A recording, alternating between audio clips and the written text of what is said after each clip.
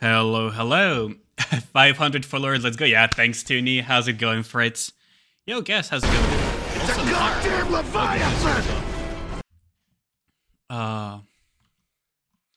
Okay, tonight's music, I just wanted... Yo, how's it going, Bot Trauma?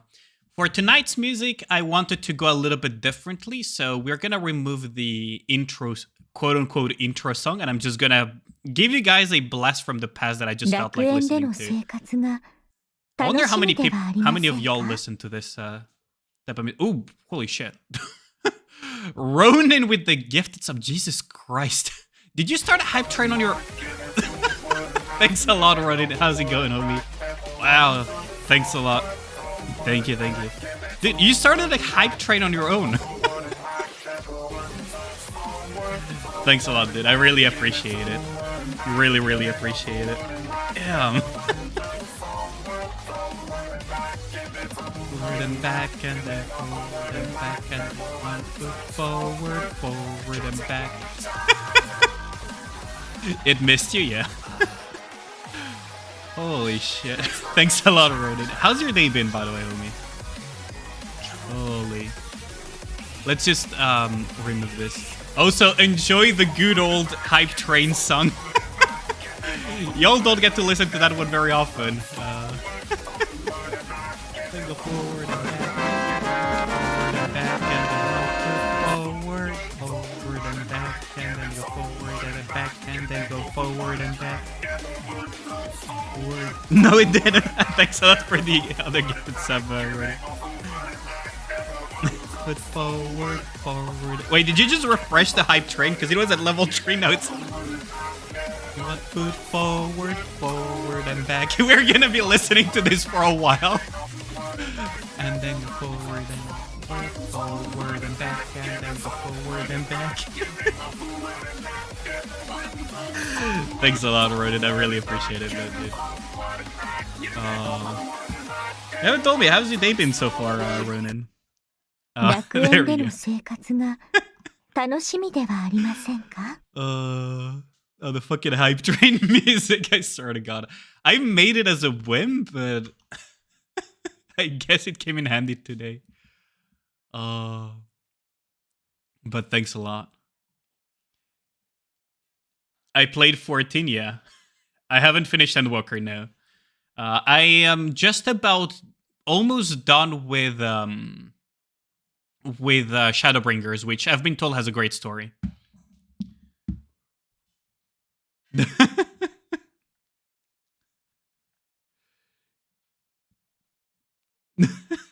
But no, I haven't played Endwalker yet, so I have no idea what he's even talking about.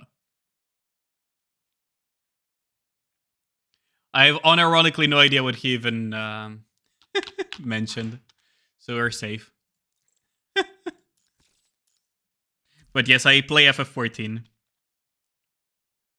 Oshifan dies. No idea who that is.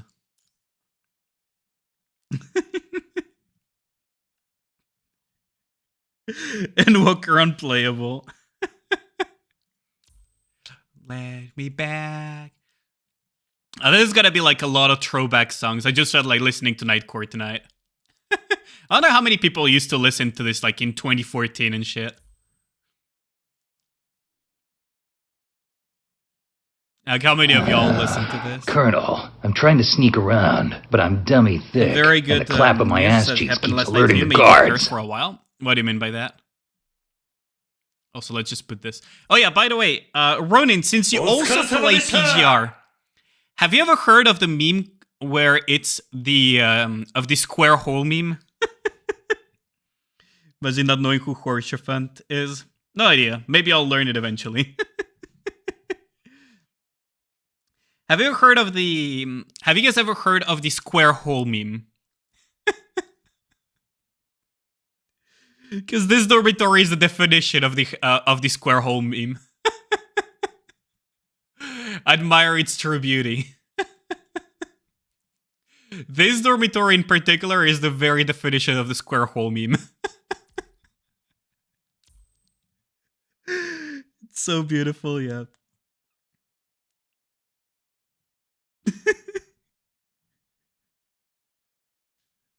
Yes, I play the game. What do you mean? Like, I'm just about to finish Shadowbringers. Like, I've heard Shadowbringers had a great story as well. All I know is we beat Hades' ass, and we need to remember him. That's about it. Although I honestly don't really remember much of him. Must be my short-term memory.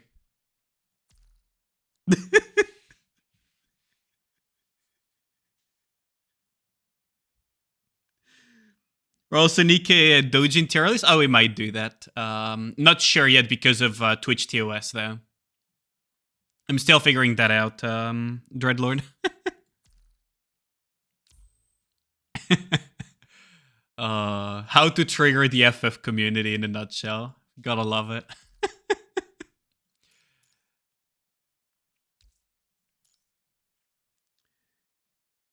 Yeah, how's it going, Grynex? Do you know that there are now cats in PGR? Cats in PGR. Oh, is that the new dormitory thingy that I saw Rexland tweet about?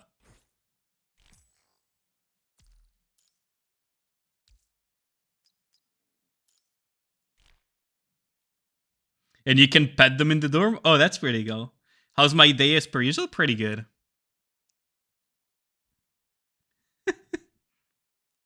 Okay, but dorm 8 looks nice. I've gotten 3 Pilgrims, 2 copies of different Pilgrims, Scarlet and Noah, and finally the old version of Scarlet. Oh, congrats on that. Nice. You read the stuff that you sent in BA fan art yet? Let me double check, because I checked my Discord occasionally on some stuff, but Oh, the ones that you the Pixiv series. I took a glance at it, but I haven't like finished reading it now. Yeah, I think I may follow this guy on Twitter actually, if he has a Twitter. This looks familiar. Like unironically, these arts, I may actually follow him on Twitter if he has a Twitter. But yeah, I was looking at it. I just didn't have the brain capacity to read Japanese after you sent it to me. So I'll have a good read at it. I'm trying to sneak around, but I'm dummy thick, and the clap of my ass cheeks keeps alerting the All guards. Outworks, Library of Runa, and some other Lub Corp. I see.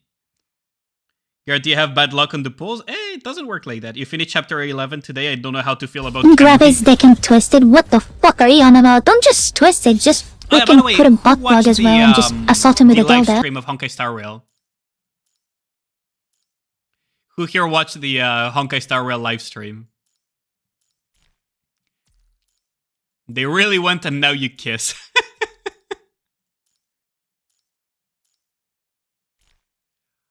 Let's see. Okay, so we need to do a lot more commissions I now. think you're just a horny little boy. Oh yeah, in the commission shop now I can... Hold on. Can't I just buy more Isla copies? Yeah, there we go. More shards for Isla. There we go. Net 20, yeah. Who's getting assaulted with a dildo? You ever get that You ain't got time for HSR live stream. That's right. Oh yeah, sign the chores. No. Every girl is capable of murder. Man, this takes me back to like 2014 when I played League of Legends a little bit more actively. I swear to God, like fucking every box stream had like this type of, or video had this music back then.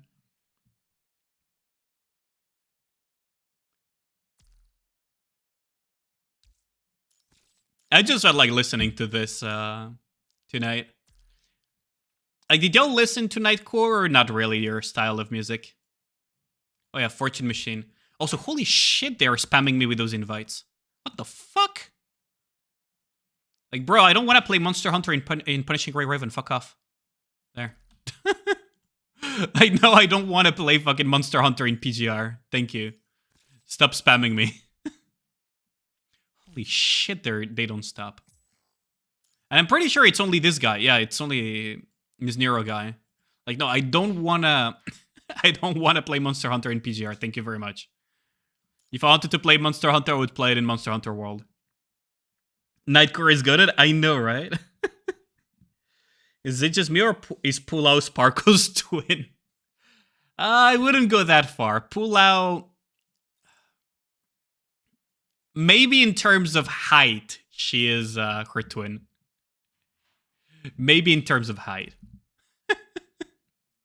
Let's see. Okay, let's just add. Oh yeah, by the way, I got a Bianca edgy mode, the edgy version of Bianca. So that's pretty pog. Further, any further? The only one down with the road did gone. This little girl is capable of murder. Okay, I'm gonna do something that is probably haram for a lot of people, but I kind of need some of these. And I think I need some cogs too, actually, funnily enough. I've run out of cogs quite harshly, actually. Okay, let's see. Her name is Balter. I don't know, man. Like, Balter, Baltimore, Edgy Bianca, whatever. Everything works, right? Have you seen Bianca's new skin? Yeah, I saw it. It's really bad that I'm genuinely considering getting it. Like, it's that bad. It's really that good. I'm unironically considering getting it. Like, it's really, really, really tempting. It's really, really, really tempting. Open the wallet, stop having it be closed. Get it? No. No, I think I'll hold back this time around. You're gonna hurt lurk mode now. Be back in 17 minutes to remind you to drink water. Thanks a lot. I appreciate it.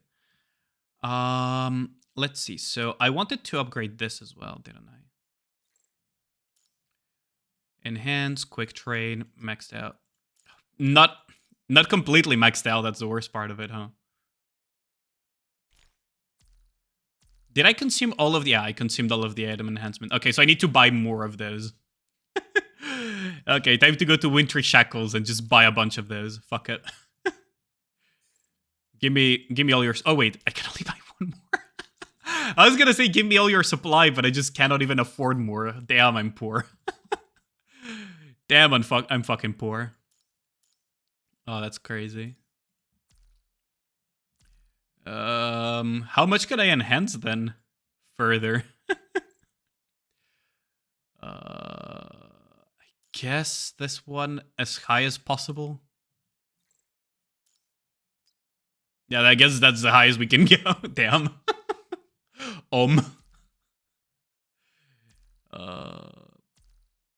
But hey, at least she's getting around, right? Got it, now you can never see your opponent's attacks. If you want it, you have to take it. Virgil DMC5, yeah. She has a new skin on CN2, pretty sick stuff. Oh yeah, I saw it. Some people were making fun of Honkai Star Rail people because they were using the new Bianca skin for thumbnails for Honkai Star Rail or Genshin Impact, or one of those two. It was really very, very silly stuff. Very, very silly stuff. Shard Shop, no. Phantom Shop, no. War Shop, no. Was it Bureau Shop? I don't remember which one it was. Was it War Shop? I mean, I'm really tempted to buy these. Actually, fuck it. I'll just buy some of these. I'll just buy one of these, actually. Fuck it. Easier than just fucking gachaing my way through that. We grab some of these.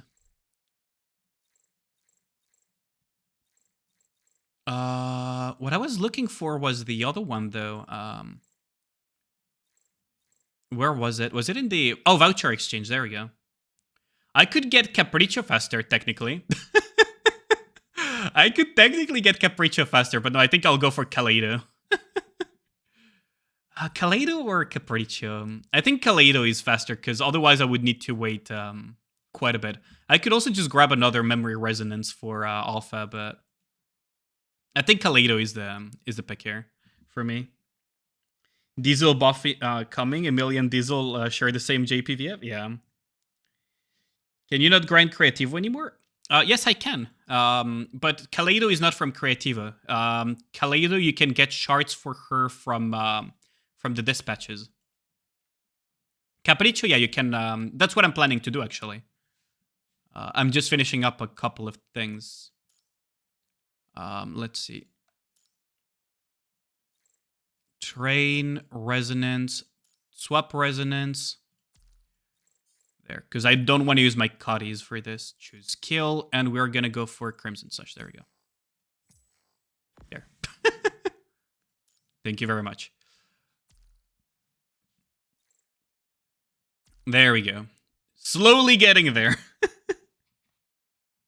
Make collab, it's fully is AX collab, yeah. Solin, I love Diesel, same VA as Rem, by the way.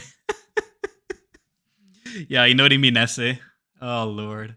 The I love Emilia memes or Rem who are not stopping anytime soon. They're just being revived. Let's go to Recitativo di Fantasia. Also, normal revival plan. Jesus Christ, that thing is pain, Pecco. Recitativo di Fantasia. Recitativo di Fantasia.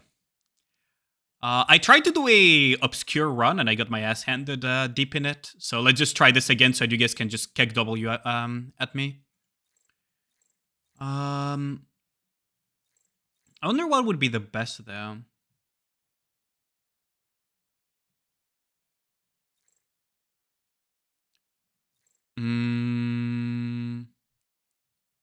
I don't remember which one was the good one here.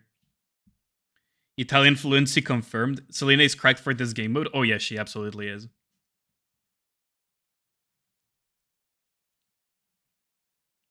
Still living in 2016. Jesus Christ. Yeah, that's true. You know what? Significantly. Okay, let's go with realism. Fuck it. I don't know what each one does, but whatever. Let's go into obscure mode. Okay, we already kind of... Ooh, alpha, right off the bat. Thank you. Okay, so let's see. Who else can we fetch? I'm really tempted to grab number 21, but let's just prage. Can we get something good out of this? Ooh, I'll grab that. Actually. I'm really tempted to grab Live Luminance too, actually. I'm really tempted to grab Live Luminance, actually. Can we cope? I mean, Rosetta Rigor is a good one too. Okay. I could grab Rosetta. Or I could cope that I get the other one. You quit and refresh for Selena. Fuck it. We're just gonna gamble because we're gacha gamers. Yeah, well, I guess we get Live Luminance. Fuck it. Fuck it, let's go. Fuck it, we ball. Let's see. So, Alpha.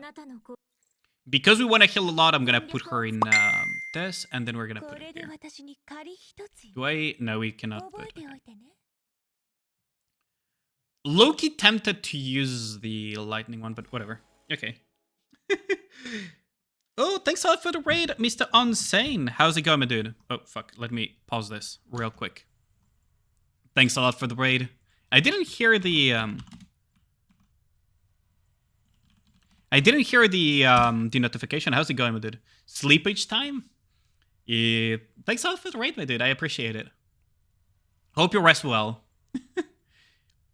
Grinded this mode a lot, so you feel you know what's happening. I have no idea what's happening on this mode, and I've been grinding it. Seventh Dwarf full active. Tsuranike! Blazian, thanks a lot for the follow. Much appreciated. Okay, so let's just go into this.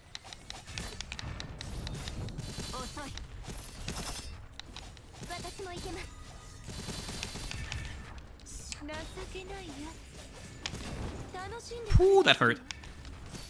That fucking hurt.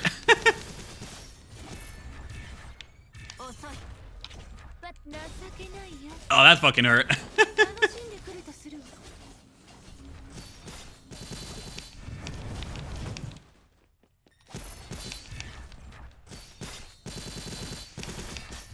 Oh, fuck.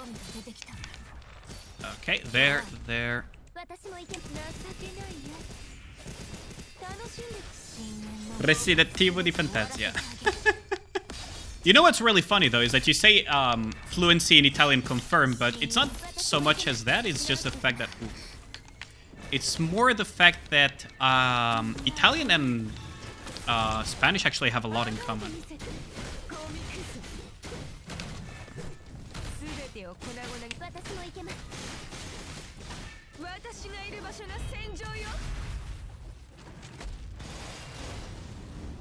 There we go. F Alpha, yeah. Looking forward to how you deal with Hamlet. Hamlet in Obscure, I don't even know if I'm gonna make it. Basic attack, icicle, triggering a tripping. Let's go with tripping. Pulling and black hole. I'm not interested in pulling and black hole actually. So I guess lightning related abilities is better. 19k more points. Yeah. And Asmodeus, it's hard to get into punishing Grey. Is it hard to get into punishing Grey Raven? No, it's actually fine. Now is a very good time to get into it. Because you can try to get Crimson Weave, and or if you don't have the time to gather enough pulls for Crimson Weave, it's a little bit gonna be very, very tight though if you want to get Crimson Weave. You're gonna have to do a lot of things on the daily very, very, very quickly to get one copy of Crimson Weave. Otherwise, you could try to go for Bianca, the edgy Bianca, what's her name again? Bianca Alter, as we call her, who is also a very meta construct that is currently in the construction pool. It's not very hard. It's if you enjoy a hack and slash like Devil May Cry and stuff like that, you're gonna enjoy your time. I wouldn't say it's hard to get into it. And there's like some very good resources as well to start. So for example, Tuni, who is in my chat right now, actually got into punishing Grey Raven like last week or something. And he's doing perfectly fine. Right. So if you want to get into it, it's free. You can try it for free. And, you know. And enjoy the... and try the game, see if you enjoy it and if you stick around with it. Oh, fuck. Oh, for the love of God, stop spitting. Thanks a lot for the follow. Much appreciated, Angel. Angel Asmodeus. Sorry, your PGR download fade 5 times. You gotta wait to start understanding this. Damn. Are you playing on a keyboard or is it a controller sound? Oh, it's a controller. I may have put the controller a little bit too close to the microphone. How's it going, Yellen?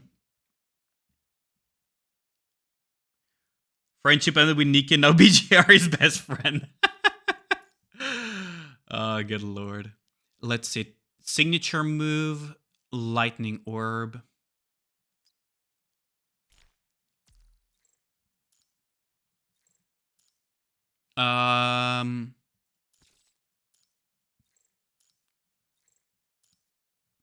Okay, let's see.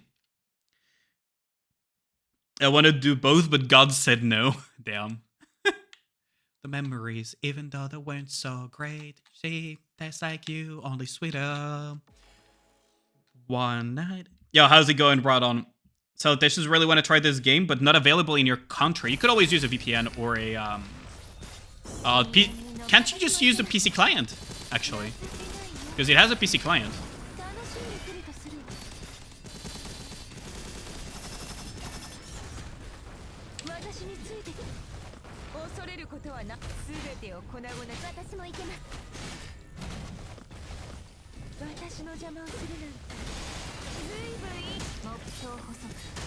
Ooh, that hurt.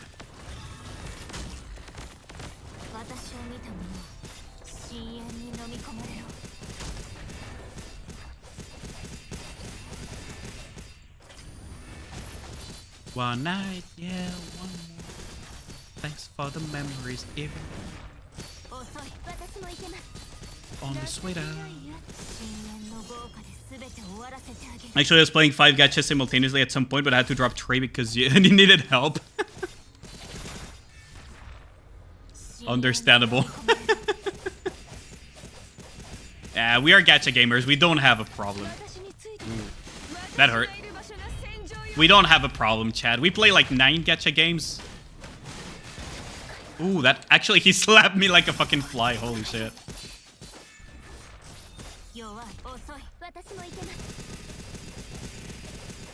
He actually fucking slapped me like a fly. Oh fuck. It's a goddamn Leviathan! Thanks for the memories. Yeah, for the memories. Great.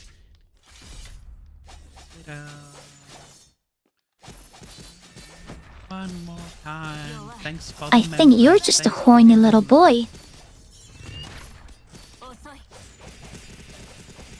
Ooh.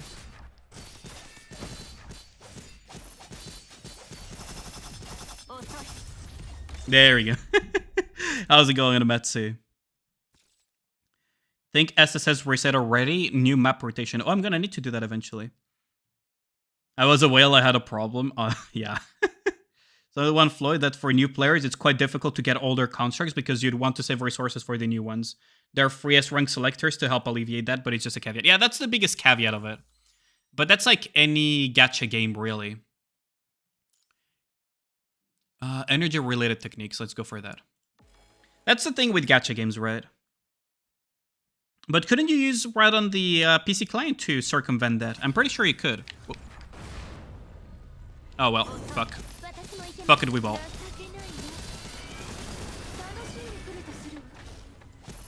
Fuck it, we ball.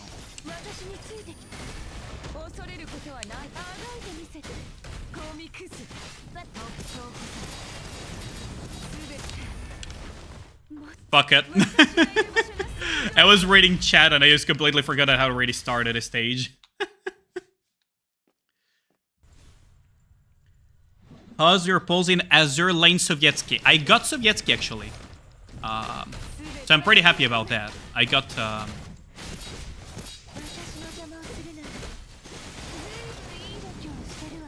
which is pretty neat, though. You have 3 Rokas? Nice.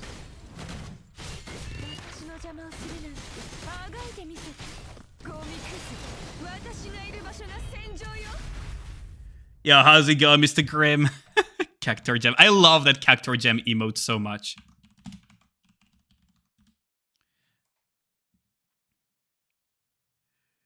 Gomikuzu. Man, like, Vera has some really good phrases. But yeah, I can show later my Azure Lane account. I'm pretty happy I got Soyuz. Sovietsky.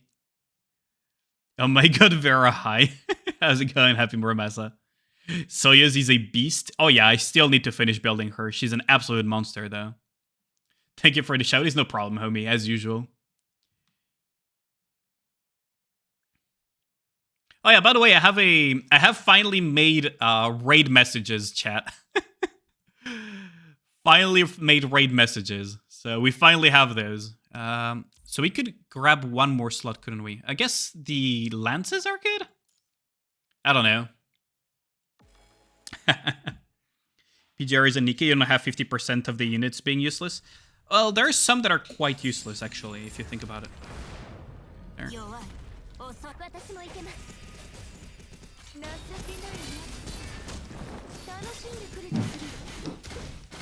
Like, there are some constructs that you don't really want to use a lot.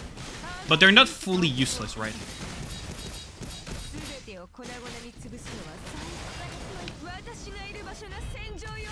I was replying to the sound gacha, would say no to play usually.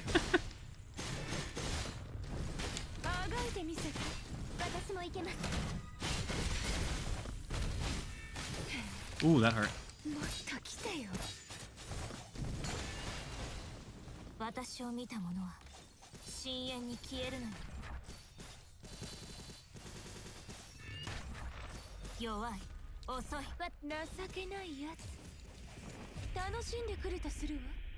But yeah, Soyuz is an absolute beast. Julian Christmas Rookie are utterly useless. Yeah, how's it going, Gugita? You got to chapter 13, now your power have to be 3k and above, yeah. You ever The get that light is feeling of trash. deja vu? It's pretty cool. Ever get that feeling? Deja vu. No. Gomikuzu. Worthless trash would probably be the closest way I would translate it personally. Let's see what goes with this. Loki, I actually want to grab scripts, to be honest.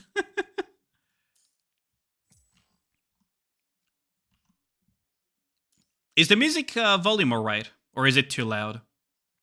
What say you, chat? Gonna try this soon then. Had no clue about the PC version. Yeah, that's what I'm playing on. I'm playing on the PC client with a controller.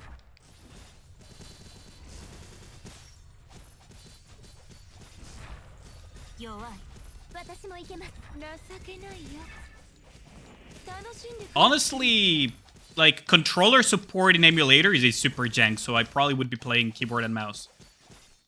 If this was emulator.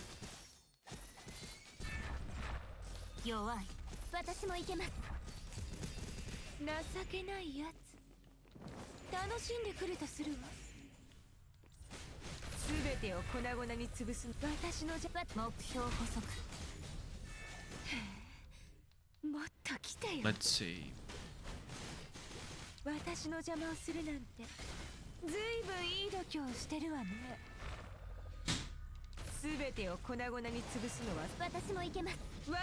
Woo! Hello there. How's it going, my dude? I did not see you there. He's dead though.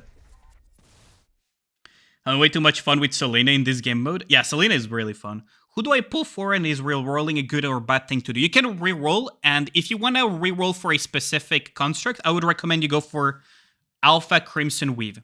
Now, re-rolling is going to take you a lot of patience because you would have to go through a lot of things to be able to re-roll. I'm not saying it's impossible, but it's going to be quite a pain in the ass. Currently, the two constructs that are the most worth it to pull for in the current gacha pool are... Let me just show you, actually. So, the current constructs that are the most worthwhile to pull for in this game are Crimson Weave. Go for a team construct. Fated is kind of a meme. Go for a teamed. Grab this. You have until the 23rd to get her, so you have 1 week to farm as many black cards and stuff as possible from the event and farm some of these tickets from events and everything. The other good one that is currently available is in the Arrival construct, which is a rerun. You can select out of this ones, and this one is the one that I would choose if I were in your shoes, which is Bianca Stigmata, who is amazing. Now, there is a 70% chance you don't get her in this one, but in the team construct for the current rate up, it's 100% guaranteed that it will be her. Right? You gotta remember, Arrival is 70%. This one is absolutely guaranteed. Now, if you're confident within 1 week, you can get her. Do your absolute best to farm everything possible to do these 60 pulls, and you will get her guaranteed. Right? Just one in a good start. Yeah, that's understandable. You'll have a good start regardless because you get a lot of S rank construct selectors that give you a good start regardless.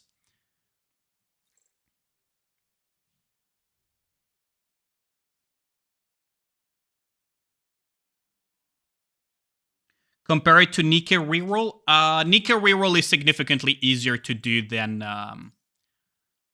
it's significantly easier to reroll in Nikke than it is in Punishing Grey Raven, in my opinion. But it is doable. Like, you can actually reroll in Punishing Grey Raven. It's just way more painful to do so. Nikke pull rates are significantly higher. Yeah. Like, Nikke on average will yield you significantly more Nikkes, and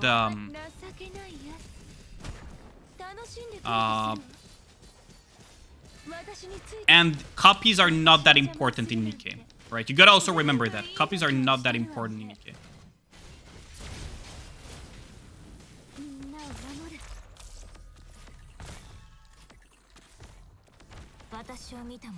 Oh fuck, I messed up that dodge.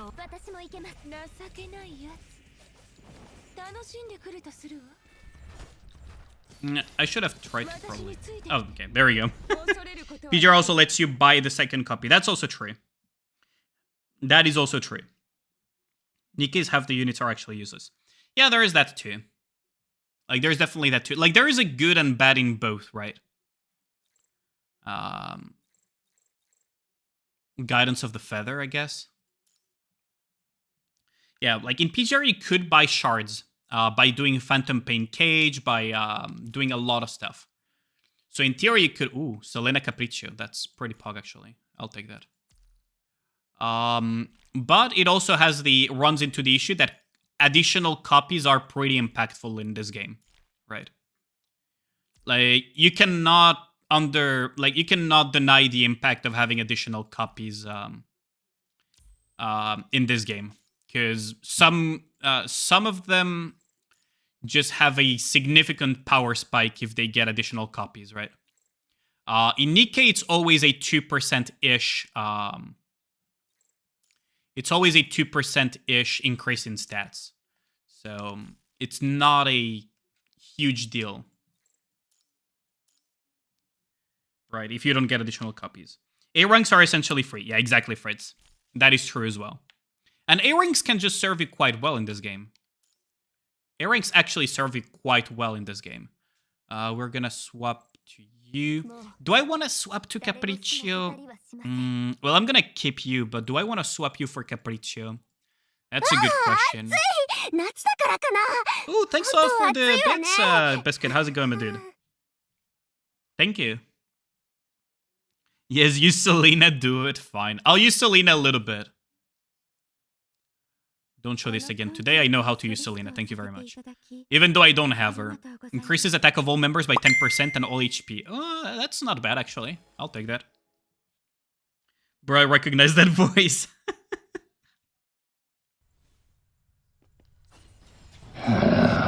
Colonel, I'm trying to sneak around, but I'm dummy thick, and the clap of my ass cheeks keeps alerting the guards.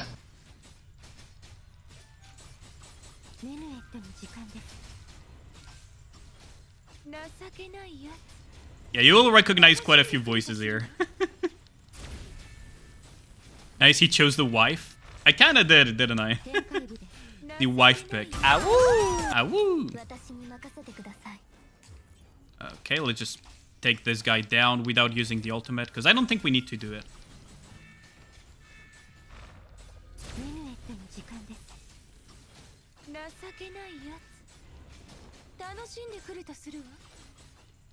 Selena plays so smooth, I gotta say.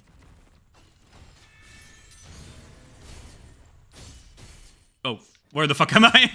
Just as I was saying that she plays so smooth. She's so smooth to play.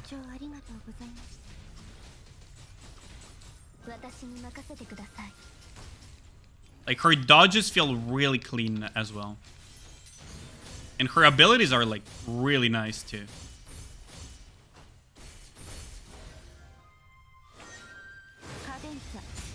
She also does a really decent amount of damage. Chicks be indifferent. It's fine to read the comments. Sometimes you'll cringe too about them. Are you getting Jessica in Arc Knights, by the way? I'm probably skipping, actually, Jessica. Grim.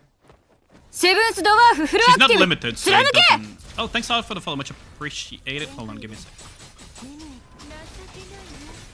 Fucking getting put in a corner here.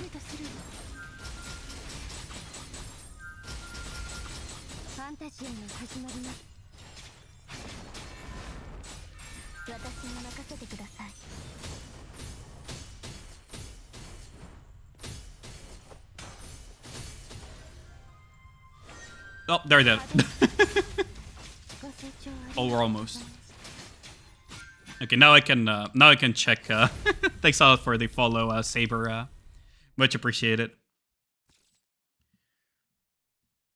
Anniversary isn't for another 10 months, yeah.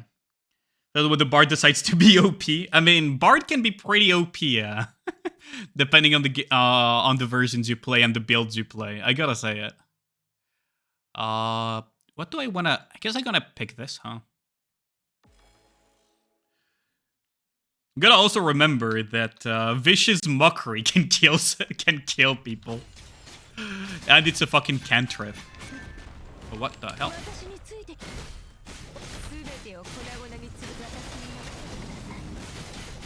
What was that slowdown? What the fuck does these Giga Chats do to my to the waifu? 私のジャンプ私に任せてくださいあがいてみせコミックス Vera being the unhinged waifu is also pretty cool, I gotta say. もっと来てよどんなハーモニーに私がいる場所の戦場よ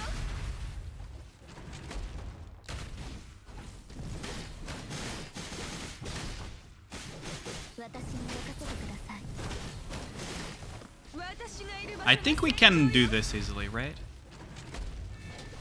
あがいてみせコミックス There. Where is the next one? Fun fact, Selena voice actor is also Ron in... that's a good one. Ron in a Zerlin. I didn't know that, actually. 私がいる場所の I got chain stun there because I didn't dodge in time. あがいてみせコミックス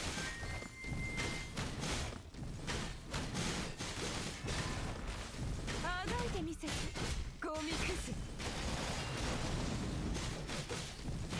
私がいる場所の戦場よ Should you pair Selena with Luna or 21? Yeah, if you want to do shadow damage, for sure. The thing is, I haven't unlocked Luna for this, though. Time travel 3 minute 30 into the past so you can watch Anzi. 2 hours, yeah.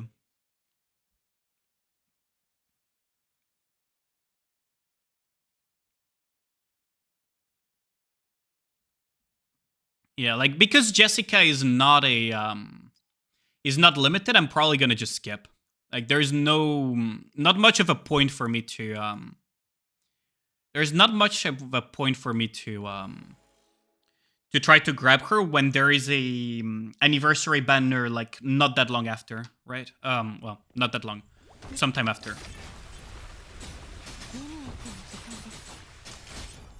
私についてきてあがいてみせてどん私に任せてください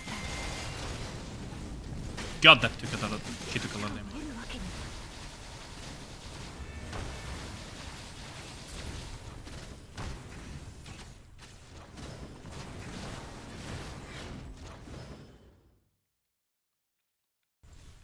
Oh, this amplifier, by the way, is ridiculously powerful. 情けないや楽しんでくれとするわ Her domain expansion mode is also fucking ridiculous, by the way. I don't know if you guys have seen it on stream yet, but it's really funny to watch.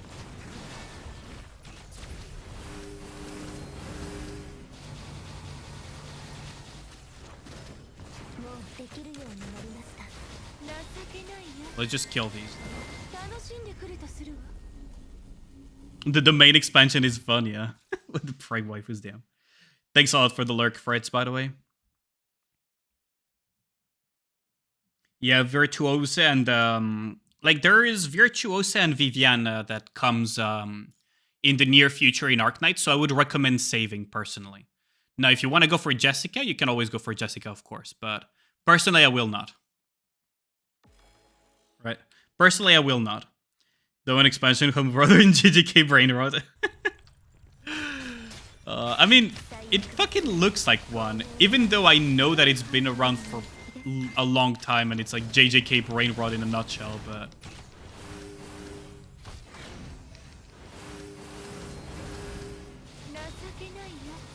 Also, she's really, really powerful. 孔明の中へ消え失せなさい孔明の中へ消え失せなさい Okay.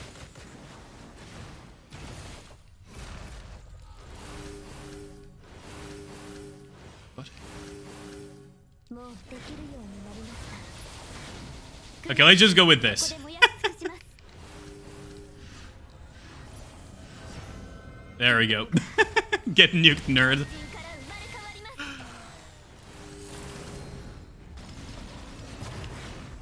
純粋な骨に救いをもたらします I prefer Vera, though, I gotta say.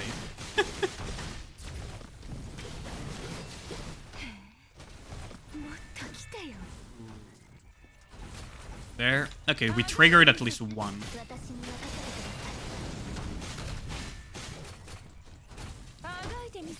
Oh my god, the lightnings! The lightnings never stop.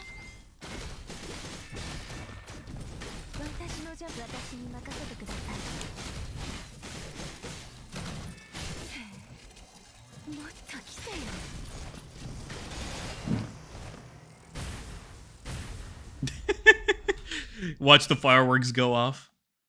Back to lurk? Yeah, thanks a lot for the lurk. Much appreciated. Have water? Oh, thanks thanks for the redeem. Let the intrusive dots win. Goddamn, Livingston.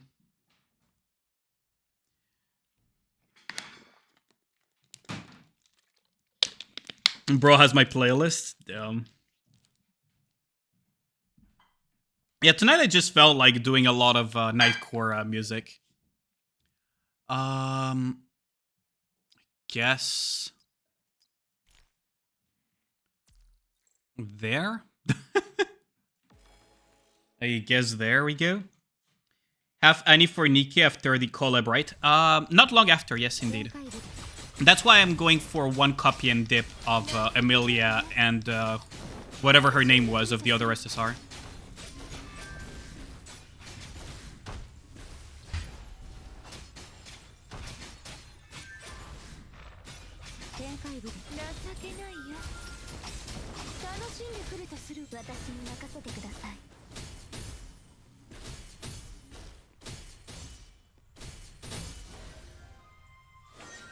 Rem who? What am I disrespecting, Tini?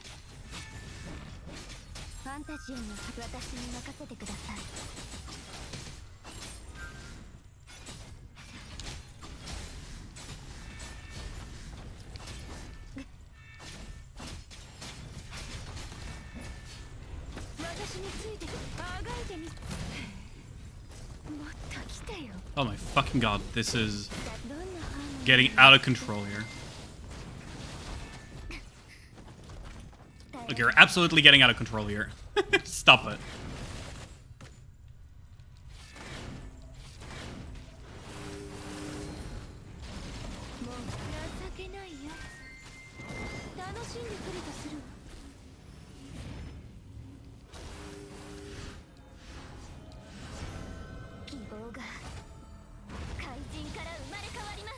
Who is there to the respect they don't exist? Kinda hoping they suck you don't regret. I got prayed like 4 years ago, bro, damn. Wasn't there like, I think I read a side story where Subaru instead decided to escape the manor, escape with Rem? You know, when, as an alternative ending to the whole I Love Emilia thing.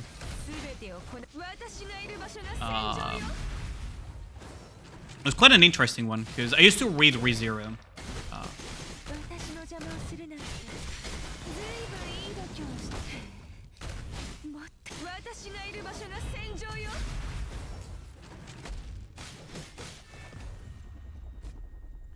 In the visual novel? Not the visual novel. There is like an actual side novel thingy that the creator of ReZero made himself.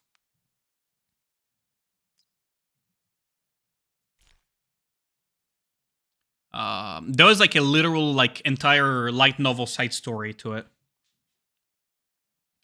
The stories are really cool. I hope that it's really good, right? I won't hold my breath though, because a lot of the ReZero collabs that I've personally seen have not been very good.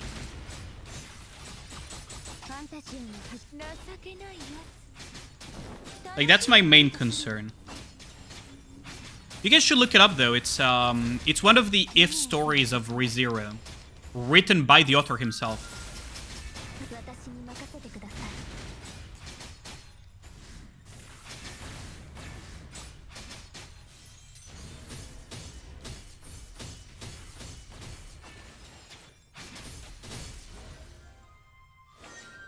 Time to stop lurking. Nikki Dailies in 6 minutes? Oh, it's fine. I'm not gonna start them immediately. It is full burst weekend though, right?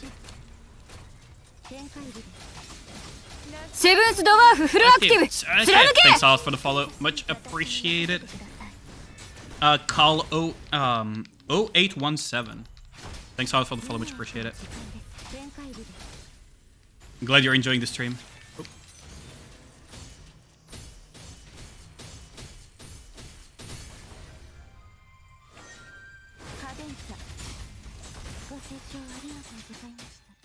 Do you prefer to do dailies right before reset or after? Usually I do them as soon as reset happens. Oh, how's it going, Oni? Yo, how's it going, Omi? Just realized who was the one typing it. How's it going?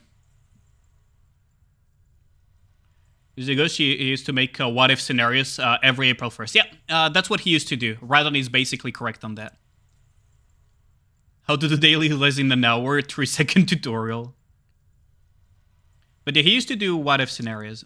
Usually, I do my dailies as soon as the reset happens, right? At least for Nikkei. Because it's a good timing for me to do.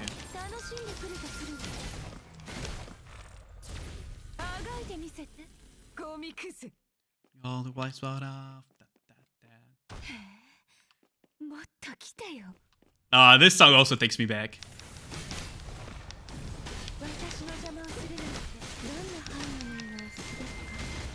Who remembers this from back in the day, from all of those fucking videos with Nightcore in them?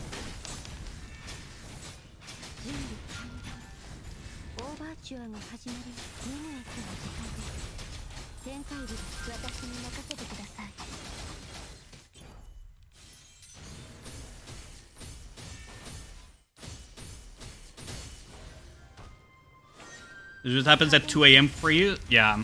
For me, it's like 9 p.m. But may hope all well is on my end too. Always good. Thanks a lot for asking, Oni. I was actually curious about something, by the way. Does Tekken, which fighting games which fighting games have things like assistance, like simplified combos and everything, for people that either have, disabilities or that have skill issues, so they can do combos, but that are not as good as if you full manualed? Like, Tekken has that, right? Or was it a different game that I was thinking of? Happens at 2 a.m. for you? Yeah, you're pretty close to me, actually, Blazion, huh?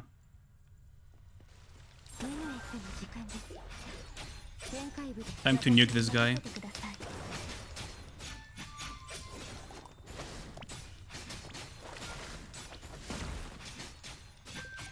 Street Fighter 6 has that? Oh, I see.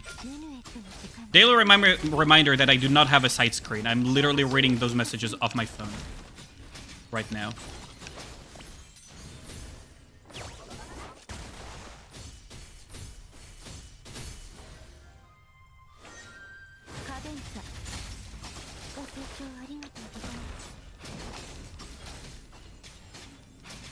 Modern controls. Oh, yeah. Oh.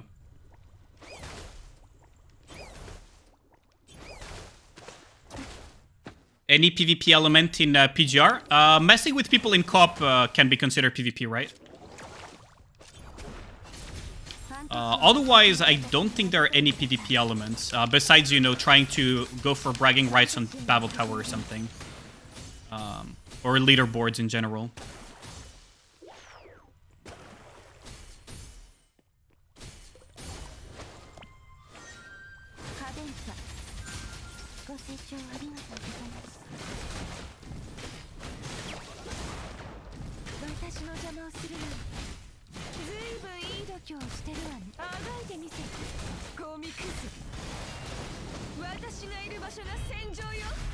So there are like leaderboards if you consider those PvP.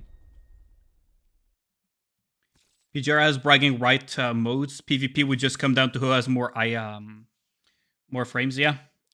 Like the more limit broken frame, basically. Like Nikkei PvP mode, I wouldn't even call it like a true PvP mode, right?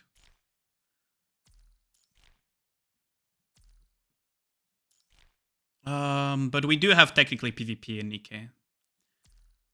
I could grab a plume. I could use a plume, probably.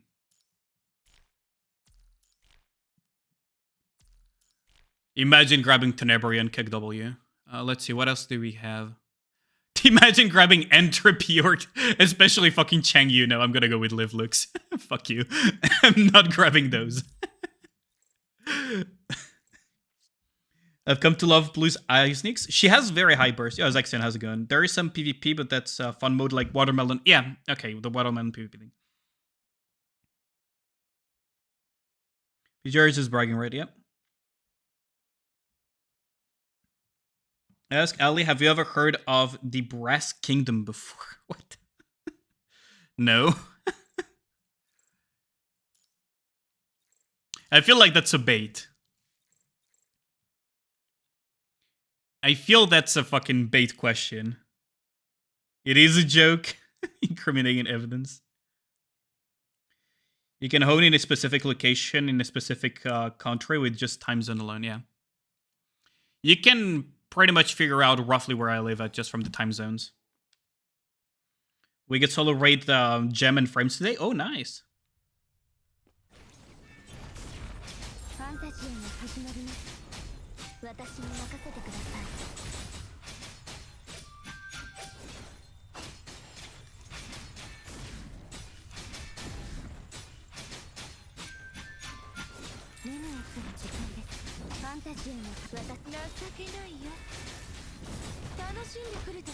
Oh, I actually got hit, huh?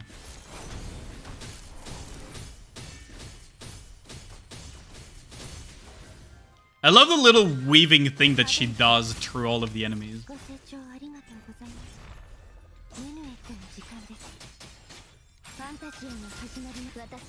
I love that little thread the needle ability that she has. It's hella fun to use. Probably using it wrong though. But if it works, right, chat?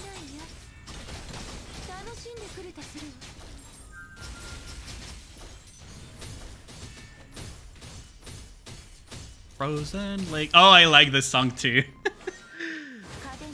The longitude and latitude location since the Earth isn't flat. Wait, the Earth isn't flat? And who'd have thought? The Earth isn't flat. Damn. I guess all of those American TikToks that I've seen have been lying to me, huh? Who would have thought?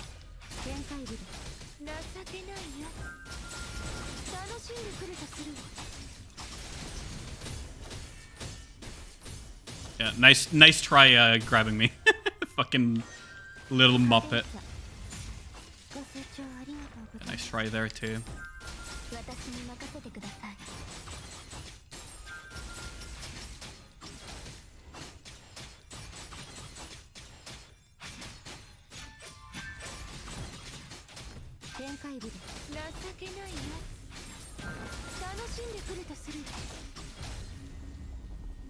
Gotta go fast.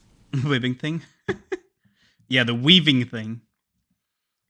It ain't broke, why not sue it? Oh lord. A lot about SI double days. Oh yeah, I need to put the Gamba for y'all as well. Let me start the Gamba. Full burst Rockaz on a 20-minute counter. How does that sound, chat? So you guys have the time to Gamba. DIY my remedy. I love this song a lot. I might actually put it a second time. Food for thought, Blue Archive Sensei are considered as the first timeline sensei. Never died before. Second timeline sensei died previously. Oh.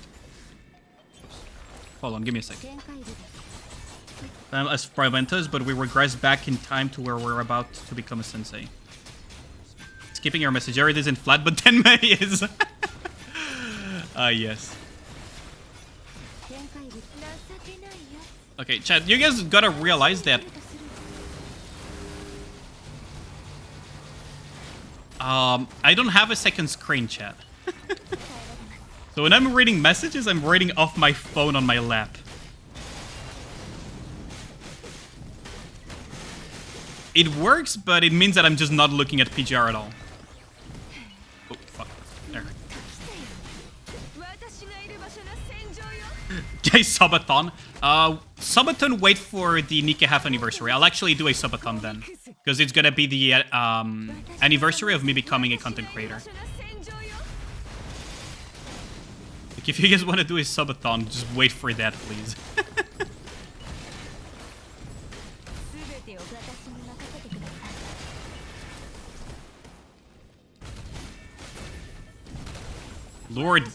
Lord, give me patience. Oh, Lord. What is this nonsense?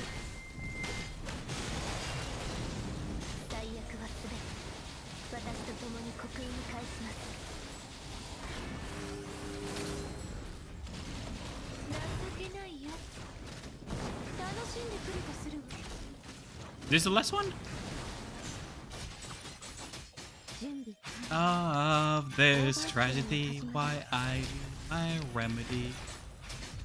Oh yeah, that was the last one. Today's boss is mod. Oh, that's easy. Your chat can buy 10 menu SSD. We can buy a second screen. There are some cheap ones. Like, I'm not in a rush. That's something that I might do in the future, but I'm not in a rush to get a new screen. In a nutshell, a game where the whole internet came together because of someone putting a horn of a tube by using the rest of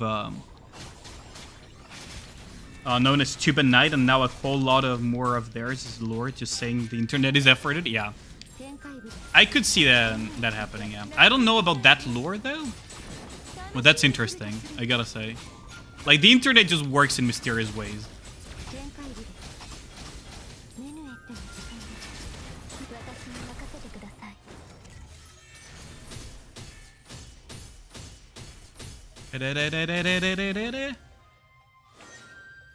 Time for the music! How perfect is that? Time the fucking beats to the music. How cool is that?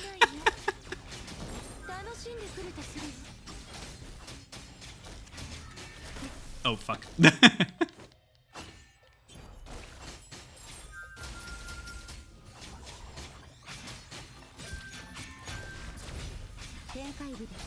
You got one rocket, so you can only get one rocket damn.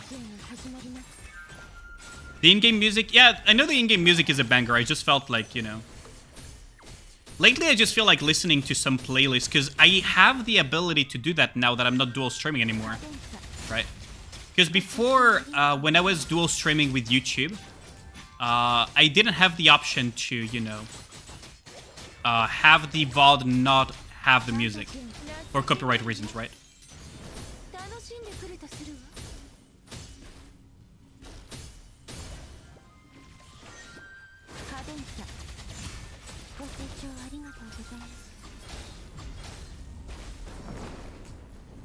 Had a genie, I'd wish for a smaller one and wish for compensation and ask for a bigger one than the original. Oh, Lord.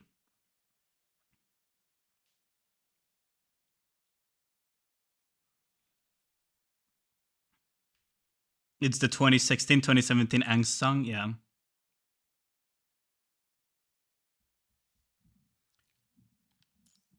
Let's see. We can level up this and blast people with energy. Now, once I have Luna, I could swap around characters to have. I think the healing provided is also pretty good. Oh my god, kill me.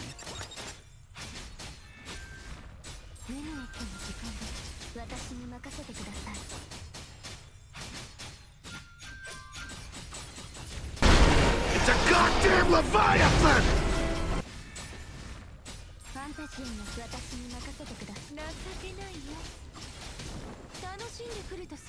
I guess we can just go with this. It should execute them fairly quickly.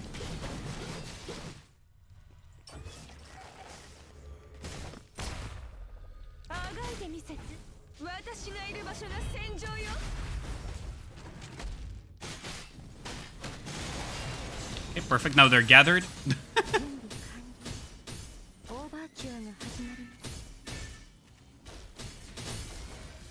Now they're all dead, aren't they? Or at least they're gonna take a huge chunky damage.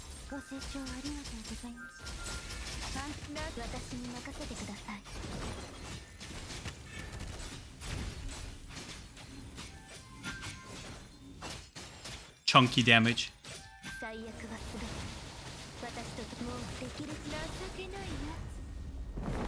Every time you have a pull, yes, you're insane.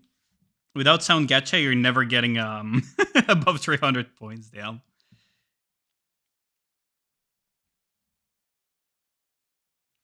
The fucking pictures of the kitty. I swear to God, you guys love the sound gacha a lot because you can just embarrass me. It feels like you guys really enjoyed for that.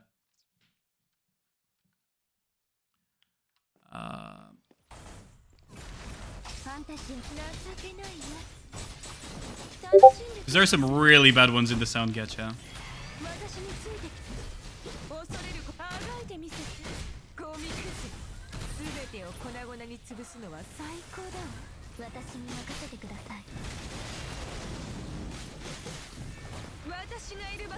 Tenjo you. Bam. Dix! Fucking Dix jump scare, I swear to God. That's gonna be a bad one when I play Phasmo. Holy crap. In hindsight, that was not a good one to add. At least not for my heart.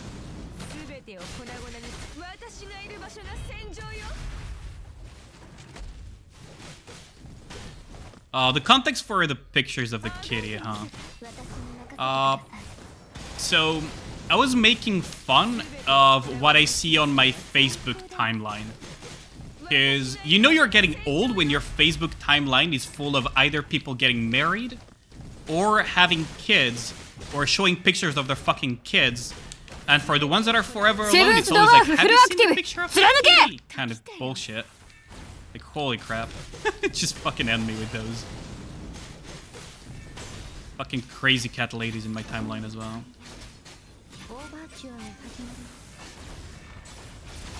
Like, that's how you know you're getting old. When some of your friends are either married, have kids, or are crazy cat ladies.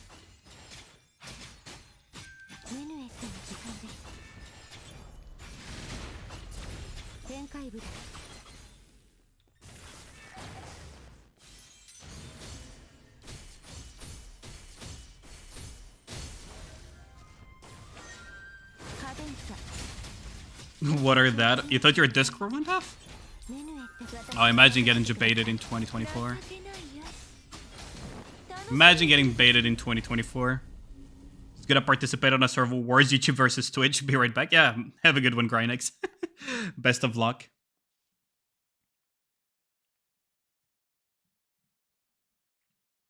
Knowing little bastard world, it depends on the parent. The parents are also a huge part of whether or not they're like irredeemable dipshits or not. Right. Like, I agree with you on that. It does play a huge role. When Vera JP is the same as Helm, yep. Yep. Same VA. That's the...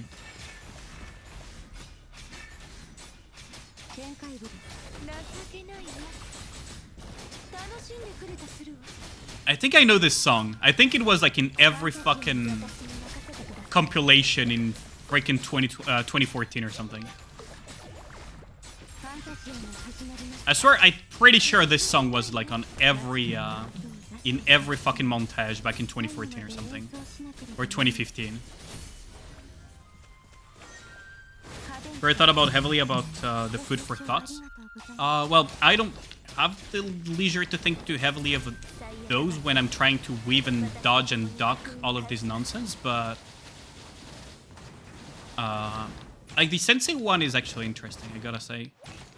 The question is where are they gonna go with that, because I'm pretty sure that's kind of where they're going with it, but where to take it from there. Especially with the story with the student council president missing, right? If you finish, like, the first half of the main story, and you have the black version of Arona saying basically that she found something, right?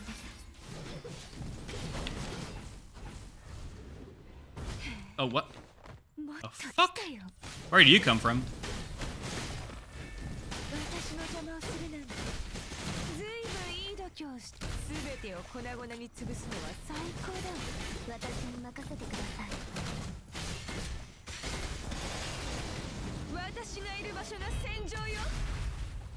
There's some good ass tea brewing here.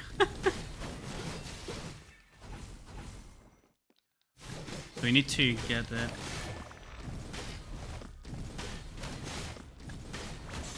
Oh, y'all are really being fucking roasting each other now, huh?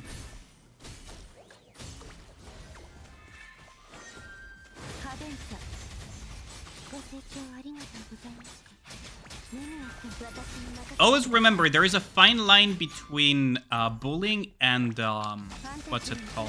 情けないやつ楽しんでくれ And teasing for fun of it, right? So always be careful that the person on the receiving end actually is 演奏しなければな in with the joke rather than being the joke itself. ご清聴ありがとうございました私に任せてください私がいる場所が戦場よ Perfect timing, yeah. Just here for the tea. Yeah. あがいてみせどんなハーモニ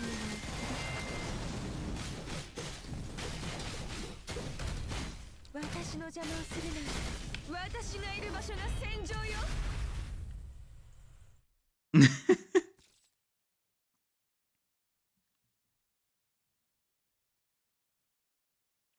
Never play Phasma, so I'm never the joke, damn. Imagine. Signature move will summon an orb. Let's just go with that. I kind of want to grab some extra script to keep leveling up. I could also just buy some inspiration, I guess.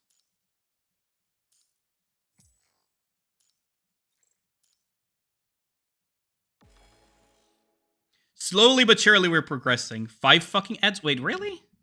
I set it to be low on ads, so that's kind of, I guess, Twitch mandatory ads. メニューって私に任せてください情けないや楽し I didn't delay them manually though, so I guess there is that.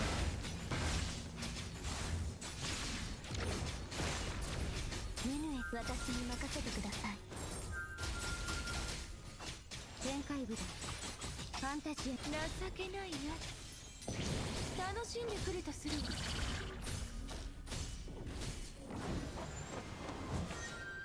カデンサご清聴 Crazy how the ads on Twitch have been getting out of control lately.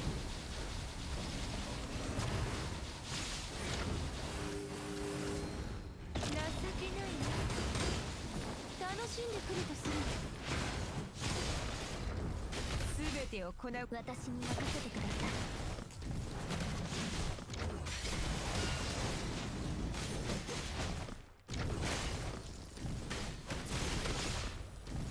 私の邪魔をするな私がいる場所が戦場よ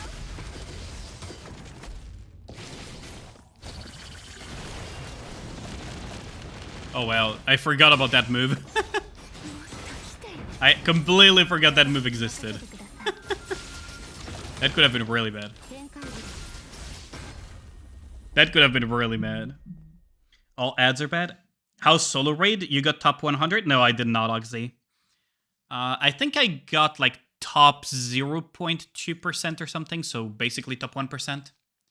I just did one hit and that's it. Like I just did one hit and dip because I was too busy that week to do that. On the bright side of news is I will probably have the time to stream and do my own union raid next week. So was it next week or in 2 weeks' time? But do look forward to that. It's not 100% confirmed yet, but I should have the time for it. Oh, here's the fucking dragon. Oh, did I not touch that? 全開部でメヌエ情けないや楽しんでくれとするわ私についてきて全てを粉々に潰すのは最高だわ私の邪魔をするなんてずいぶんいい度胸もっと来てよ私に任せて Oh, there we go. 私がいる場所が戦場よ March 22nd, so next week, yeah. Okay, so we get eaten by the dragon. Why are there so many Twitch ads? That's the thing I don't understand, Dreadlord.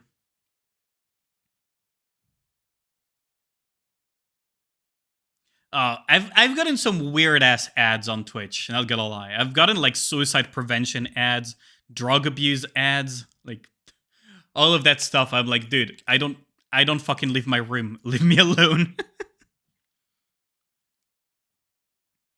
But yeah, next week I'll probably be able to do and stream my my union raid hits. So assuming that I still have permission from my union, everything should be all right. Isla Brilliance or Live Eclipse. None of these really. Fucking imagine grabbing Kamui Tenebrion because you're fucking out of rolls. Well, I guess fucking Chingy is not even better. Guess we're just gonna grab all of these, but we're not gonna use them. Okay, time to continue. I'll only stay for a short while and leave soon. There. But are we getting now songs that are not Nightcore? Is your Garnet already SS? I'm not sure, Zexion. I'll have to check. You know, after the Sensei food for thought more earlier, if Sensei gets resurrected. Although it's kind of irrelevant in this mode. So.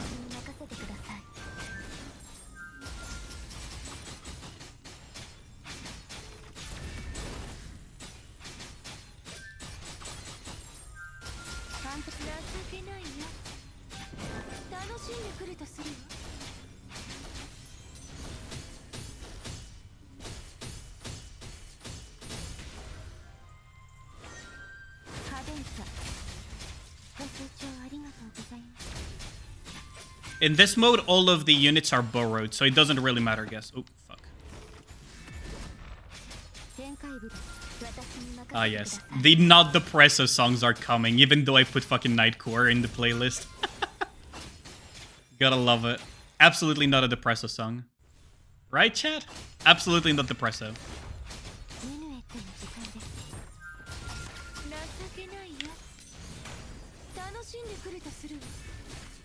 I will.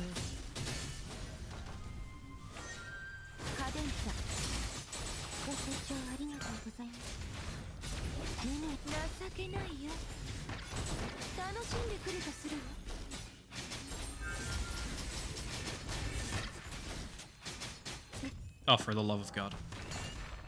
Nice. Oh, for the love of God, just fucking stop. Stop it.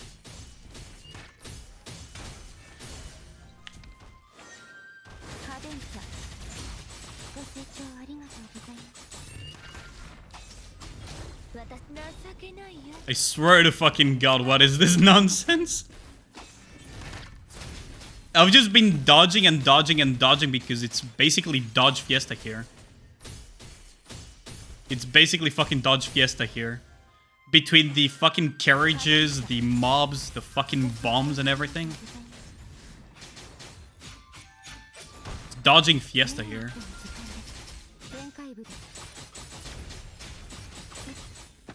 Oh, for the love of God. Oh, the chariot again. God damn.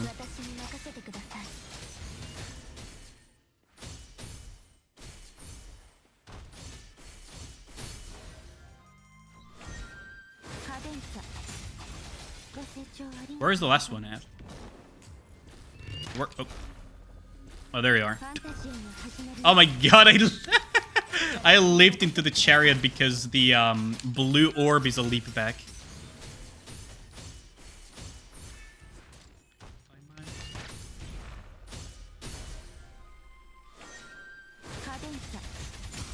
Your main lobby theme right now? Really? It's a good song though. It's just very, very depresso.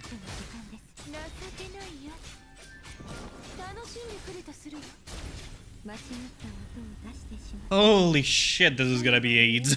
This is what's gonna happen forward. Holy. Good grief. Okay. Oh, it's already half past. So what we can do is take a break from PGR, go into Nikkei, do the Nikkei dailies and everything, and then maybe come back later or do a different gacha and then continue Recitativo di Fantazia in a different stream. So let me just set the game. Missile is all day for you, Prage. Oh, I hope you get something good like Naga or Tia.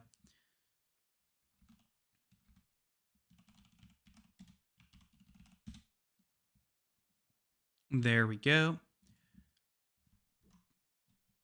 Close this and then launch this.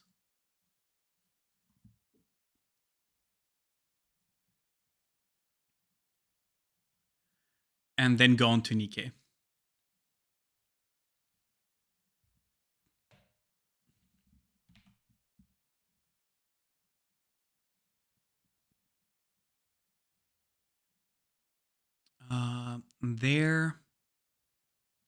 There we go.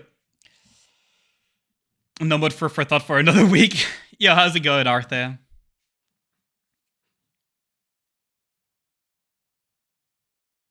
I need to check on some investments on PGR. Like, I need to fix some investments because originally I didn't care that much, so I just followed whatever the game recommended when it came to memories and everything. But the memories that the game recommends you are not actually good compared to what some people have figured out. Which is weird because you would think that the devs would know their game enough, but I guess not. Crooked W down. Hey, at least it's an SSR, Toonie. Better at SSR than nothing, right? You got Sephi's waifu. Devs knowing their game, huh? I mean, you would imagine that they would at least know a little bit.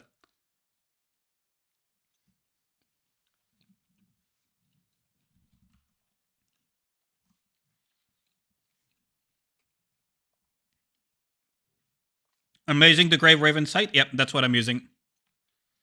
Either Grey Raven site or Rexcellent spreadsheets. One of the two.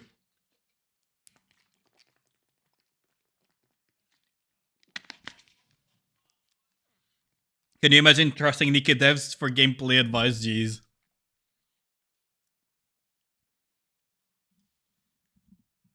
Imagine.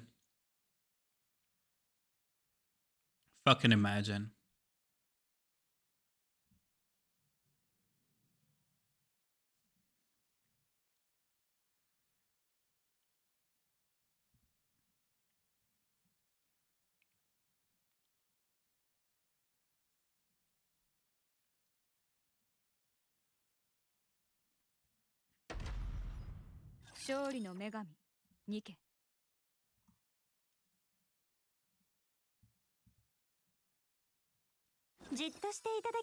Call me Call followed 16 minutes ago. Sorry if I missed your follow earlier. Thanks a lot for the follow, much appreciated. The music sometimes makes it a little bit difficult for me to listen. I should probably fix that. Okay, so solo raid ranking rewards. So we get Flying Chicken Frame is not as bad as people thought it was, honestly. I actually kind of like it.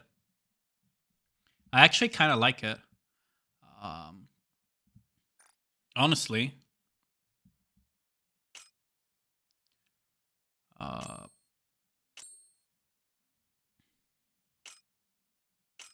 Hold on. What would be the most recent ones then? You, and you, right? Yeah, fuck it. Let's apply these. I actually kind of like the Flying Chicken one.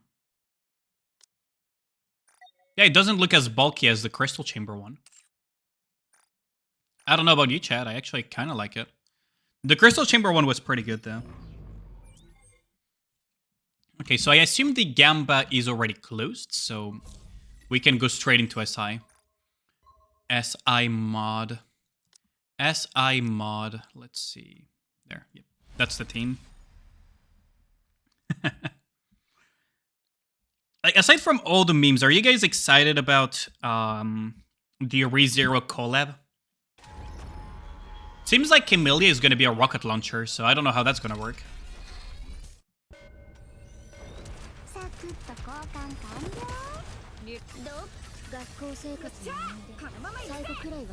don't know how that's going to work. The three hardcore Zero fans are related. Damn. I mean, you know that Pyrie is a pretty big fan of ReZero, right? Okay, so that's one rocket chat. Didn't know that anime? Really, Oni? Okay. I mean, it is from a while back, too. That is fair.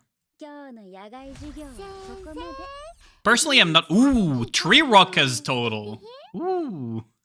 I likey. I likey. So whoever bet on 3 is making it away with the bank. Winner is you? Damn, nice. So some meme of calling them Rambo and Rambo. 6.9k, nice. Oh yeah, it's a super easy clear, Grim. The problem is you don't play the game. You would have a very easy time clearing mod, Grim, with when you started. You just don't play the game enough. Which is kind of a shame, because gotta see you more often in Nikkei instead of Star Rail, my man. Bro just got consumed by Star Rail. 2D17k, yeah. You do play once in a while. Didn't you get sent to Silver Hub or Cat Kiss due to an activity? You clear mod, don't worry. Fair enough.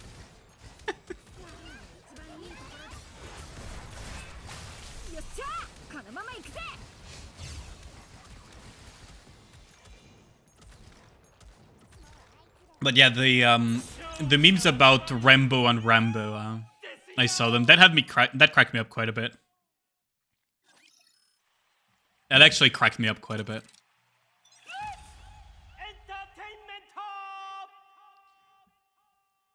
Ooh, I remember this song now. This is from a while back too. Jesus, 2016.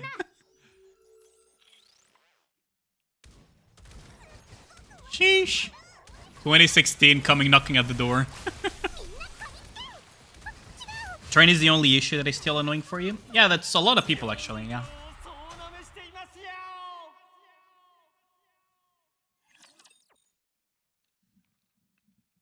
2016 was a good year, yeah. Ironically, one of the best years for introverts was probably when the pandemic was on wind down. 2016 was a very good year. You still touch grass.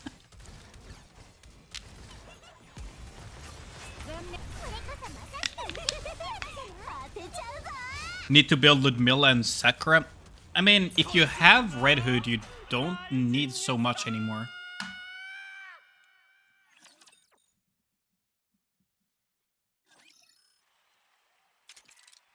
Man, 2016 was a fun year for me. That was like, what? Roughly 7 years ago. So I was probably about to finish my bachelor's, wasn't I? Hold on. No, I was in the middle of my bachelor's, actually. That was fun. All the dumb shit that I did during my early uni years. Sheesh. Pre-pandemic was tight. Burst time to play fighting games. Tournaments were so much better. Yeah, that's true. Esports in general was better for before the pandemic, for sure. What's your come to one-shot mod? Didn't see. Want to see if I can do it. Nagatia, Snow White. You need to put Snow White on the corner, though. Maxwell and Red Hood as a B1 buffer. I can show you Oxy. Just give me a sec. Because there's a little bit of a trick to one-shot mod. If you want a one-shot mod with Snow, there's a little bit of a trick. That's why I didn't use like these comps that already have Snow in it. Or the other comp that I have where Snow is at the center. This one is Snow, Nagatia, Red Hood as the B1 buffer, and Maxwell as a off-burst buffer. The reason you have to put Snow on the corner is to be able to do a very specific double clip. How's it going, Flying Ligma? How invested is my DKW? Wait, what? Oh, D-Killer Wife. Decently enough, actually. So what you do is you aim at the wing here, and then you try to clip both the core and the wing over there. And that will generally do a one-shot on Modernia. Now here I think I missed the core or something. But that's the the angle you need to do is Snow needs to be at the corner. It's generally comfier to put her on the left corner than the right corner due to burst presses. And you gotta aim... yeah, much... You're stacking very high attack buffs, basically, Oxy. Teaching someone Snow one-shot? Yeah, how's it going, Mr. Gold? So... Again, the concept is super simple. The idea is that you gotta... You can whittle down this wing a little bit, but the main damage here is through that core and through that wing when you clip both, right? And that's what will allow you to one-tap. Now, I think I missed the body on this one. It's generally very consistent when I'm not trying to explain it at the same time. If not, you can just fucking finish it off like this. Yeah, how's it going, Mr. Kingdom's Hearts? For mod, it took you a while to learn this. This is a tactic that was used in Solo Raid Modernia as well. So, this Snow White one-shot has been known for a while for Modernia. It's been a while since we all knew about it. Well, at least the Snow White mains.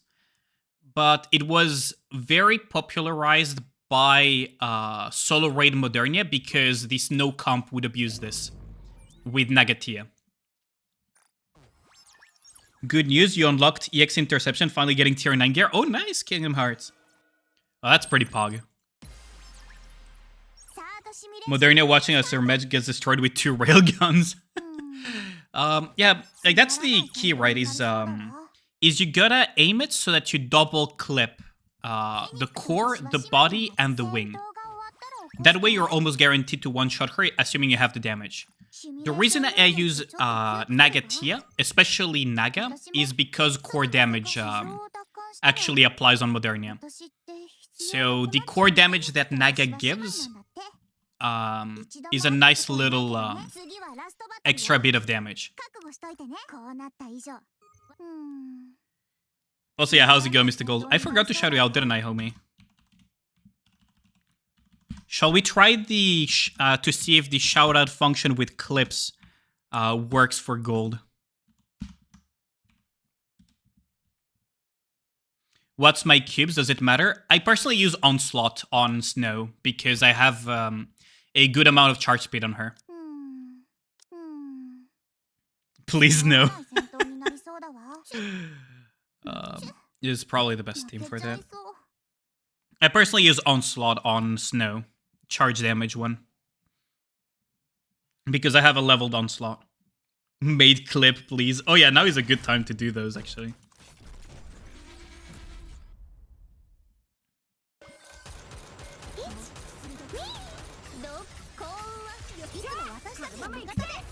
Ali, if you want a clip, I need to show you this sinister clip. Oh yeah, sure. I was lurking when you were killing Sinister, Mr. Gold. I was lurking, but I think I fell asleep.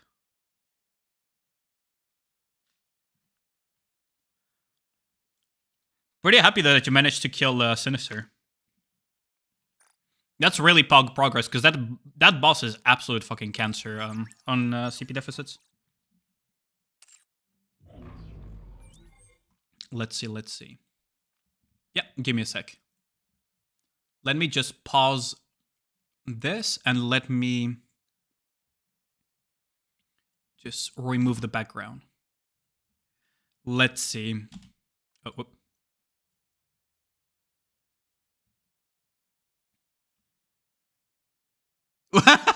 Yeah, the fly patterns. Classic. Oh, classic. Classic Sinister fly patterns. Oh, I fucking love it.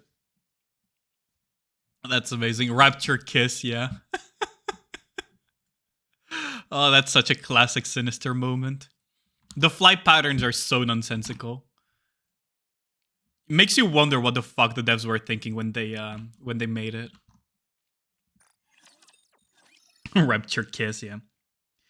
Today's a good day. 2 Rocket, 2 Pilgrim Attacker Boots, and a Black Line of Elemental on Alice. Ooh, that's really good. I'm really happy for you, King. Oh yeah, gold. If you're still here, wanna see true cancer? Kill this boss with 1 second left. Nice. That's really pog. That's really pog.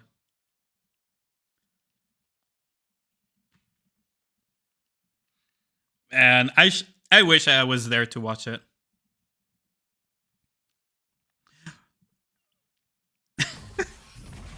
Have you ever seen the 245 floors? Especially the Pilgrim Pilgrim version. Oh no, this is a fun stage 5 fucking level of fun cancer. Pilgrim 245 PTSD. Yep, Toonie knows.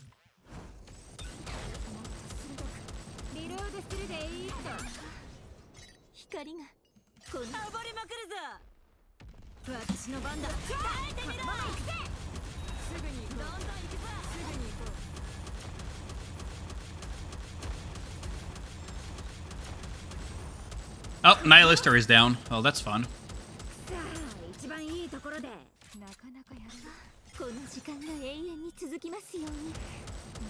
Ah, fuck it. Not this stage, yeah. This stage is really, really annoying. You can just see from the reactions. You have all 34 channel points, so you know when it's coming, but there is a surprise for you in the future. God damn it.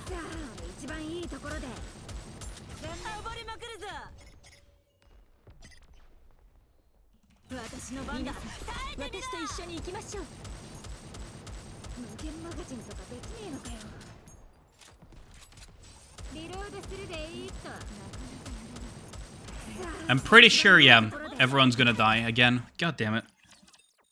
That's a lot of C4s. Oh, you have not seen the start of it, Gold. I'm very rusty on this stage. Because I haven't tried it in a while. But this stage is fucking... Someone in the dev team just fucking hates fun. Someone in the dev team just fucking hates fun. By the way, the ground raptors are also one-shot raptors, just for reference.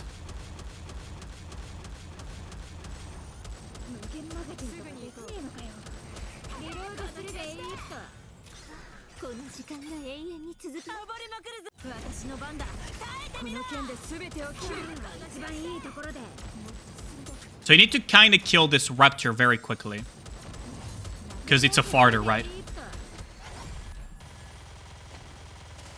So just deal with this glass raptor as quickly as possible.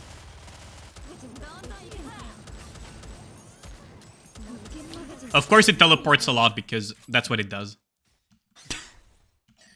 Welcome to the fun. Welcome to the fun. That's not the boss, by the way. The boss is not even out yet. That's the boss, by the way.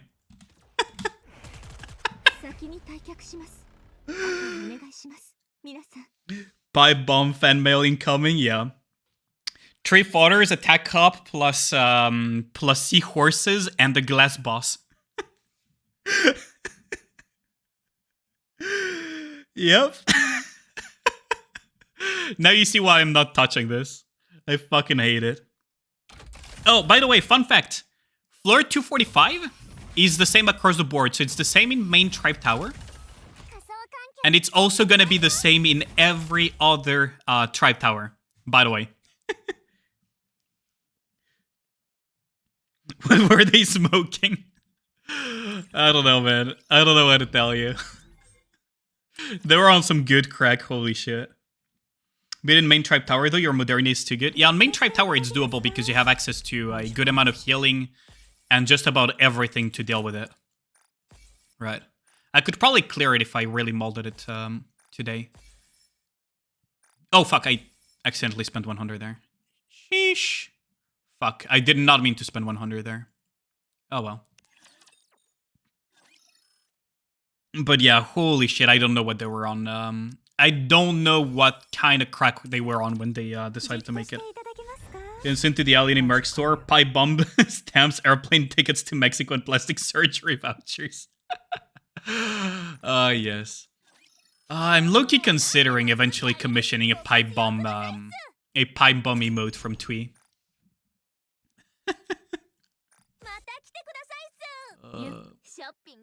楽しんじゃって衝動買いってなんでこんなに楽しいんだろうね。お買い上げあざーす。決済完了。決済完了。 Cool, that's all you wanted to show me. Gonna lurk and push 18 for a bit. Oh, have a good one. 5 fucking ads? Really, again? ゆっくりご覧くだ How さい。 the fuck are you getting slapped with 5 ads in a row so many times? The fuck?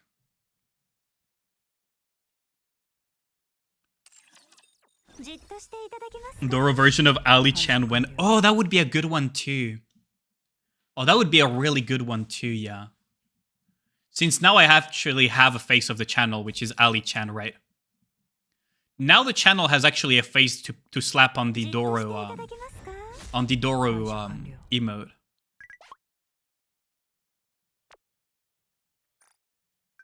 Wait, what?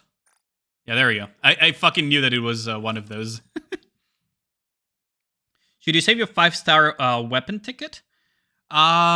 Generally speaking, those tickets, you kind of pair them with the 5-star construct associated that you picked from the selector. So I would save it for now, yes. Oh, Edge? Okay. I'll never stop pop. Carry them down. オールクリア。楽しいテストだったわ。 Wow. Man, this takes me back. Wow.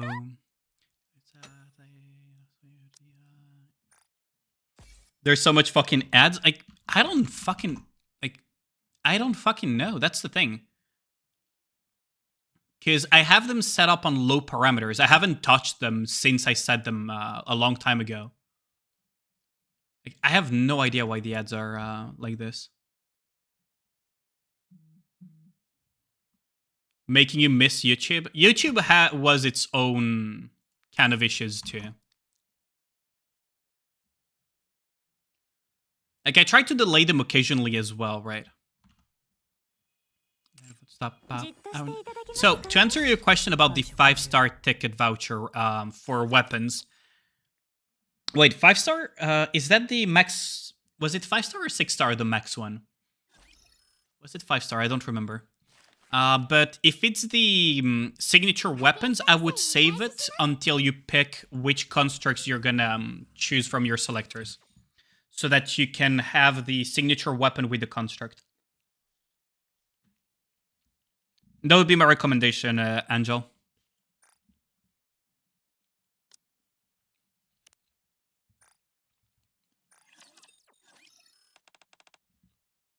Well met, my lord.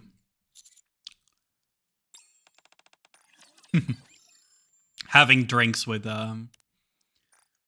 Scarlet. You beat your first special interception. Nice.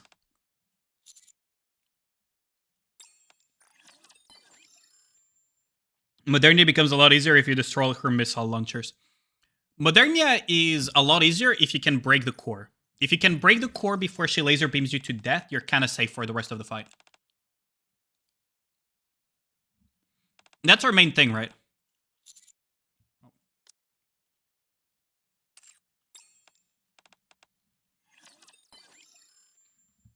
Louder now. Thanks a lot, Dreadlord. Much appreciated.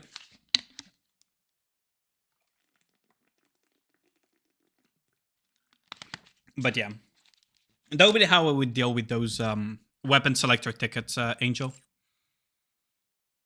I would wait until I get the key constructs to choose the signature weapons for.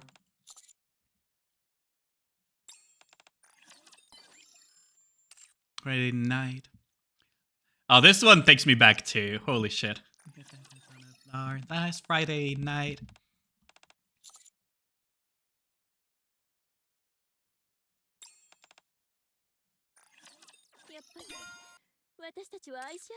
Last Friday night.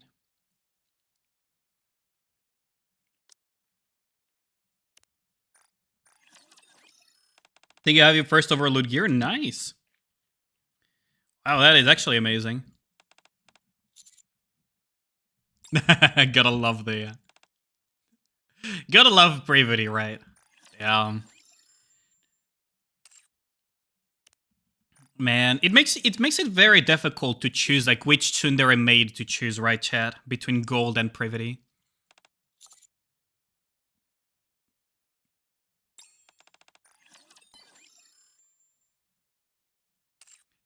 Bar and bar last Friday night. ひとまず受け取っておこう。 Right, Friday night. 素敵なものを選んでもらえますね。 You seem quite fixated on my bag. Really? Deep places the bag before me. It's a trend among sovereigns. Oh damn, wrong answer. Wrong answer because I was thinking of the wrong bag. Can't one-shot Pepe Hand, still half a bar left. You should be are you clipping the core, the body, and the wing? Because it's either that or just not critting.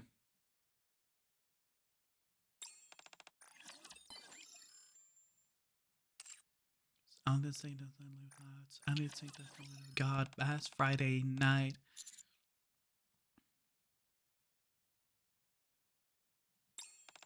Can only go on Noah. Oh yeah, you got Pilgrim Defender boots. That's a shame, yeah. Don't OL your Noah as your first OL, though. Don't OL Noah as your first OL, though. That would set you back pretty badly. I've been losing sleep, dreaming about the things that we could be. Damn, I also like this one. I guess it was a good choice to put Nightcore tonight. But I'm going OLing Senti as his first. Wait, did he do that? Oh no. Pain Pekko. I don't remember what was my first OL actually. Now that you mention it.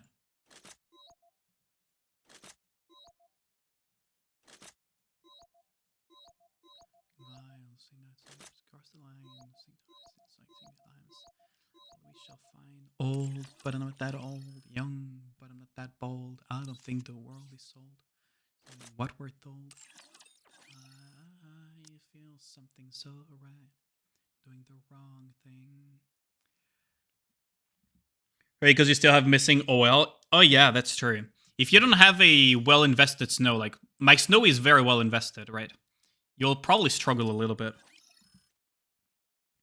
If it's signature weapon or if you don't know if it's signature weapon, it's Gloomlight Magma Pillar or Lightning Sword. For which one, Angel? For which Nika? For which construct? Let's see. I have D. Oh, there she is. I was gonna say I have D somewhere. Oh, she's already full oil. Okay, nice.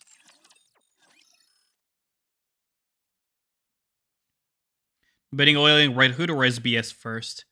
SBS is generally speaking a much more powerful boss killer, but Red Hood is far more versatile. So I would probably, honestly, it's very tempting to say pick Red Hood for OLing because she's more versatile, but SBS is a monster in terms of damage dealing. Yesterday you were watching a Nika guide on YouTube where the guy was playing solo raid with screen shake on.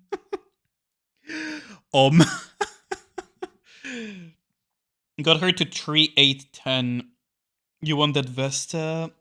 Oh yeah, my Snow is yeah. Don't invest into S1. It's not. This is just me doing it because I like Snow, right?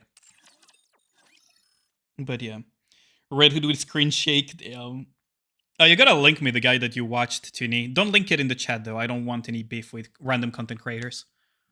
But that's kind of funny. Yeah, screen shake is pretty bad. Like, personally, it just throws my aim off whenever I have screen shake on. I don't know why there's a lot of people that play with it. Maybe they just don't know that you can disable it, but... that kills me. Makes me feel alive. Low-key, I want to, like... that would cost me too much Rocka's luck and reroll. I could also just reroll this. Because this is just charge speed, charge damage. So that's fine. Keep effects. Let me think. Do I have any other higher priorities? Because those gloves are pretty bad. Alice is one that I really want to fix too. Oh yes, right, I talked with Sky about this. Reset attributes on this. If I manage to roll a good charge speed, I could start fixing this. Nope, everything rolled down. That's amazing. And everything rolled down again. That's actually amazing. Well, except the fucking... That's actually amazing. Ugh. Earthquake JPEG. A lot of views, though. It's a well-known guy, Nika CCs? Really? Oh, him. Right.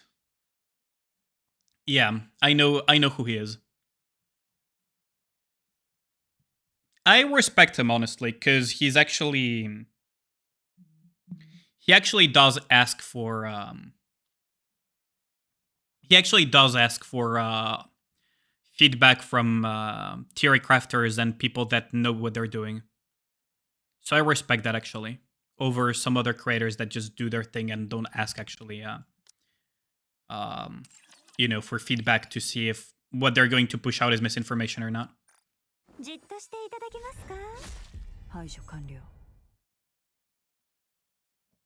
But yeah, Red Hood with a fucking screen shake just would murder me. Like, okay, just for science, chat. Just for science. Just for science. I want to try something, chat. I want to try something. Just for fucking science. I just wonder how people just play with fucking screen shake, though. Just for fucking science. Oh my god, what is this? Oh my god, what is this? I can't. I fucking can't. Oh lord, I actually fucking can't. Let's disable this garbage. Holy shit. No, I can't. I fucking can't. It's on by default, so they don't know any better, yeah. I can't, like, no. I cannot play with those settings on. Holy shit. Red Hood plus screen shake. It screen shakes so much, it almost corrects the aim, by the way. My eyes got cancer now, thank you. Like, seriously, though. It shakes so much, it almost counters Red Hood's visor shaking. Ain't that amazing? And that fucking amazing.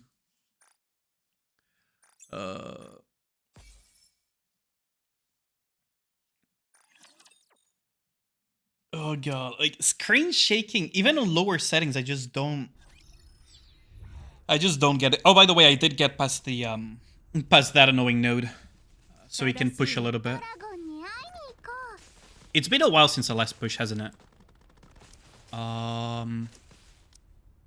Low-key, I low-key want to use Scarlet in these. I low-key want to use Scarlet and Mod actually on these. Let's see.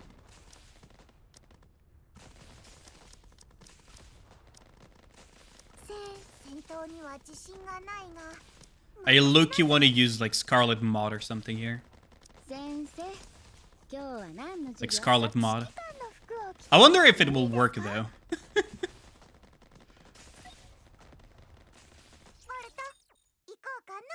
You also finished the full Section 5 round of the simulator room? Nice, Kingdom Heart. Need power in the 360s and 70s, noted. Oh, you don't need to. I was just very slow to clear it because I just didn't feel like it. You don't need as much power as the way I cleared it. 皆の衆心ゆくまで楽しむがよい Like, you don't need that much power. It does help, right? But it's not... Ooh, it's really bad. It's actually pretty bad. I probably should have saved the...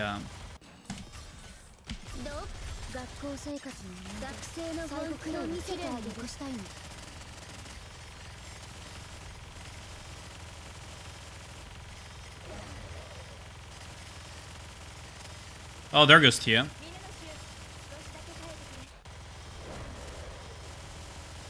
And there goes Naga.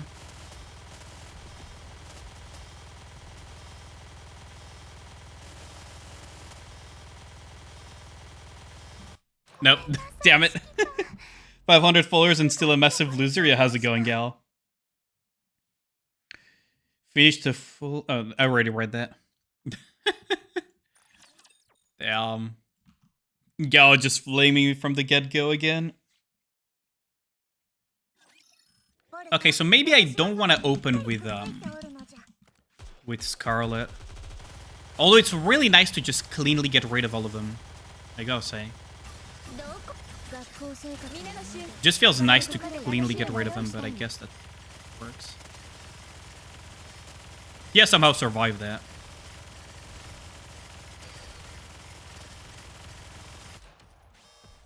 Yeah. Yeah. Oh, Tia's down. Can probably get... Oh, come on, just burst gen, please. There. Wait, that didn't kill the jumper. Oh, the jumper is so fucking tanky. Holy crap. Don't mind Frisk, he doesn't mean any bad. I know Frisk, Gold. I know Frisk by now. But damn, Frisk already flaming me from the get-go. Sheesh.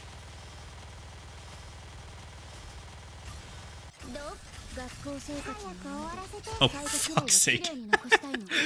I should have waited. Hope all your Jades on HSR disappear and not even a single Acheron. Damn, that would sting a lot. Fortunately, the refills are actually getting reset in HSR, so there's that too. Oh, don't you love it when you see a bunch of little ones on the fucking thing?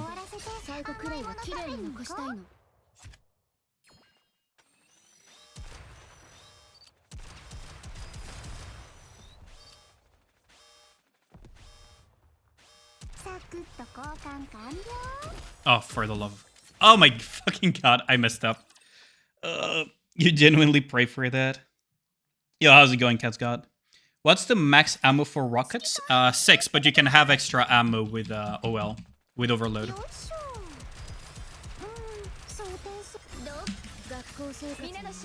Let's those down.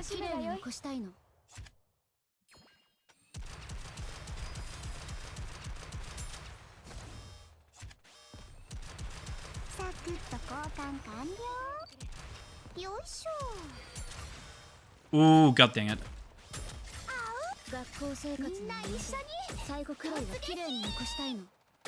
Please take those down.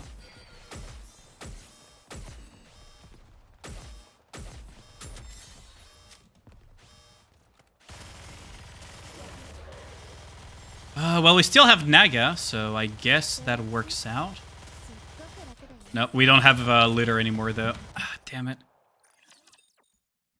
Those jumping motherfuckers. Oh, you should have seen one of the clips that I have from a while back. Holy crap. Like, ducking and weaving and dodging the frickin' the frickin' jumpers. Alright, I need to...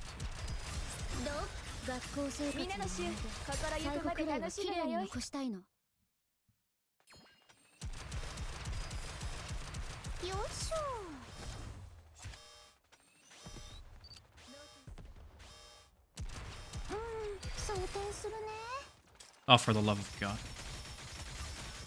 Oh, wait, they also killed the leader. God damn it. Chapter 17 had a lot of jumpers. Oh, yeah, it absolutely had. Ironically, it's what made it both hard and easy to progress.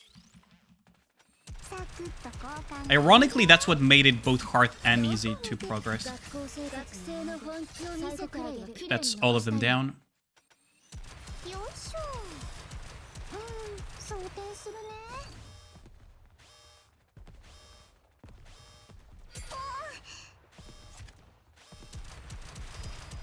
Oh, she's gonna die. Oh, fuck, they killed... Oh my god, they killed Mod. You were an iframe god. I mean, that's what I had to do a lot of, right? Your unit currently has 20 or 21 with Wingman. Oh yeah, if you're using Wingman, but I don't recommend using Wingman that much, to be honest.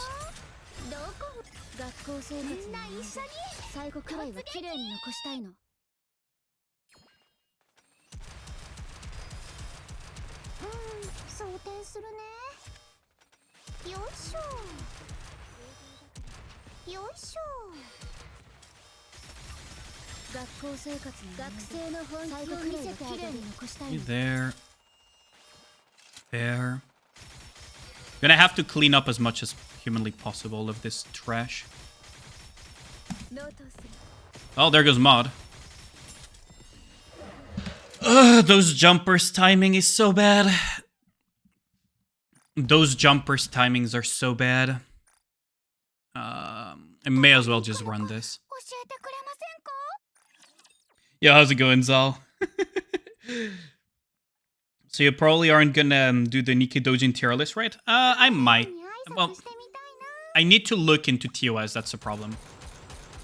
So I might do it a different day, Dreadlord.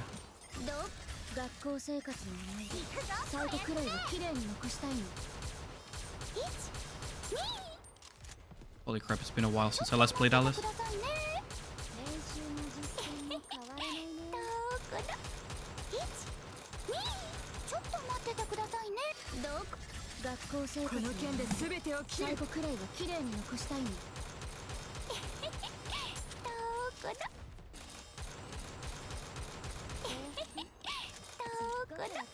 Right, I need to just ignore the bombs.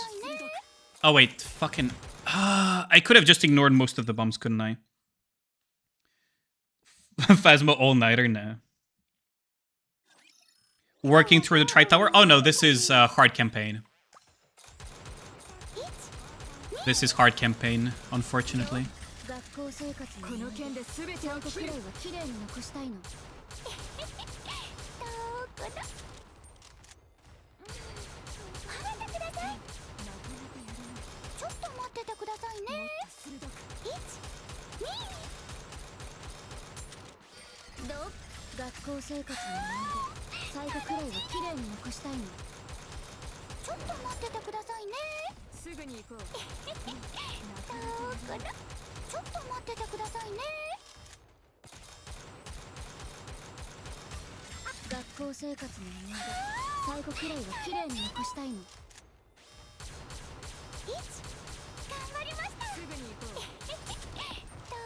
Uh, 40 seconds still left over. Jesus Christ, what is with this stage?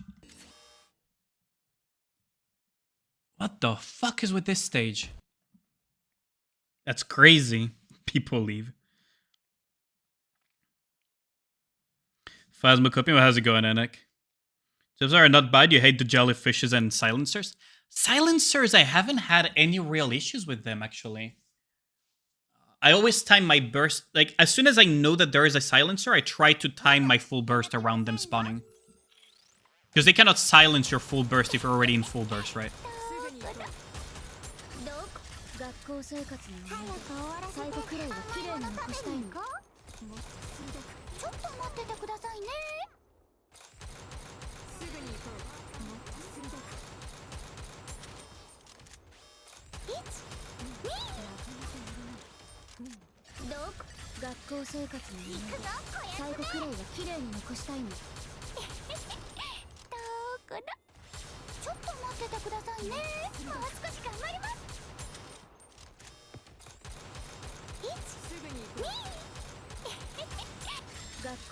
What? Oh, fucking Scarlet SBS got snapped out of existence. Damn.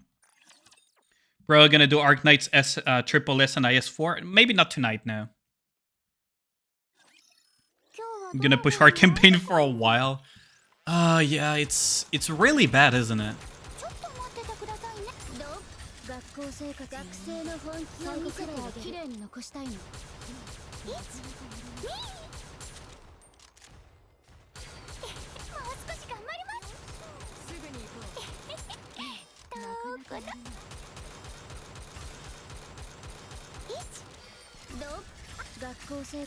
I might actually just swap around SBS for Alice.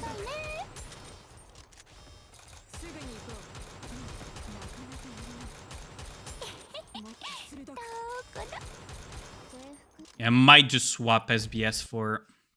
The problem is that this stage is like really bad. Oh, this stage is really bad. We can just look at the other stage, right? We can just have a look at the other stages. So I could avoid this one and just roll with this one, right? And this one is probably significantly easier. You're stuck on Pain Train yourself, nowhere near clearing the first set of turrets. Oh yeah, that is Pain Train in hard mode, is it, Zal? Oh man, the Pain Train in hard mode.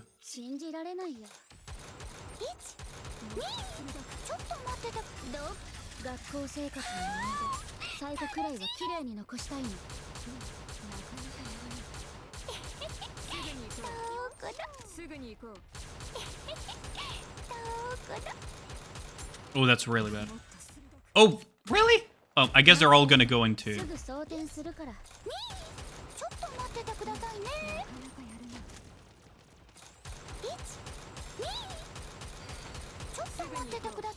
Guess that's fine.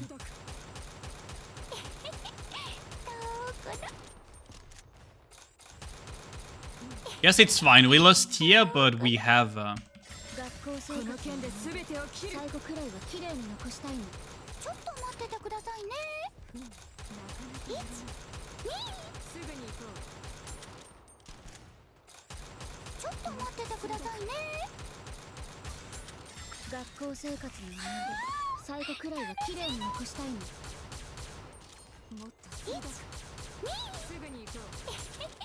You gotta be shitting me. You gotta be absolutely fucking shitting me on this one. Hold on, I guess we're gonna have to use the other squad. The Red Hood B1 squad. Holy shit. You gotta be kidding me on that one, though. What the fuck was that?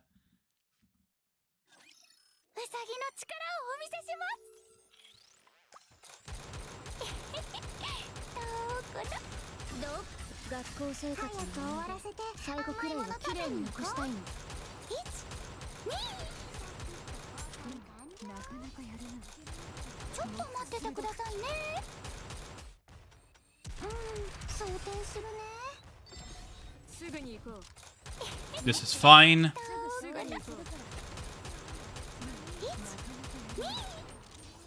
This is fine.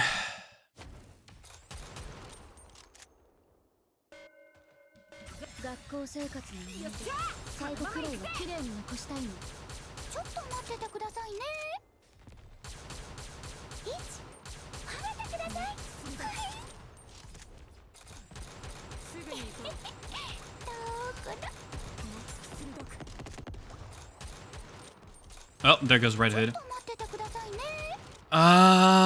Maybe I should open with... Okay, maybe I should open with Alice. Maybe I should actually open with Alice on this one.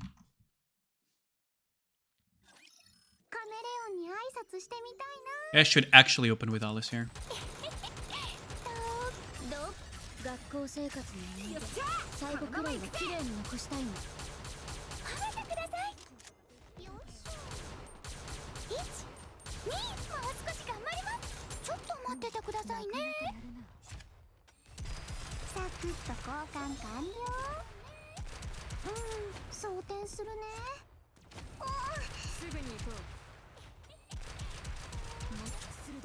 Okay, we're Gucci.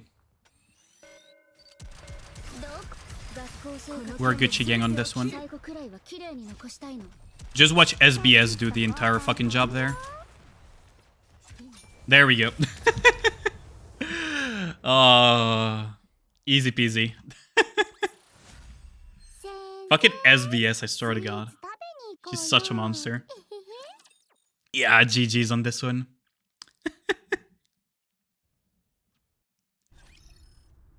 GG. So now we can just skip to our heart's content, by the way, because this one doesn't lead anywhere. So we can just kill one of these or two of these, and then we can just skip this one, and then we can go to one kill two of these, then we can skip this, we can just probably kill this one and then just skip, or maybe have to kill this one and then and so forth. Like, we could really skip our way through a lot of things here if we really wanted to. 4 fucking ads. What? Yeah, there's an ad in progress, but the fuck is wrong with Twitch?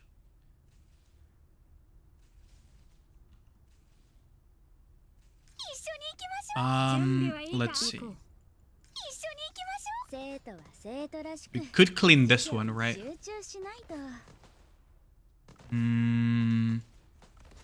Might be able to clean this. AIDS, yeah. Yep, indeed. Fucking AIDS, I swear to God. Like, I hate the way Twitch handles ads, right?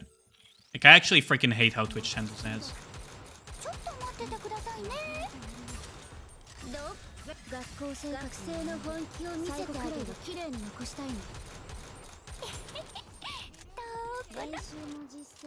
We might have cleared a little bit too quick there.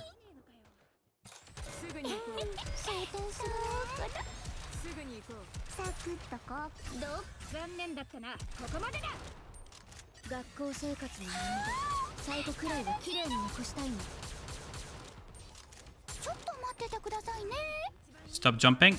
There we go. You love 20 ads in a row, yeah, I know. Like, the problem is I cannot... Like, I can delay them a little bit occasionally, but they only allow me to delay ads 3 times per stream. And they have, like, just a mandatory set of ads for affiliates. I heard it's also the same for partners, but I'm not too sure about that one. Yeah, how's it going, Star Saber? It's been a while. How's it going, Star Saber? The ad vortex, yeah. Yeah, how's it going, Bactra? That's the issue, right? Is that they're trying to monetize a lot of their platforms. Because, you know, they're probably bleeding a lot of money too, to be fair. Are those motherfucking... Yeah, no, fuck you.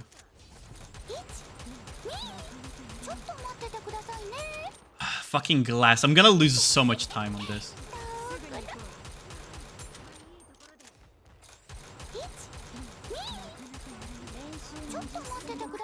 It's kind of pointless for me to...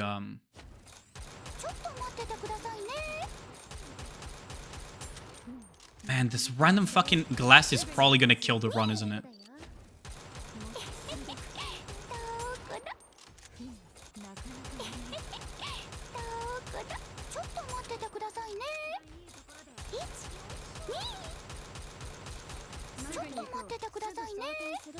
Am I gonna be able to make it in time because of this fucking glass that teleports all over the fucking place?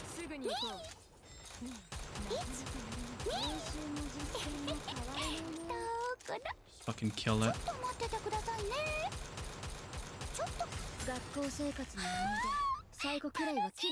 I forgot to burst with fucking Tia. Holy shit. I forgot to burst with Tia, so we're gonna time out.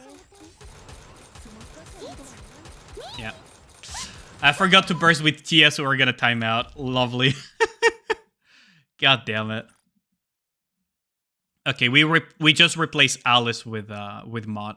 Oh wait, no, that doesn't work. I guess I replace SBS with Mod then.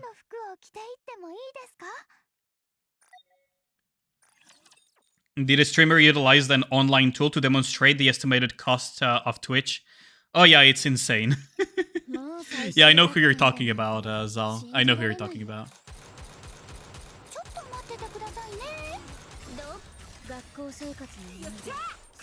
It's very, very substantial. And apparently Twitch Korea was sinking even further, was causing even further costs. Let's just get rid of this fucking shield real quick.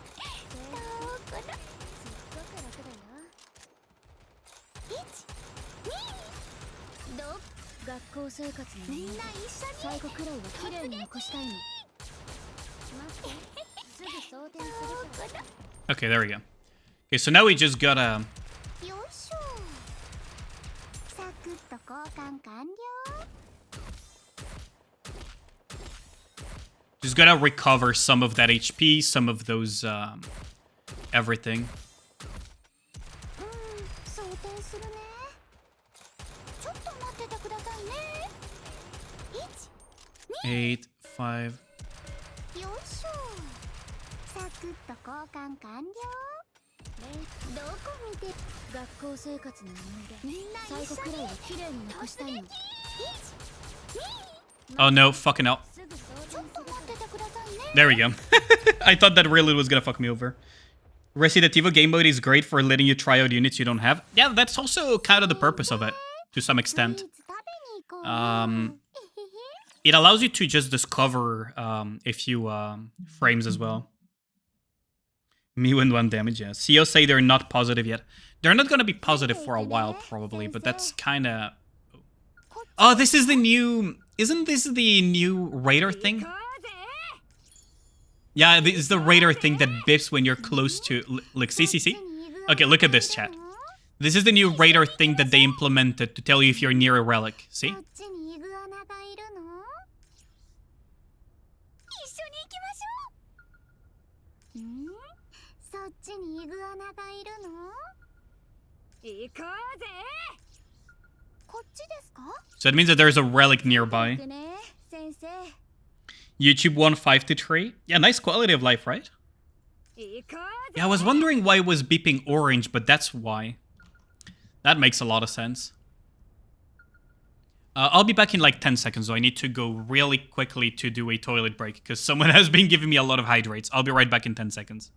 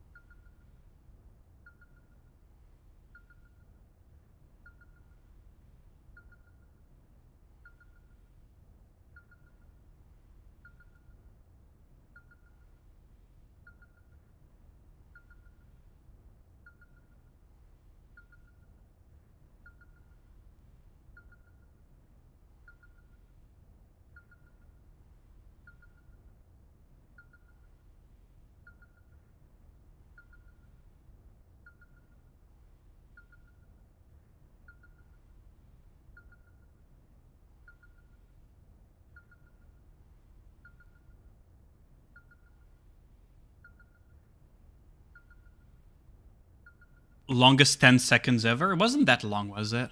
Come on. It wasn't that long. Honestly, I want to do a couple more nodes and then just go back to Recitativo di Fantasia, honestly. Or do Simulated Universe, because I haven't done my Simulated Universe yet. Well, the second half of it. What are we dealing with here? Oh, this one. Oh, this is fine, actually. It's actually pretty fine. We can just go like this. ついていくね、先生。 We missed you? Is that why?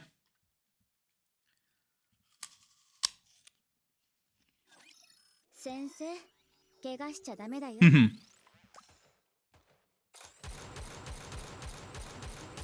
ちょっと待っててくださいね。 Fucking lures, though. どこ見て。残念だったな。学校生活の思い出。最後 Wow, the fucking combination of lures and everything. Okay, I might want to use Scarlet here.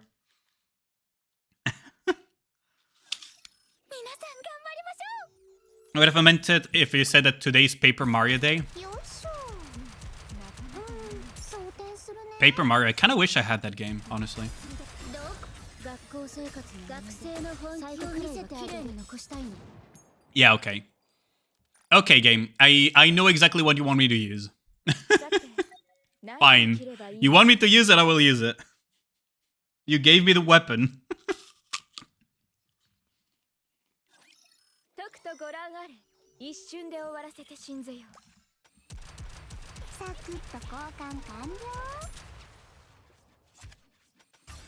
了学校生活の本気を見せてあげる綺麗に残したい There we go. よいしょ You wanted... You pushed me to do it, game. Oh, wait, we lost fucking Red Hood regardless. That's crazy.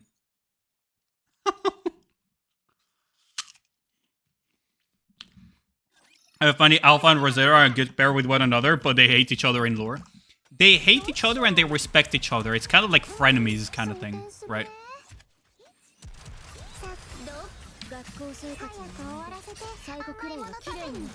Really, they survive by 1 fucking HP.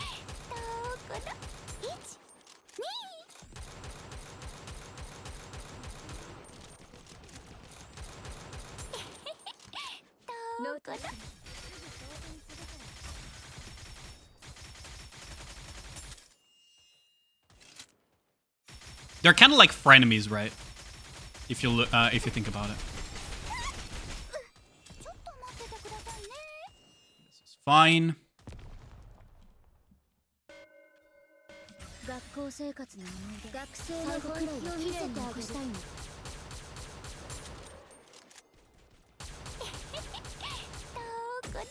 Oh my god, they killed Alice as I was about to kill it. Like it if the community saw it that way instead of making frenemies gay a couple. もう最終学年だなんて We don't talk about those. Oh god. 装填するね Yeah, that's a can of worms I don't want to enter into. サクッ学校生活の思い出最後くらいは綺麗に残した How in the fuck did it... Okay, let's just try this again. I like it when the lure gets twisted like that. I don't mind ships, as long as people don't try to shove ships up people's throat. Right? 装填するねどこ学校生活の思い出皆の衆最後くらいは綺麗に残したいの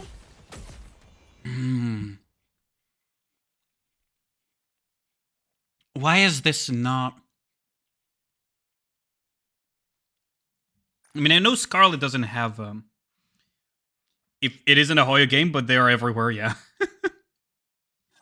You see that a lot in, like, quite a few communities, like, よいしょ I think Path to Nowhere has that.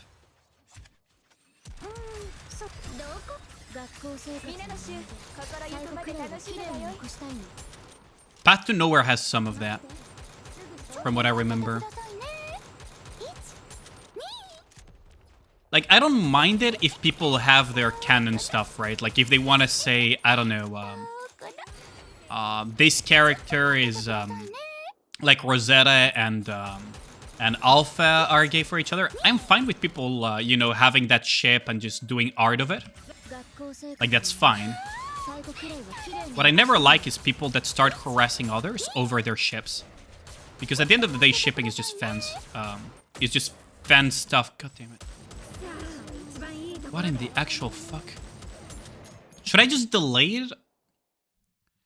Hold on. If I do... One thing to have a ship, and another one is to force out other people to accept it. Yeah, basically. B and HA fans, yeah. Still funny you got D after... Alt after K is playable. Yeah, before K is even playable, you already have the altar. That's kind of funny, I gotta say. 皆の衆心ゆくまで楽しむ 綺麗にがよい 残したいの Oh, Tia could have probably survived that, couldn't she? てくださいね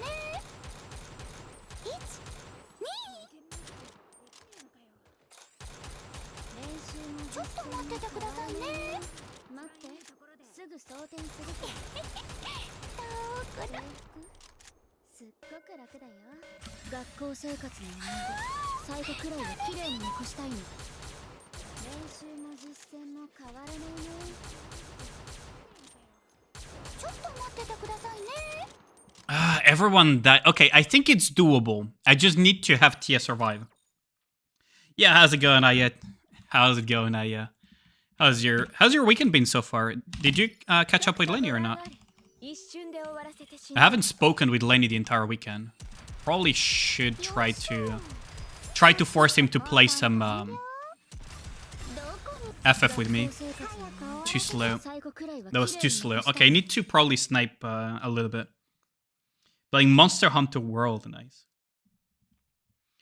I don't know what accept, but I'll learn it.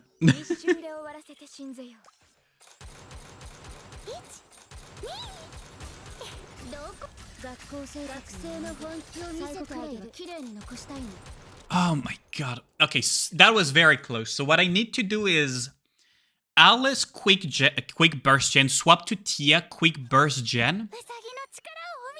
To trigger as well her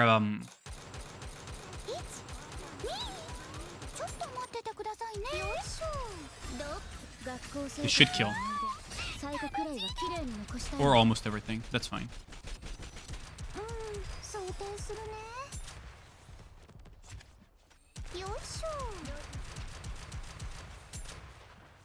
It's fine. Don't you fucking dare kill that thing. Okay, now we're Gucci gang. Now we're very Gucci gang. Nice.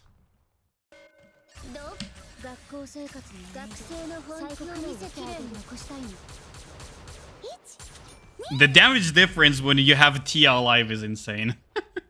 Tia is just that strong. How was Stormbringer hard mode, by the way? You missed clearing it? It was, I definitely did not say that I would mail pipe bombs to shift up. I definitely would never say that as a very wholesome and stable streamer. You getting dragged to do 4-man Savage with the boys? Oh, nice. I need to catch up and finish thing. VTuber made it more in 2 minutes than I did in 2 months. What do you mean by that?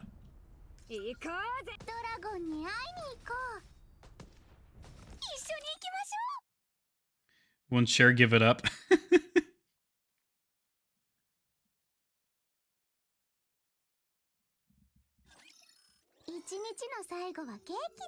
Oh wow.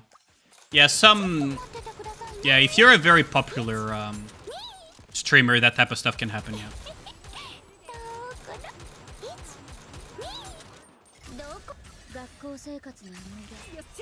Okay, everyone down.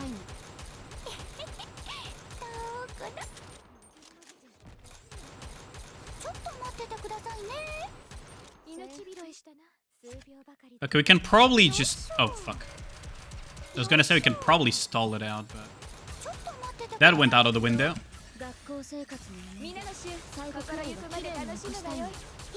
There we go. I had to wait for one, and it had no cooldown, so chat's just spamming me out of it. Yeah, that is that is a nice problem to have, but yeah. That's kind of interesting.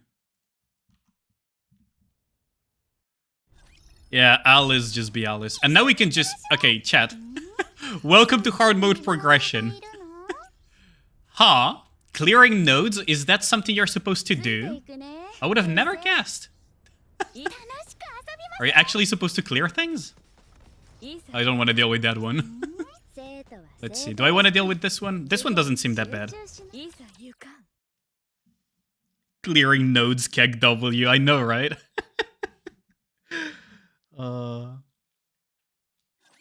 I will come back and clean them later, though. I will absolutely come back and clean them later, but...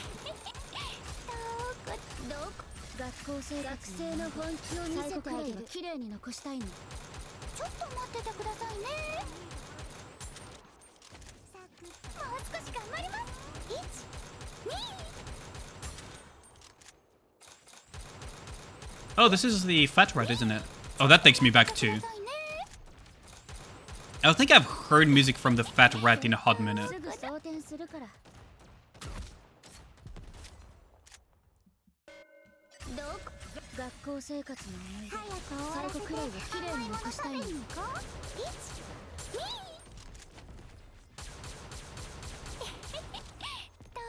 だちょっと待っててくださいね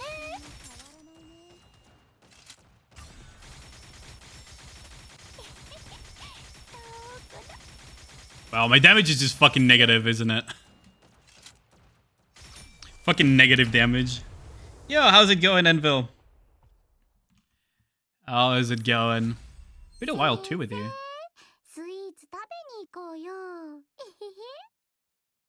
Oh yes, before lurking again, thanks a lot for the hydrate.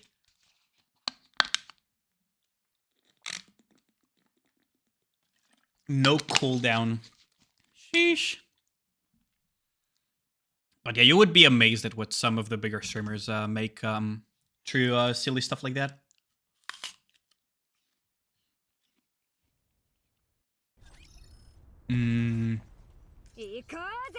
Let's see. 楽しく遊びましょ What are we dealing with here? Are you a binder? No, you're a healer. Oh, the binders are the elites. Great. And seahorses. Okay. I have a vague feeling I know what this is about. Making sure I got to the toilet every 2 hours moment. Yeah, it does feel like it. If I ever do a subathon, I have a bad feeling about that. うちょっと待っててくださいね1、2よいしょ Oh, shit. Scarlet just got absolutely annihilated there. Jesus Christ. 皆さん頑張りましょ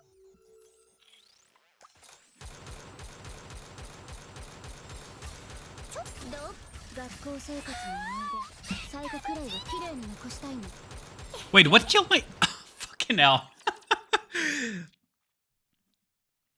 You want Ali to go to the toilet every 2 hours? Are you into that? That's kind of weird. もう最 With a subathon, can we have a no cooldown on the hydrate? 信じられないよ I might do it for bits, Ragna, not baseline.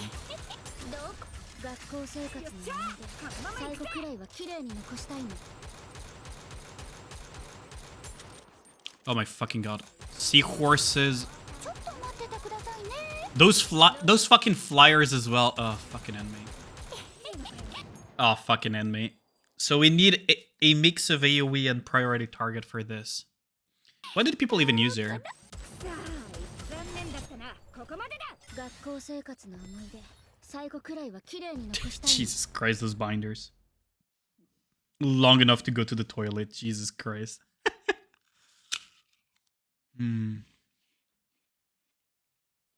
I wonder if people would be interested in a stream that is an actual subathon with a similar theme to what I did for my birthday.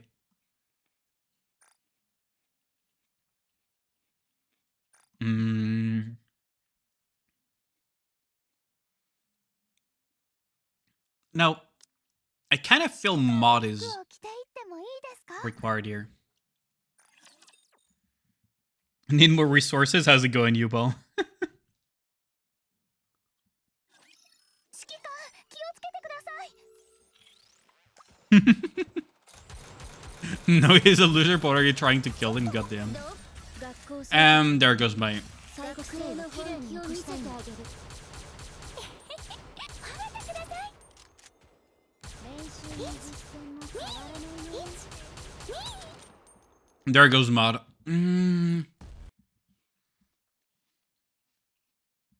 Yeah, how's it going, Visca-chan?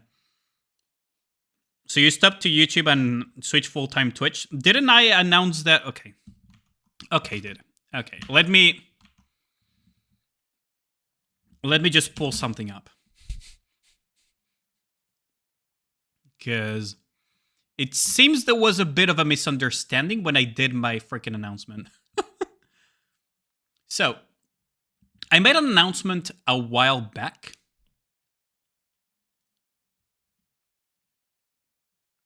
Where basically I got too busy to be able to do YouTube videos. And at the same time, I also decided to stop dual streaming on YouTube because if you're not making YouTube videos, the discovery is horrendous on YouTube. So, I also temporarily focused on streaming solely on Twitch, as dual streaming is quite restrictive. So, I do still post videos occasionally. Not nearly with the same frequency as I used to, for example, many months ago, because not enough time. Although, recently I might have more time, so I might be able to go back to posting videos a little bit more often. And dual streaming is dead for now, because there's no point in dual streaming for me. It's incredibly restrictive, and I wouldn't be able to, for example, play music like I'm doing right now. So that's the whole point of that post. I even made a schedule and everything. I have a literal Twitter where you can see my news and everything.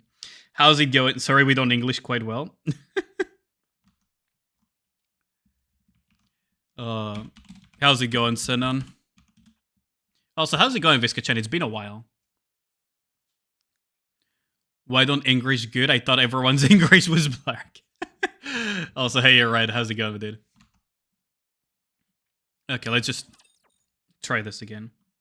You have been since Unsane Raid. You've just been lurking, haven't you? Aren't you also streaming? I thought you were streaming today. Do you not stream today? Oh no, Canny is the one who's streaming currently. Oh, for the love of God. Why only Spanish? Technically, I do speak English, Spanish, French, and a little bit of Japanese and Chinese, but very little on those two. God dang it.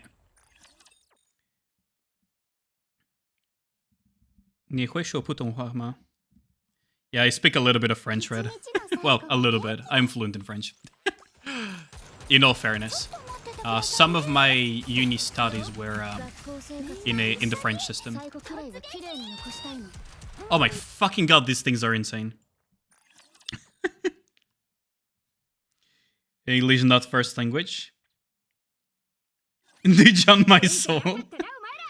Any other language that people think I'm from the States for the 89th time? God lord.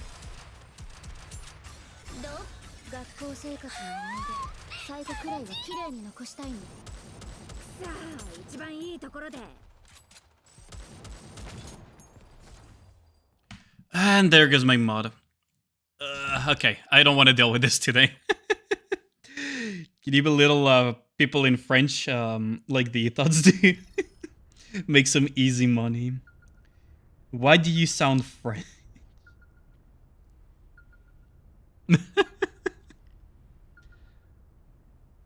But yes, I do speak a little bit of French.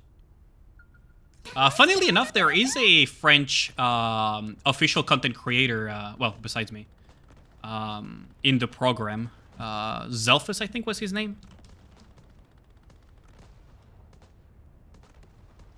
I think his name was Zelphus.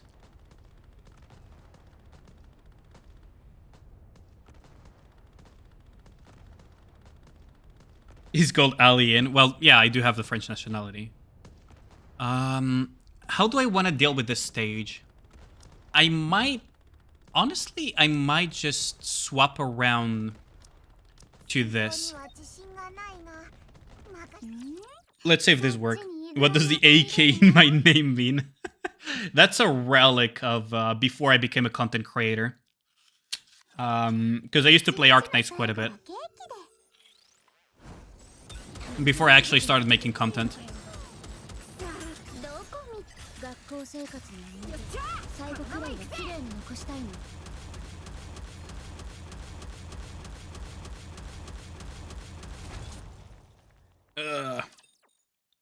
You really are a loser. I'll tell Mr. Mythic that you called people that play Arknights losers. He's gonna be pretty happy about that one.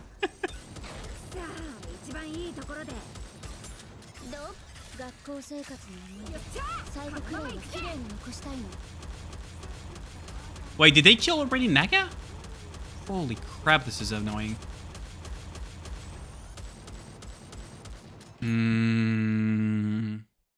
Okay, let's retry this. Streamer being rated buys it. Look like in Syncer. Yeah, that's why Ragna tends to make the joke. He already knows that by heart. Fair enough. Fair enough.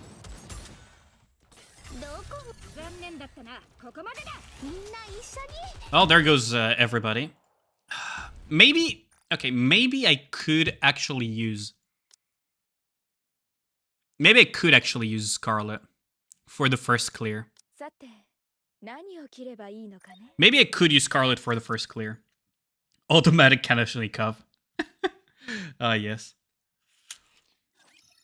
今日はドラゴンに会えるかな But yeah, I used to play quite a bit of Arc Knight. さあ一番いいところで無限マガジンとか残念だ学校生活の皆の衆最後くらいは綺麗に残したい Well, he basically didn't kill anything.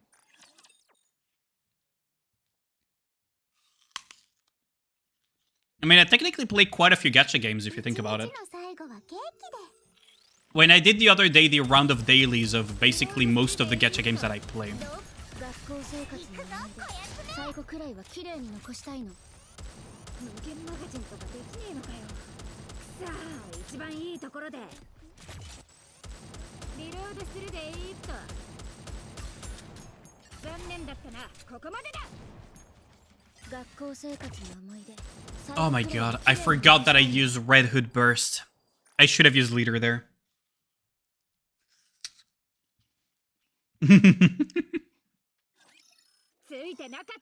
Man says he plays Arc Knights, but he literally lost his last SSS rotation. I'm very casual nowadays. And there goes fucking...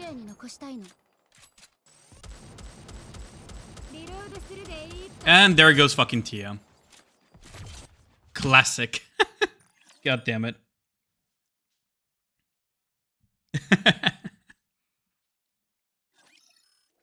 Ass kisser, damn. Okay, hopefully...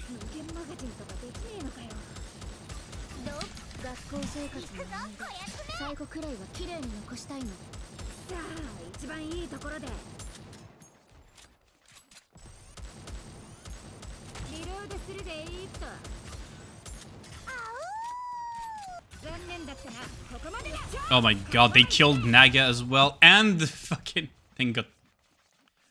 I hate this so much. Okay, I'm not gonna hard push today. It's my weekend, I gotta chill. Have a little bit of fun. Just oil your tea and get all defense. You're pretty good at Nikkei for a PGR streamer. Oh, good lord. I'm pretty good at Nikkei for a PGR streamer. Oh, damn. Should I apply for the content creation program of Punishing Grey Raven? I was considering applying to the MiHoYo one. And maybe some other games as well.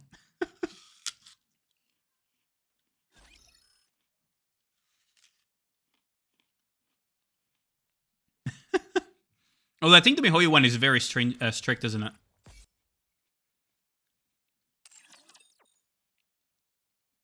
You're pretty good at PGR for an Arc Knight streamer. Are we gonna go full loop with every single gacha game that I play? Azure Lane, Blue Archive, Arc Knights, freaking Punishing Grey Raven, Nikkei, Snowbreak, Honkai Star Rail. What else? Oh, y'all will be the end of me one day. Should I just go back to Recitativo di Fantasia, or should I try to do my... I should probably do my weekly, actually, in HSR.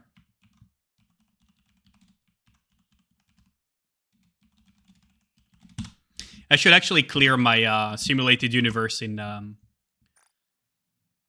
Honkai. Because I haven't done the second half of my weekly simulated universe. Shut up, Nikkei. There we go. Goodbye. Do my hard mode for me. I'm too lazy. Don't you usually ask Pyre to be your slave with that? Said game Nikkei. Imagine it worked. You would have to be a mod for that to work.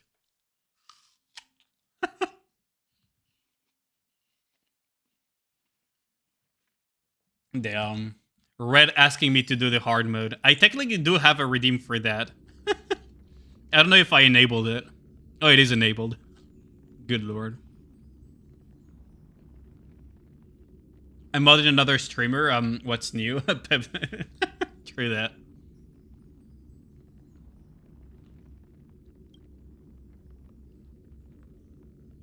You're modding over 40 channels by now? Damn. That's crazy, gal. Do you want to be a mod in mine too?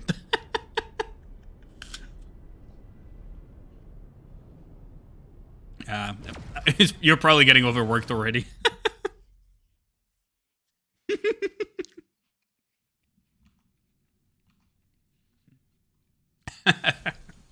You're probably getting overworked like crazy, being a mod in so many channels. Now, hello neighbors, never be the same. I'm glad you came. I'm glad you came. Oh,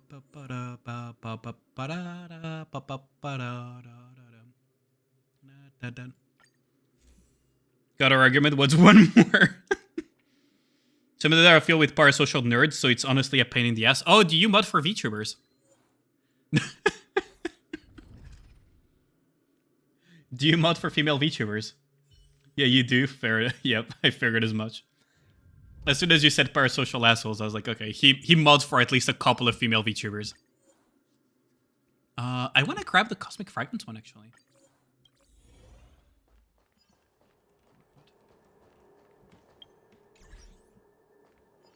Why is my camera... Oh, there. I was like, wait, why is my camera like that? Saying his Numi's a parasocial nerd, damn. The burns.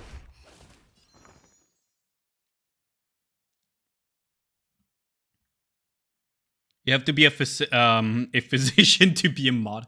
You have to be, like, sometimes it feels like you have to be a freaking therapist. The way some people behave, they think that you have a degree in freaking therapy or something. Actually, I need to kick one of these. There.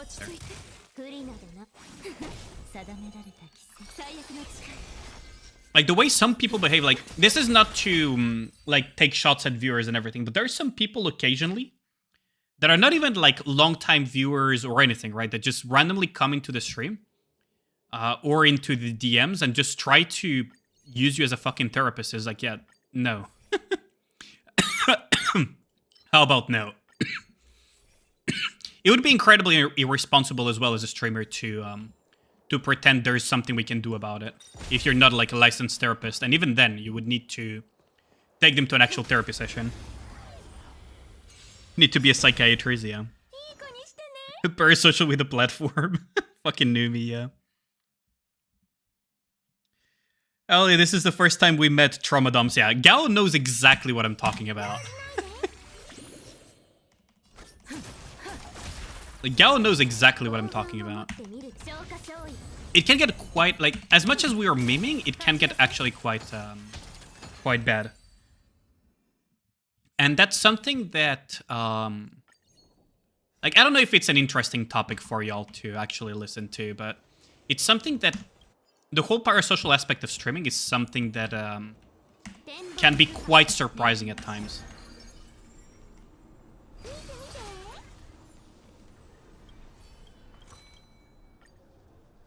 Tantalizing. I kind of want to get a... Yep, there we go, man in the cover. A nihility one.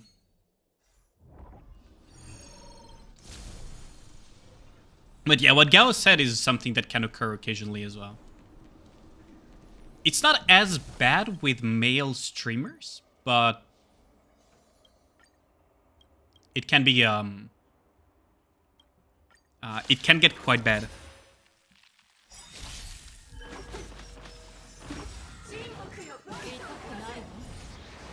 Can I maybe do this? Your biggest fan, when's your bad weather going on sale? Damn. So people are desperate for someone. That's the sad part of it, right? Is that I understand that there are some people that are going through some very dark times. Like, I'm not taking away from that. Like, there's a lot of people that are going through some very, like, bad times, and watching streamers helps them, you know, get through those, like, very difficult times.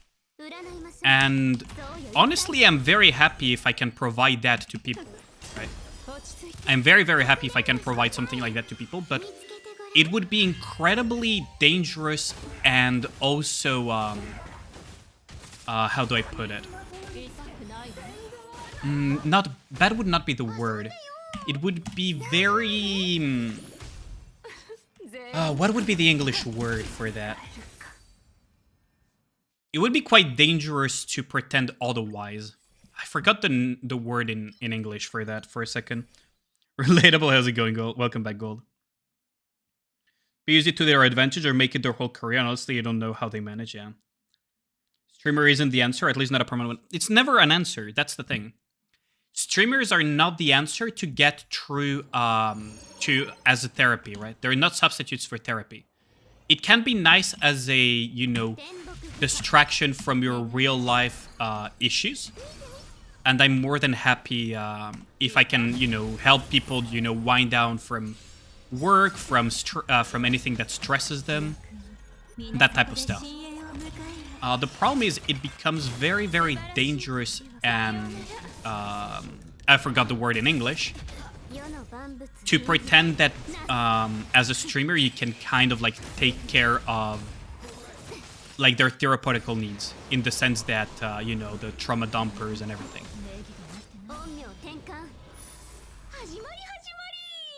It would be very, the closest I would be able to say in terms of what I'm trying to say in English, because I forgot the word, it would be very reckless behavior to pretend that I could provide something similar to therapy, or to feed them that feeling that they can get something similar to therapy by watching me, right? It would be incredibly dangerous.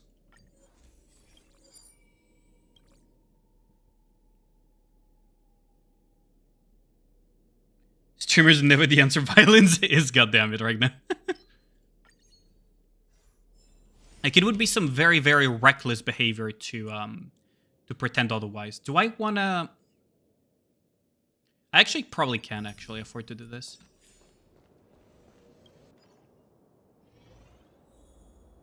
Couldn't bug it out if we'll get a streamer. Yeah, welcome back, Aya. Basically. I play a lot of gacha games, so... random blessings. Well, random blessing. Spending too much time in French forgetting English. It's not even that, it's that sometimes I just forget the words period, right?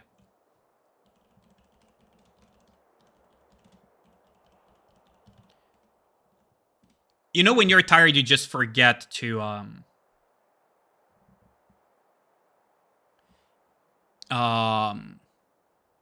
sometimes you just forget, right?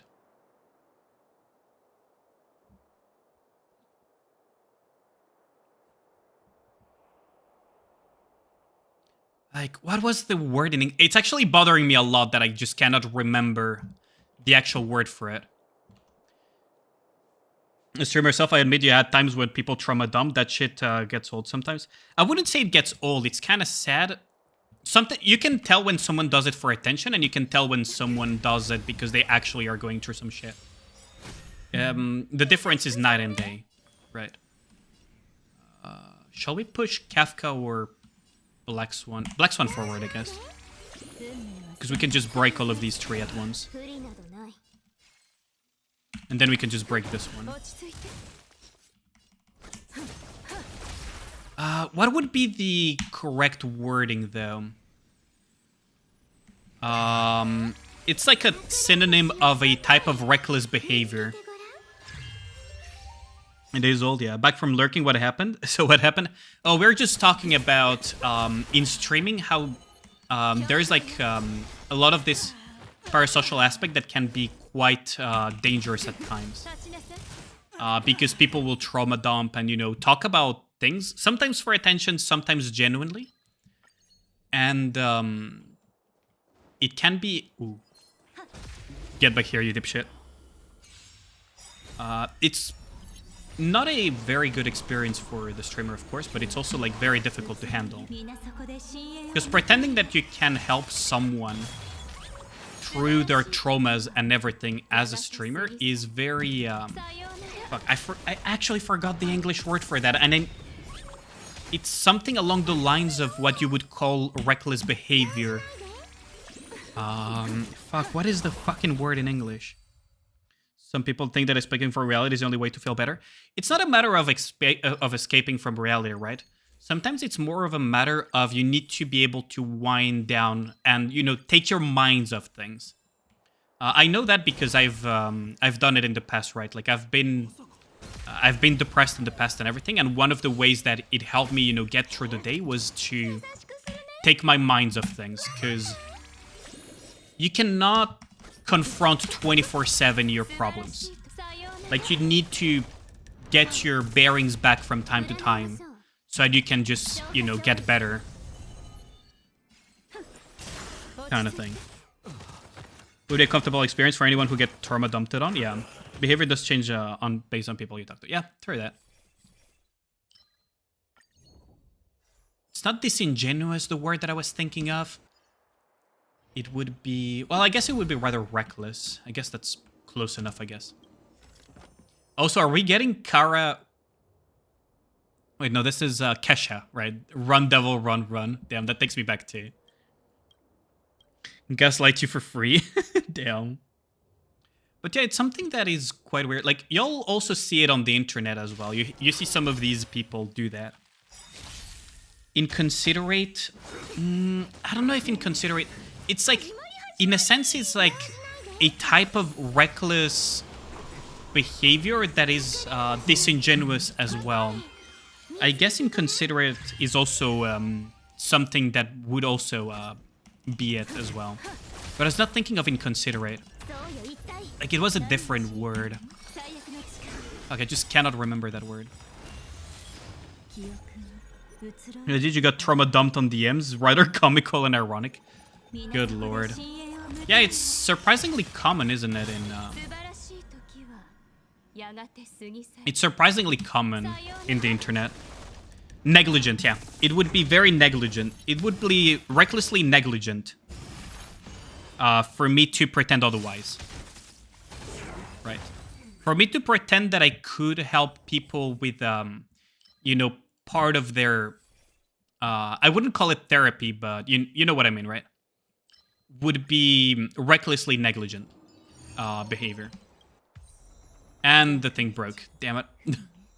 I should have reset even if it meant rolling away from... it would be grossly negligent, yeah, behavior to pretend otherwise. The person who joined the server literally 2 days ago, you said hi to them because you're a mod. Damn.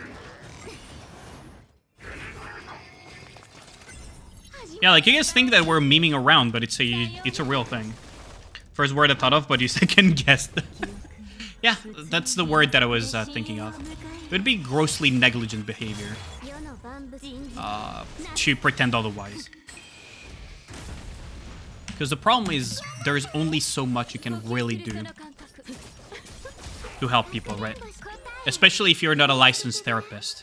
And even if you're a licensed therapist, like, long distance therapy with someone that you don't, whose history you don't know, whose daily life you don't know, and so on, is also, like, very, very bad. Would be grossly reckless and negligent conduct. You get trauma dumped a while back in Discord DMs. Yeah, that's why I have a rule about that in my Discord, right? As sad as it sounds for the people, you know, that are going through some really bad shit in life, unfortunately, it's not the place to do so. It would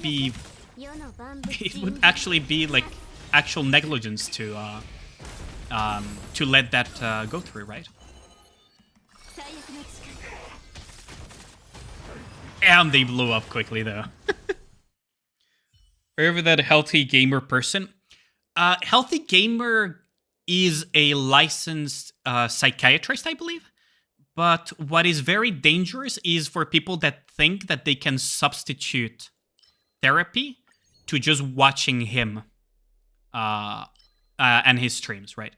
That is the very dangerous thing about him, is that he talks about some really good topics, by the way. He talks about some really, really great stuff. I love a lot of the stuff that he talks about. But it's also very dangerous because you cannot substitute therapy to listening his streams or his content. A lot more aggressive. You tell them to fuck off. I just kind of don't tell them to fuck off, but I am kind of polite and just tell them like, yeah, I can point you to some resources for, therapy and everything. You used to get people drama thumping on you. You told them very kindly you're not a therapist. Yeah, basically, like that's the best answer I can give to a person that is doing that.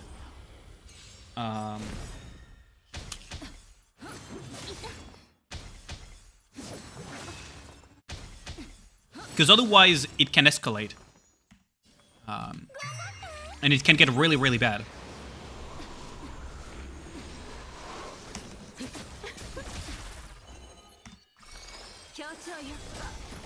Okay, they're probably dead, right? Yep. Bunk.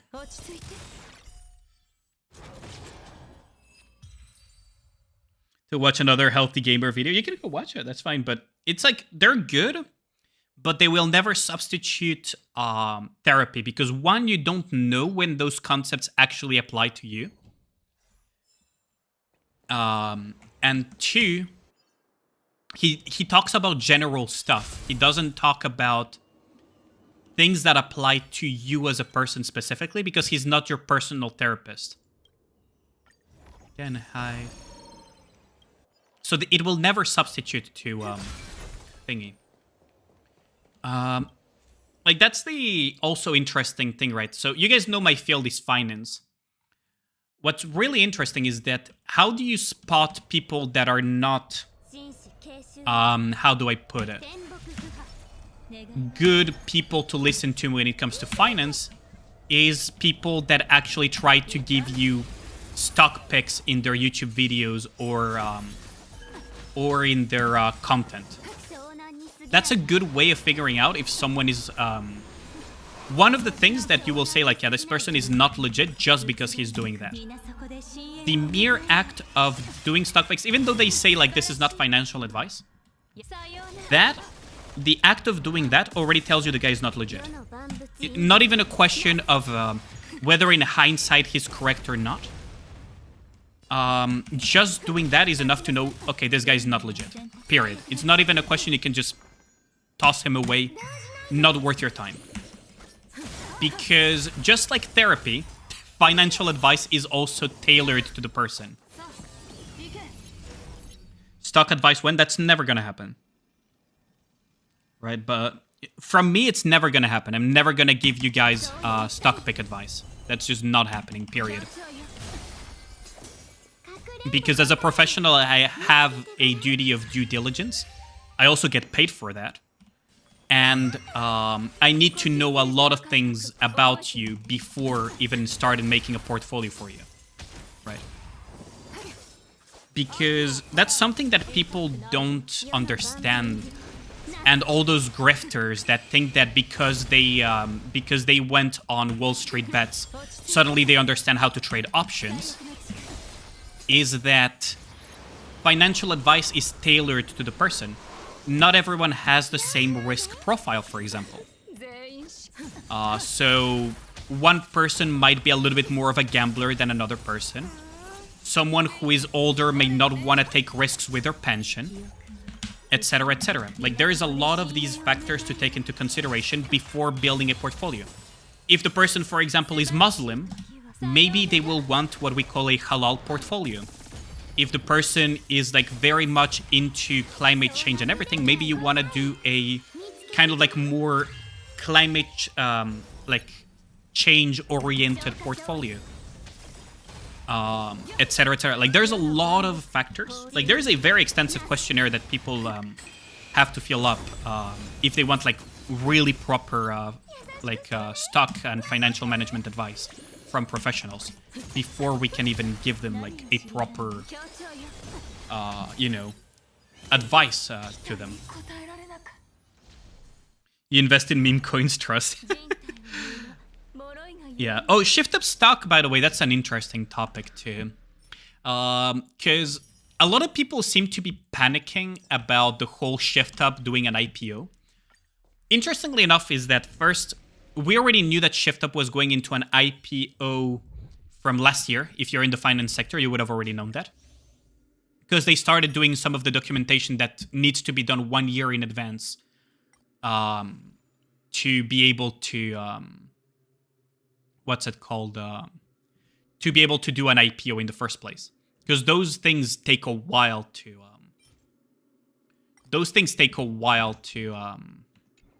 to be done. Some stuff needs to be done like a full year in advance plus. Ali Chan coin to the moon, damn. Positive stats. In Ali Chan coins, damn. I like how Ali's talking about serious topics in the background. Literally both beat up the child with cancer. Basically. Aritaka just jumps in for stock marketing on a whim. There are some people that are decently popular in what they call the finance YouTube space. Honestly, like there are some good channels in there. For example, The Plain Bagel, I would heavily recommend. Patrick Boyle, I would heavily recommend. But there's also a lot of channels that are very, very popular, where these dipshits give financial advice, hashtag not financial advice, by giving stock picks and all of that nonsense, right? And a good way in TikTok as well, and in some other places too. Good way of knowing if someone is legit is already, they shouldn't be giving you hashtag financial advice, hashtag is not financial advice type of shit. Professionals wouldn't do that. Bag you want Fush one so bad, you go for her instead of new pets, yeah. Hope they reinvest into Nikkei. That's the objective. There's a lot of Nikkei money elsewhere, which is fine. Don't want them to live behind over time. Okay, so here's the thing. They have reinvested very heavily into Nikkei. A lot of people are concerned. Maybe I should turn this into a just chatting stream real quick. Let me turn this into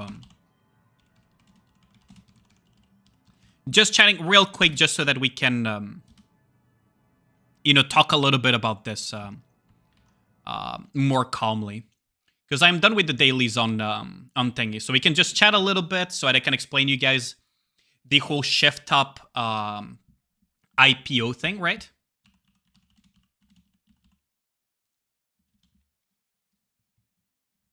All right, because you have people that are reporting into it now, which is very weird to me because there were already articles a year ago about ShiftUp going into an IPO. I could try to find them later, but y'all have an eclipse next day?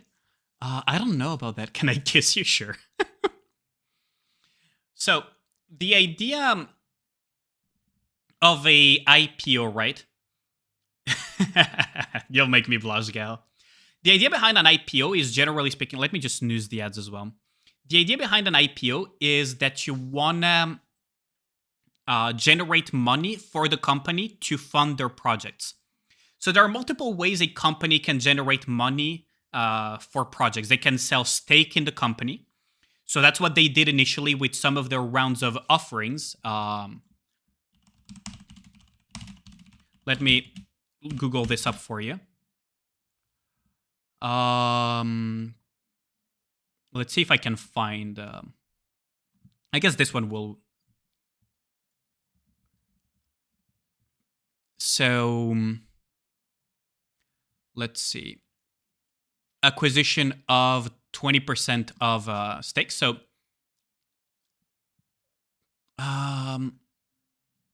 maybe I could try to find a different one. I'm gonna try to find one that is actually like good. Well, in the meantime, I'll just explain, right? Okay, maybe it's just better if I just explain it straight up. So there are multiple ways a company can make money or have capital to invest into projects. One of them is they can buy, sell rather. They can have companies sell, buy their shares into their company through rounds of funds. So, for example, ShiftUp sold, I think, around 20% minority stake to Tencent, for example, over a year ago. Some of you may remember that. Meaning that Tencent holds around 20-ish% of ShiftUp stock in their portfolio. And that's how they got a lot of money for Nikkei, for example, to make Nikkei. They also made rounds of funds. They also sold some minority stakes to Kakao and some other Korean companies. They didn't only do it with Tencent. They also sold to Kakao Games and to some others.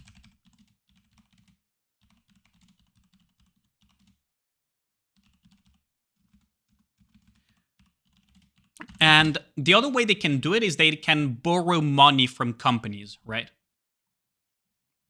So they can basically sell bonds that they will then pay back later. Those, generally speaking, don't make that much money for the company for funding projects, but it's one way of doing it. Now, the other way that they can do it is if they're big enough and they're solid enough, they can make what we call an IPO, initial public offering. The initial public offering allows them to be publicly traded. By being publicly traded, by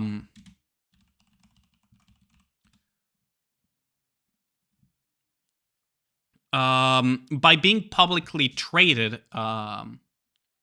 they are under a significantly more stringent set of rules in terms of accounting, in terms of accounting and auditing, in terms of transparency of what they do with the funds, in terms of how some part of their value chain functions, which is why some companies just decide to never go public.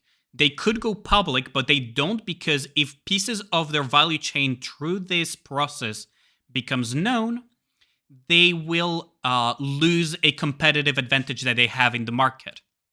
So they sometimes just decide not to as a result of that. Oh, for fuck's sake, stop at Market Watch. Now, through this IPO process, what ShiftUp will do is they will have very large funds. They could do it to use it to create a brand new game. They could use it to further develop Nikkei. They could do it to further develop, I don't know, a sequel to Stellar Blade. They could do a lot of things, right? And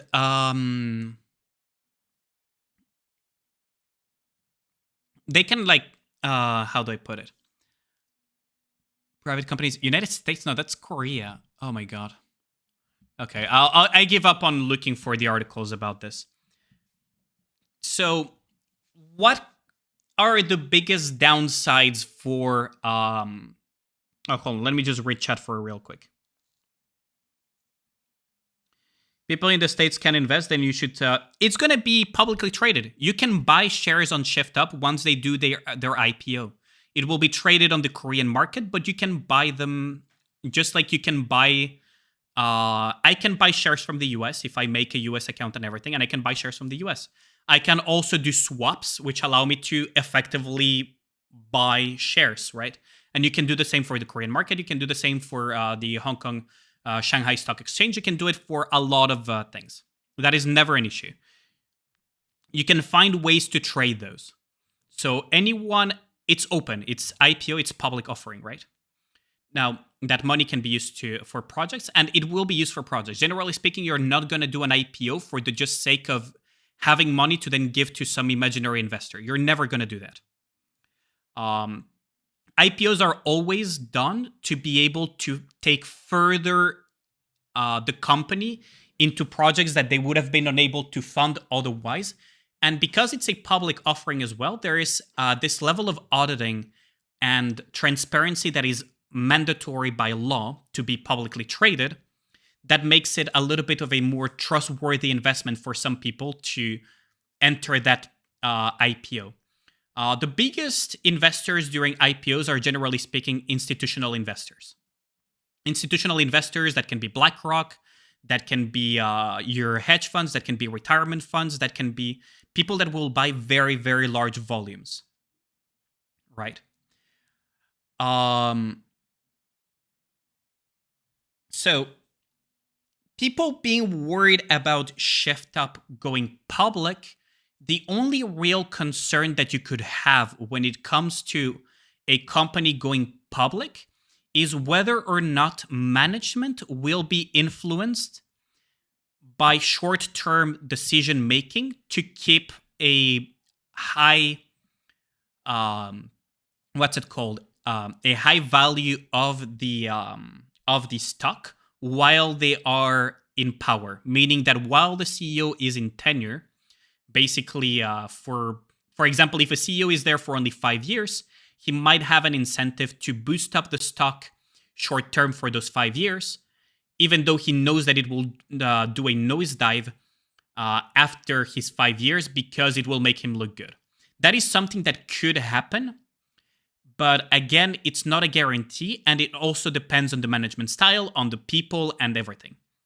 So stock price can influence some of the decisions, but generally speaking, it's also a very big positive because they are mandated to have more transparency. You know where the money is going, you know what they're doing,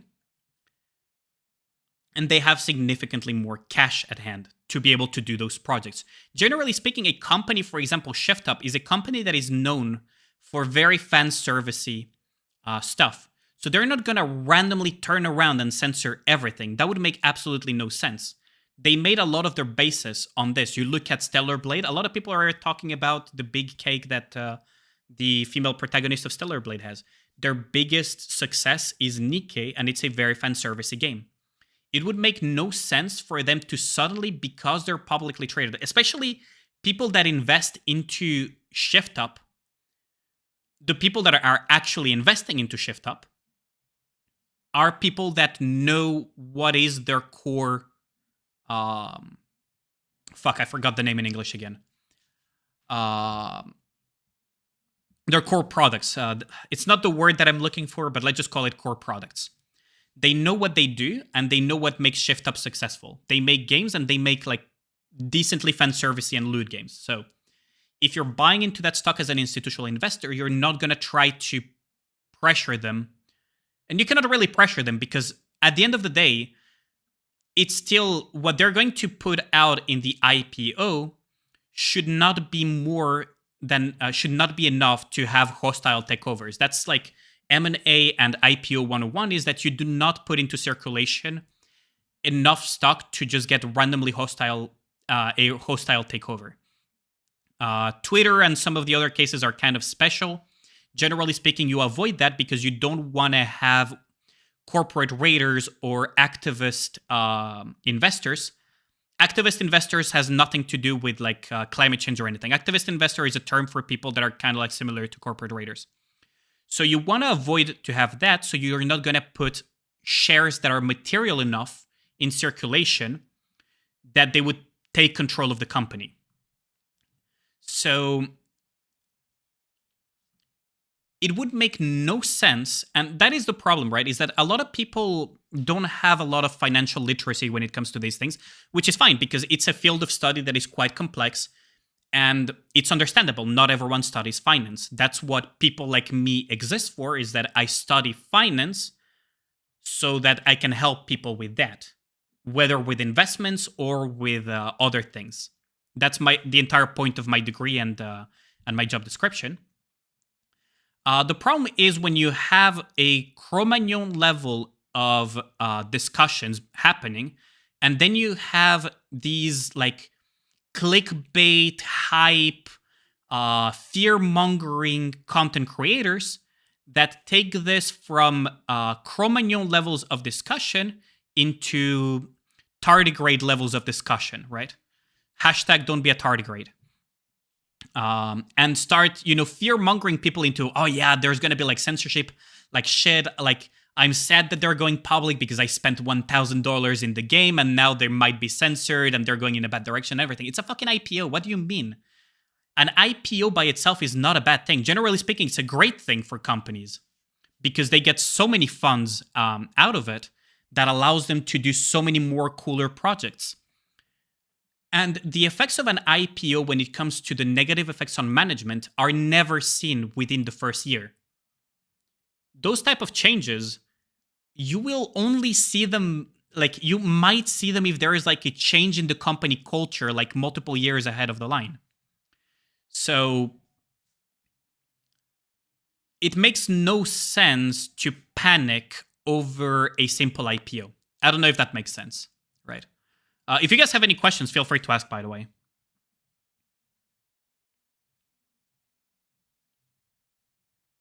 Let's see. Nikkei ruined by Tencent censor game. Yeah, that was one of the things. Check memes. Let's see. Memes channel, huh? Let's see.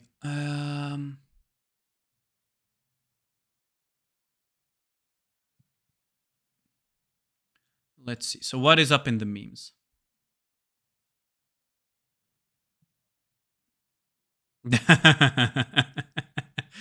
Yeah, fair enough. Yeah. That's a true one. 7 minutes for another hydrate. I'll just hydrate now. But like the concept that by default, because Shift Up is doing an IPO, is I don't want to insult people that were worried because worries are valid, but is objectively not. How do I put it? It's not something you should worry about too much, right? The process was already started, like never speak French unless fluent. Yeah. Generally speaking, it's not a bad thing to have an IPO. Some companies actively decide to not go public because they want to either stay in the family. So, for example, the Groupe Chanel, which is one of the biggest luxury brands in the world, is owned by a family. It's a family business. Believe it or not, it's a family business. Some others, as I mentioned, they do not go public because they have material value chain information that would be revealed if they go public. So they avoid it. And the last bit that don't do it is because they don't need the funds at the end of the day.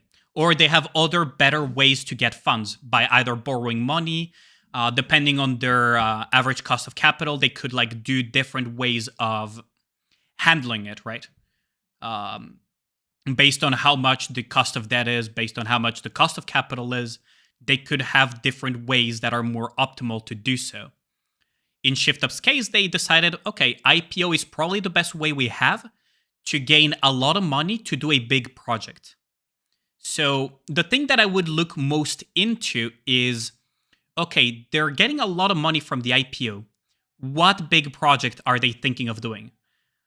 Rather than being scared, it actually surprises me that people are not excited for that, because they're going public to get a lot of money to be able to do bigger projects, right? That's the whole point of it. Because they're trying to get a amount of funds that they wouldn't have been able to do otherwise than going public. Now, ShiftUp is classified as a unicorn, meaning that it's a small tech company that generates that is valued over $1 billion. ShiftUp is already valued over $1 billion. It's what we call a unicorn in the finance sector. So they're gonna get a lot of money out of that IPO, even if they don't sell a lot of shares. They need to sell something like 10-20%, I think, by law. 2.3 billion to you. Yeah, 2.3 bill. There we go. I didn't remember the exact value, but to be classified as a unicorn, you need to be above 1 billion. So there you have it. So yeah, they're gonna get a lot of money out of it, even if they sell like 20. I think it's like by law it was 20-ish%. I think minimum. So 20% of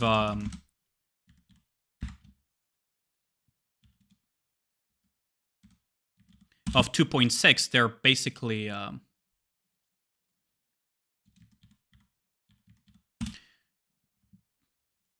times a billion. That's a million, and that's a billion, right? 1, 2, 3. 1, 2, 3, 1, 2, 3. There you go. And now,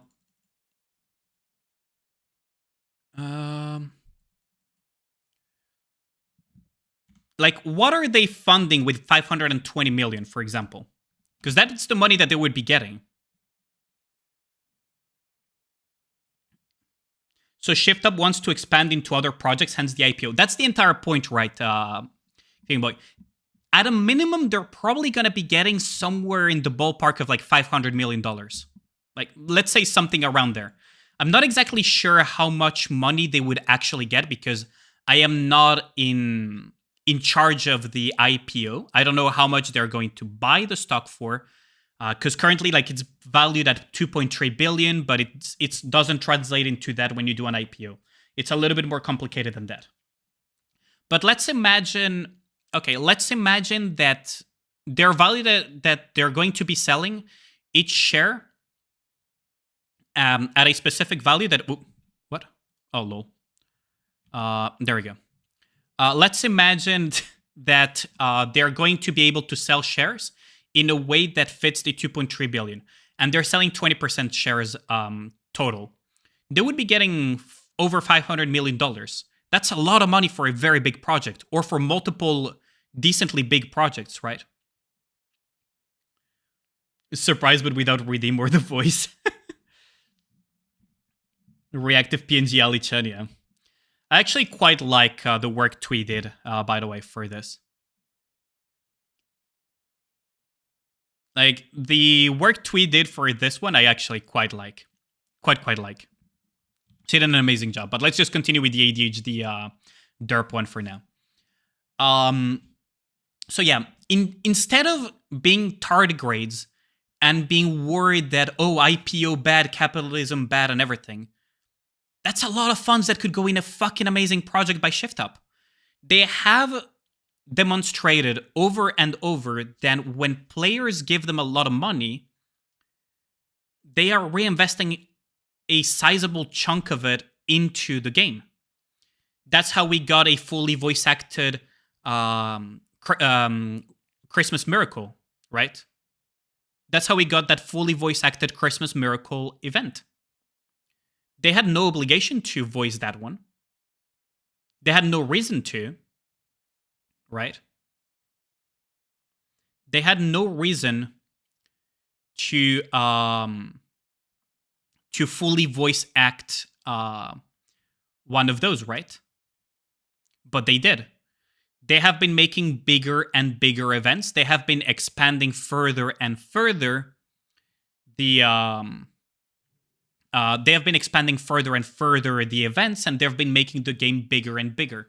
Now, it doesn't mean that they're going to reinvest that into Nikkei specifically, because it's Shift Up itself, right? Level Infinite, or whatever you... not Level Infinite. It's Shift Up itself that is making it, right?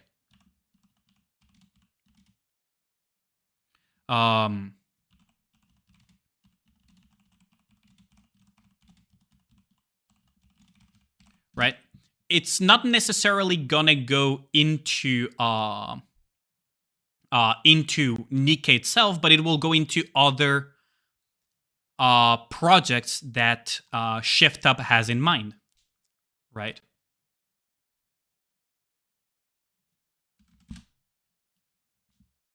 And that is something that I don't know why people... Nikkei is a 4A game, damn. That meme is amazing. But that is something that I personally never understood, right? As someone that is in finance, is that IPOs are not inherently a bad thing. So being concerned just because it's an IPO makes no sense to me. Right? Makes absolutely no sense to me. If you guys have any questions, feel free to ask me, because I will gladly answer as many doubts that you have about IPOs, the whole process of generating funds for companies, cost of capital, cost of debt, or... Why are you so cute? You're gonna make me blush, Gal. 500 million can buy one really nice yacht. That's the thing, right? Is that IPOs, because they're under a very strict process of auditing, you know where that money is gonna go for. Because companies that go public are under a far stronger scrutiny than companies that are not publicly traded on their auditing and everything. And it's by definition to prevent issues like pumps and dumps and any other types of quote-unquote scams that have happened in the past. I understand like 89% of it. Which parts are you not understanding? Like, people are just afraid of censorship, but like, why would you be worried about censorship if the institutional investors that are interested in investing in ShiftUp, they already know what the core product of ShiftUp is? It's Nikke, it's Stellar Blades, it games with a lot of fan service, right? Like very, very sexy females and everything. This is not a situation like, for example, Gumroad that happened recently, where Gumroad has decided to remove NSFW content from its website, which will destroy them financially, by the way, because MasterCard and Visa and some others have activist stakeholders that are trying to, because they're like Puritan groups, are trying to remove lewd content from the internet, right? This is a very different situation.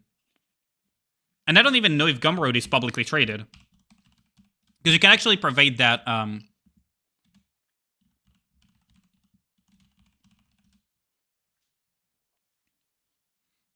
don't remember if Gumroad is even publicly traded.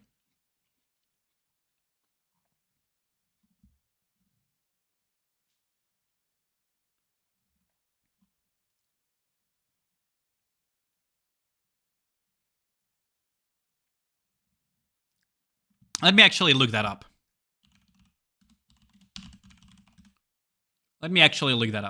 Because it's a very different situation from Gumroad, who is basically being pressured by payment processing companies into removing NSFW content, right? In the case of Nikke, that's not an issue.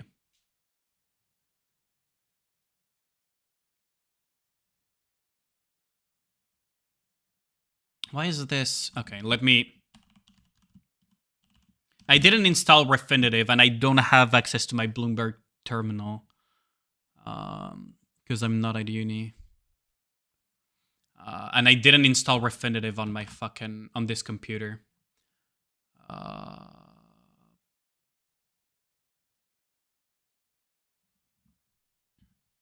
well, whatever.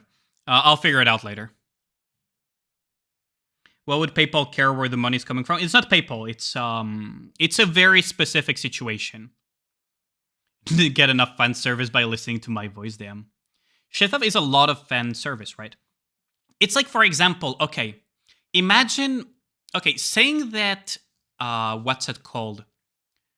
That there would be more censorship in Nikke to the point that it materially affects the game is the equivalent of saying that you're going to buy Cover Corp stock, that Cover Corp going public, because Cover Corp is publicly traded, means that suddenly they're going to stop making VTubers stream variety content, or have them, not do VTuber concerts anymore or something, right?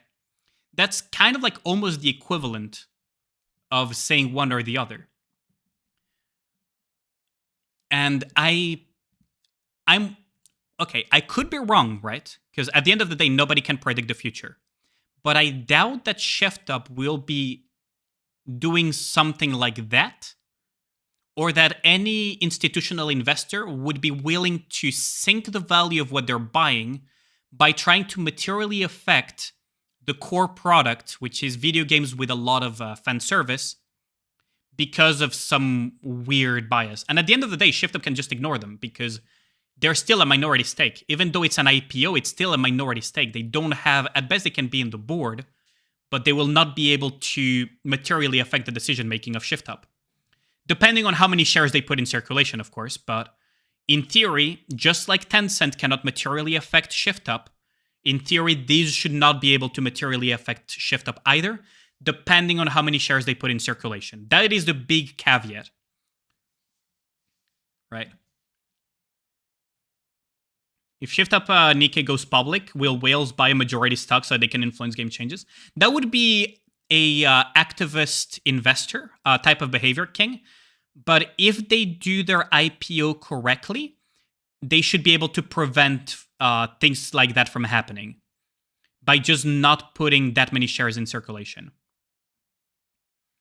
Okay, so you can have a controlling stock that is not above 50%. If you're the person with the largest stake in the company, you're effectively, kind of the owner. It's a bit complicated, but that's kind of like the concept. So you don't necessarily need to be 50%, because if there's enough stock in circulation, you could, in theory, brain did not engage.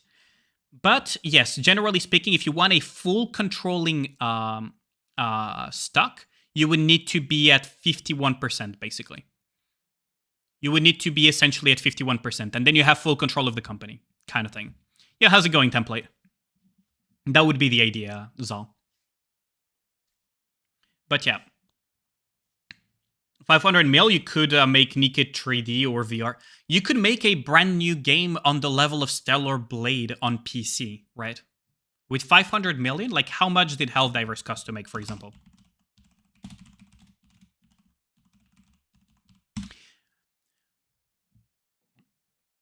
Hold on. Okay, what is a triple A budget game? So the average cost to build AAA games with entry-level and mid-level features and functions is between 60 million and 80 million.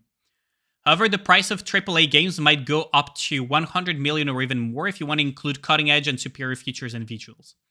Now, it doesn't mean that they're going to sink all of that into a single project. Generally speaking, if you're trying to do a portfolio, both as a investor or as a company, you want to make a varied portfolio. Why does Blizzard not sink everything into World of Warcraft to make it the most advanced cutting-edge game in the world? Well, because if that fails, then they sink along with World of Warcraft. So they make Overwatch, they make Hearthstone, they make Heroes of the Storm, they make World of Warcraft, right? So it doesn't mean that they're going to sink, like, however hundreds of millions they get. 500 million was just like a very quick, like, okay, get an idea of what could happen, right? We don't know if they're going to get 500 million. They could get significantly less, right?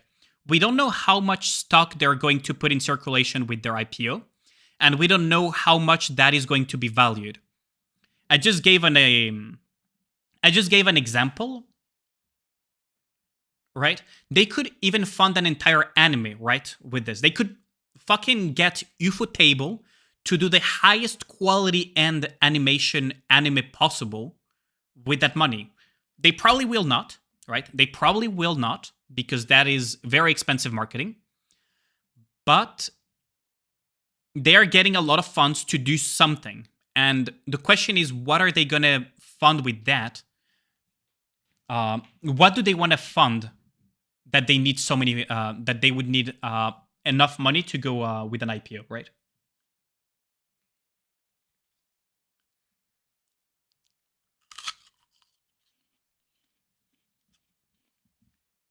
Hearthstone, remember people saying a lot of good things about? Hearthstone was fun for a while, yeah. You could fund Star Citizen for 2 years, basically. But that's the thing, right? Is you don't need to be concerned with this whole thing about Shift Up going public, or a games company in general going public. Because generally speaking, it means that they're trying to do something big. Unless management is incompetent beyond measure, a company will not go public for no reason. That is not something that happens, right? That is a very... And especially because it's a very difficult process. You're exposing your company to significantly more stringent auditing. You're exposing a part of your value chain. How certain things in your company are done that originally are trade secrets. Now they're in the public because some of these things need to be revealed, etc., etc. Right? Like, I've mentioned all of these things before, but you don't do an IPO lightly as a company. That's never a thing. Misconceptions about finance exist, and I took that personally. It's just that it's my field, right? And finance is a field, right? Finance is a field that is very, quote unquote, accessible to a lot of people that are clueless about what they're doing, because anyone can buy and trade stock. Anyone can invest money into things. And as a result, while you don't see very often, I know it happens, but you don't see very often people go on WebMD and think that they can do the work of a neurosurgeon, or you don't see people watch Suits and suddenly think that they can do better than certain lawyers. They exist, right? Because otherwise, how would we get those amazing memes of freaking road pirates and private citizen, right? Like, they exist, but they're incredibly rare. In the world of finance, unfortunately, this Dunning-Kruger syndrome that some people have is significantly more prevalent because of the quote-unquote ease of access to finance, right? And a lot of people just watch The Big Short and suddenly they think that they're a CFA charter holder, right? And that is something that is quite unfortunate. And that means that there's a lot of misinformation and a lot of people that think that they understand how things work, but actually, unfortunately, are quite clueless. And I would love for people to be more educated in how things work than, let this misinformation run rampant and continue going on. Because it's my field of study. I'm Master's 1 in finance. I'm in the process of making my thesis, although I might actually go back to work due to some personal issues. But I am at that level of study, right? And I've worked in the field of finance. Although my field of finance has been mostly corporate, I do have basically a degree in financial risk management, which is oriented towards the stock market and everything. And towards, all of these things, like, for example, financial projects management and so on. Because it's kind of like the nerdy branch of finance where you evaluate risks.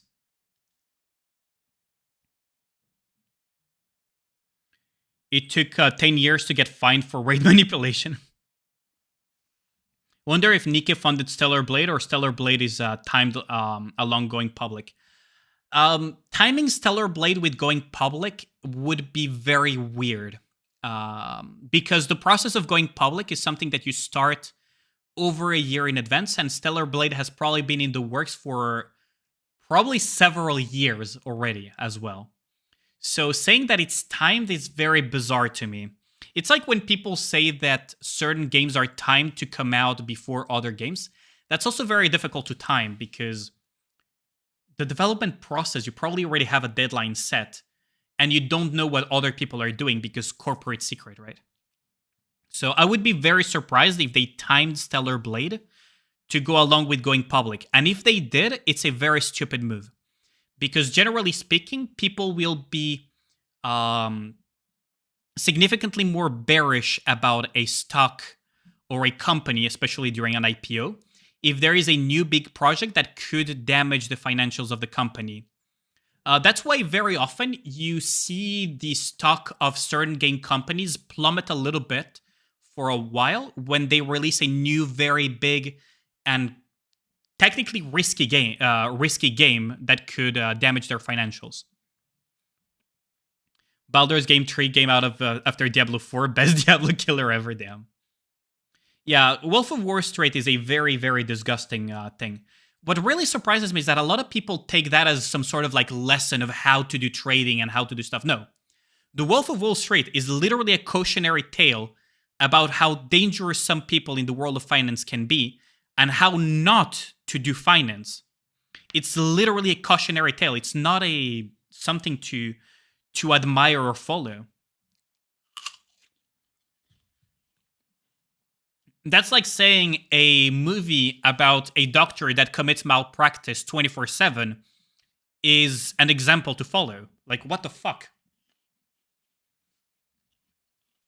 Like, imagine people starting admiring a character from a movie that is a neurosurgeon that goes to do surgery live on people while being batshit drunk and high on drugs. Like, no. It's a cautionary tale. It's quite the opposite of what a lot of people make it out to be. Did Square Enix tank after Forspoken? I don't know. I would have to check, but generally speaking, a lot of investors tend to be a little bit bearish when it comes to game stocks. It depends, right? But game company stocks, when they're revealing a new where they're releasing a new big project, because if it tanks, a single bad project for certain game companies can be enough to tank them really, really badly, or even just collapse them. It's rare, but it can happen, right? Because game projects are incredibly expensive. Now, what's really interesting about the field of finance is that, for example, personally, when I saw Princess Connect be, EOS, even though it was making a profit for Crunchyroll, I was like, yeah, that's fair enough. Like, I don't like it, but from a financial point of view, I can see why they do it. And it's like, well, fair game. They're trying to put more money and management and time into projects that they believe will be more profitable long term. Fair game to them.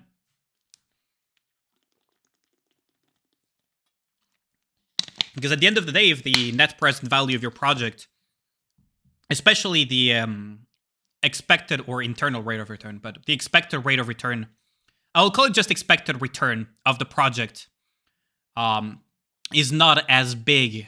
It's not the term in finance, but I will just say it this way so that it's easier to understand, right? If the expected return of a project is lower than the expected return of a different project, but you can only choose one of the two, even after you take the risk factors and everything into consideration, generally speaking, a competent company will shut down the project that is currently running and go for the other one, right?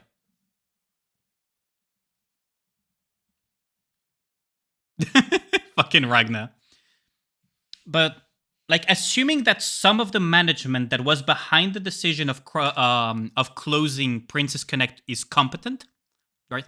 If we assume that they're competent, then it would mean that they had a project in the works of a new gacha game or a new game or something that they needed to stop putting resources into Princess Connect to put that project forward. And they expected, after risk calculations and evaluations and project management evaluations and financial of the rate of return and the net present value and everything of the cash flow, of the discounted cash flows, all of that stuff, if it comes out as superior to the current project that they have, it is the sensible thing to do to close down the current project and do the other one. Because at the end of the day, you can talk about the goodwill of a company that people have towards a company, but Crunchyroll probably didn't value that intangible asset that is the goodwill towards the company as much as the potential benefits of that new project, right? Right. That's something to keep in mind as well. Is what does the company value? Sometimes, yes, the goodwill towards a company is an intangible asset, and it does go into M&A company valuations, right? When you're evaluating a company, intellectual property, goodwill, brand recognition, all of these things that we call intangible assets do have a value, and they can be used in valuing a company and will increase or reduce the value depending on where it goes. But sometimes it's not as valuable as just the fucking cash flows that they could generate. At the end of the day, there is this saying in business is cash is king, right? Cash is king at the end of the day. So yeah, these is like some things that need to be a little bit understood in some regards. Let me just catch up with chat a little bit. Chris said, while the people in theater found the scenes amazing, profitable, yeah. Princess Connect JP also closed down. No, Princess Connect is fine in JP. Crunchyroll was just the publisher for global Kingdom Hearts. It's just for global. But for example, if Cygames decided to close down Princess Connect, even though it's profitable, and you assume that they're competently run, it would be because they have another project in the works that requires those resources to generate higher value for the company. Right? I can see it being undervalued. Yeah, it's perfectly understandable, right, Zal? Like, especially when it comes to intangible things like the goodwill or brand recognition, those things are very, very difficult to quantify into financial value, to value how much it's material to a company. It's difficult to value those type of things, but they have a value, right? And that is like oftentimes very difficult, a very, very difficult concept. A lot of people tend to just fuck that up very often, right?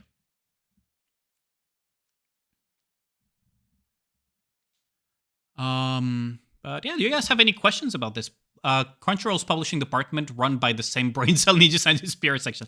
Niji Sanji's PR is a good example of what happens when that intangible asset called goodwill towards a company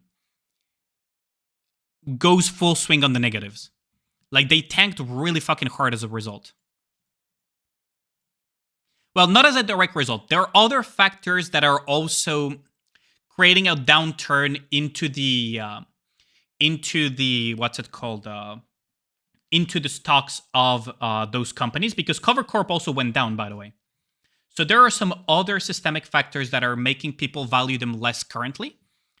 But Niji Sanji tanked significantly more because also of that loss of goodwill towards the company and PR disaster that they've been having.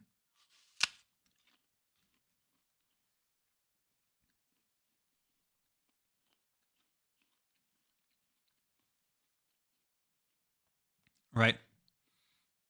I'm talking about this, Ragnar, under the assumption that they're actually competent and what they're doing is based on actual, good management. I don't know if that's the case, but assuming that there's proper management, closing down a project that is profitable is usually only done if you have another project that has higher net present value, right? That is so material that you would want to actually swap projects to something else. Understand how Niji Sanji or other companies treat their employees so poorly. That's just poor management, unfortunately. It's more common than you would think. Just like how you have a lot of companies that work and function somehow while having very, very shitty internal financials. I wouldn't have been able to be a consultant for a fruit juice company if they were running everything smoothly, right? I wouldn't have done consulting for that company if everything they were doing was correct. So for the record, a few years ago, I did some consulting for a company that made fruit juices. And they would distribute it to multiple stands on different malls and stuff like that, right? Like, they had multiple things. And they almost killed themselves because they were growing too quickly. Right? You would think that it's so basic to understand cash flows and collection rates versus payment rates. Okay, let me just change the wording. How quickly you pay your suppliers versus how quickly you collect money from your customers. It was not just malls. They were also selling juices to, to things like Carrefour, which is supermarkets.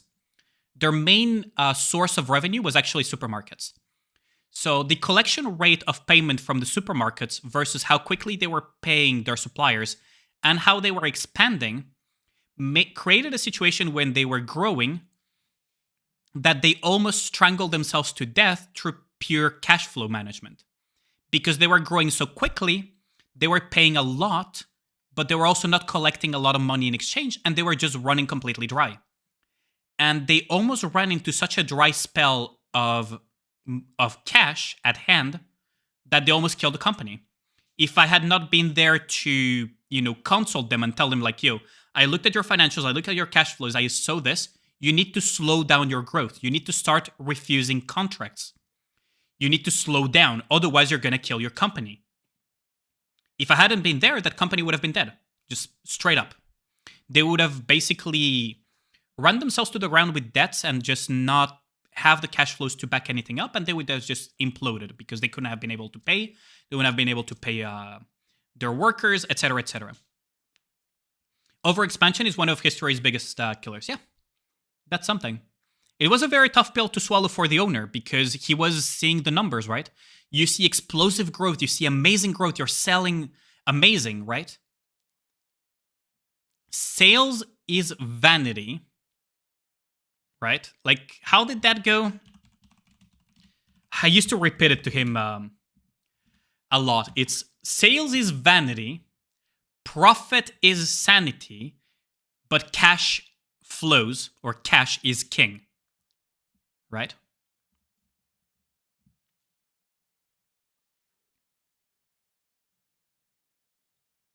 What? You heard anything about bad management? Yeah. Do you realize it's not a game problem? Yeah, I know.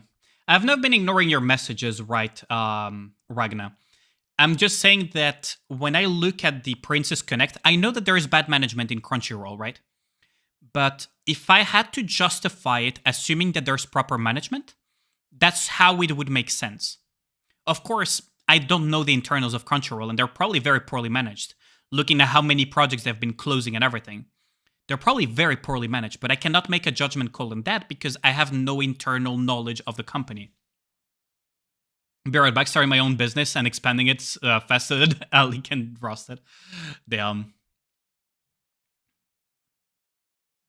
What did I say about bad management? That it's significantly more common than you would think. Bad management is very common, and you wouldn't have a need for consultants. So, for example, what I did in terms of consulting for a company, if everything was run smoothly and how it should be run, right? Especially because there are a lot of things. So this is something that we say in finance very often, is that hindsight is a 20 out of 20. There are a lot of decisions that make perfect sense when you make them, and they're actually the most optimal decision that you could have made at the time. But because of external factors, was not a good decision in hindsight, right? In hindsight. And, you know, it happens at every level and at every work place, right? You could look at someone's resume and say like, oh, they look amazing, right? And hire them, and all of a sudden you see that they just fucking got lucky. And that's hindsight. There's no way you could have known that. You could make very good, very solid investments with your portfolio, and the market has a meltdown and you lose all of your money. Well, that's hindsight. There's no way, if it was like an act of God, that you could have predicted something like that, right? So there's like different types of quote-unquote bad management. Sometimes it's genuine bad management. Not everyone runs things competently, and people are prone to mistakes, especially if they're tired, especially if they're overworked, etc. And there are some people that just get off on having power over other people, right? Like there's people like that. I've worked in the restaurant industry as a student. I've seen managers that are power trippy as hell. You guys have even seen it with fucking main chord, right? Like, okay. With main chord in Nikkei, you see the fucking good old meme of Discord mods. What happens when you give a person a modicum of power when they shouldn't have it? Well, they're gonna abuse the fuck out of it. That's how bad management can also happen. And it's significantly more common than you think, because at the end of the day, people are people. We're only human after all. Everyone is prone to make mistakes. Everyone is prone to, make errors in judgment. Some people have their own biases, because biases are a very big thing. Confirmation bias, Dunning-Kruger, like all of those type of biases, cognitive biases can affect how someone manages the people that work under them and a company in general, right? It's not a matter of gaslighting, Dreadlord. We're not talking about gaslighting here. Former Niji-Sanji employees being surprised that someone as simple as sponsorship deals just screams red flags. Right. That's what happens a lot as well if you do certain types of recruitment, right? So grassroots recruitment or recruiting people from your talents to do management stuff can work out very, very well. But generally speaking, if you want to have a properly run company, you need to have some form of training for your staff so that they know what the fuck they're doing, right? If you want them to do something correct based on what the company believes and is the standard, well, you gotta train them for it, right? Even for something as basic as McDonald's, you gotta train someone for health and risk for health and not contaminate the food and everything, and how to flip fucking burgers. You gotta train them for that. As basic of a job as flipping burgers in McDonald's sounds, it's not something that people inherently know. And that's why you have an entire training process. Now, if you don't have a training process in your company, so I would assume that Nijisanji does not have a proper training process because they're probably either expanding too quickly, they cannot manage a certain amount of things. Well, you're going to run into a lot of issues, and you're going to also have people that probably should not have been having the power that they should have had. Right? Also, for fucking ads, again, I've been delaying them as much as possible. COVID was an act of God. Yeah, exactly. Like Tuni. As Tuni said, COVID was one of those type of acts of God. I'm only human after all can also be gaslighting in its own sense. Well, not exactly, right? What I'm talking about is that to err is to be human, basically. One of the VTubers had to pay for her projects all in her own pocket, and it was like 200K. Okay. Now, there's also another thing, right, when it comes to bad management. What the Japanese people call black companies. So the whole meme of Kudo Sanji, the Kudo Kaisha type of thing, black companies. Now, you can have bad management that is done in genuine bad faith. Generally speaking, you can have things that are, don't attribute malice to what can be attributed to incompetence. But there are some cases where exploitative tactics are very deliberate. And if you look at the contract that Niji Sanji had, for example, that is another type of bad management. You're so preoccupied about your profits, about the benefits to your company, that you're, one, not trusting the talent that you're signing in, but you're also looking to exploit them for a lot of short-term benefit. So generally speaking, one rule that I have for management is I would not give, or I would avoid as much as possible giving a job to a person that I cannot trust with that job. Because at the end of the day, one bad employee is worse than no employee at all, right? And that is something that I had to talk with one other company that I consulted even further years back when I was still a student, actually. I had to tell that to the company owner, is that sometimes no employee is better than a bad employee. -1 is worse than 0, right? Kind of thing. You'll probably, most of you are, working adults, right? Most of us are working adults. So y'all have probably had this experience with that one coworker that is so catastrophically bad at his job that you think to yourself it would actually be unironically better if he was not there, because at least if he's not there, I know that no one is going to cover that job. So I know how to organize myself, how to do that project, and I don't have last-minute surprises that make things significantly worse. Right? Literally experiencing that as we speak. Exactly. My condolences all. We've all had that, right? But they were in management, so they're not leaving. Yeah, that's the thing, right? Many worked in Chick-fil-A, and they ran a pretty tight ship, so you don't remember seeing someone like that. Okay, that's fair enough, Kingdom Hearts, but some people have experienced that. Now, that is one thing. The other thing is actual malicious management, right? So I talked about don't give jobs that you wouldn't trust to someone in the first place.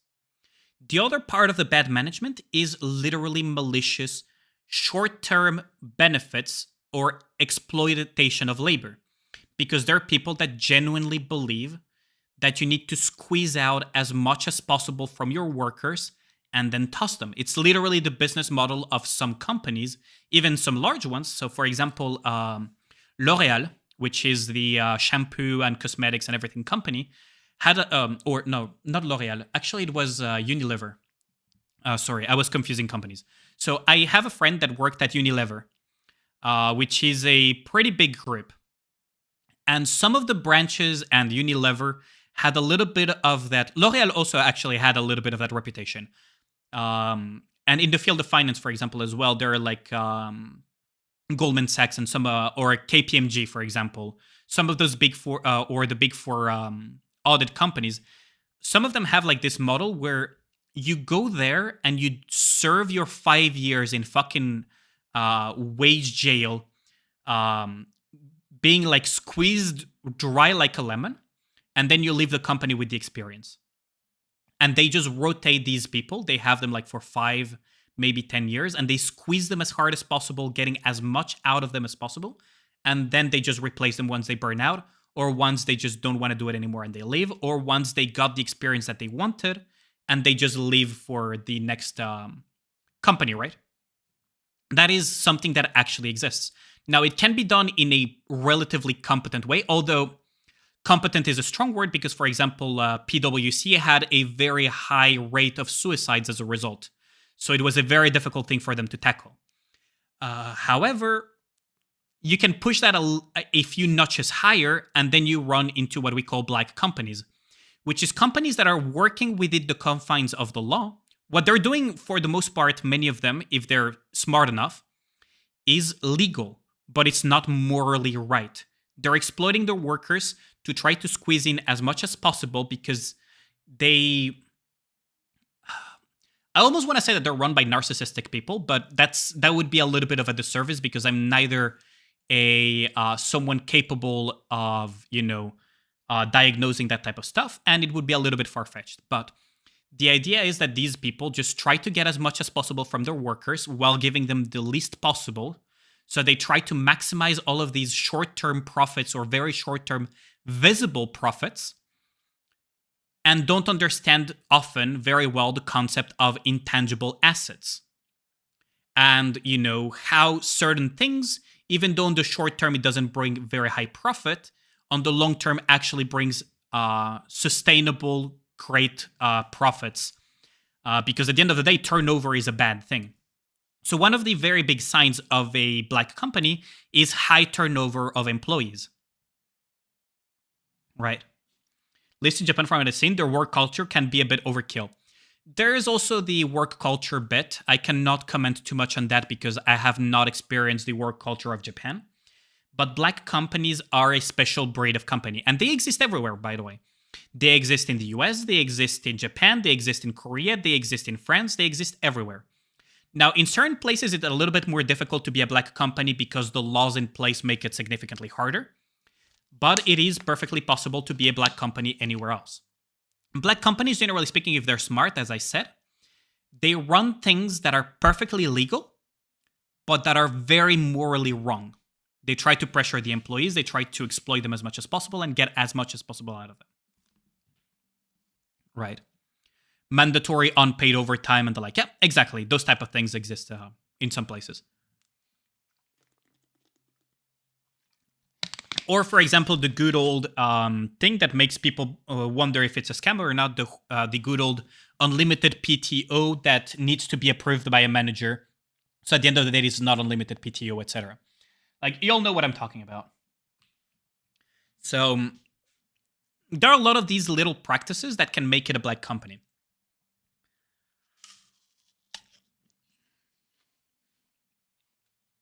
I have no patience for someone trying to pull that shit. Some people need to put food on the table, so you're kind of forced to stick. Also, if you leave companies too quickly, it can also look bad. Like, there's a lot of things that could have you preoccupied that force to tie you down into the work, right?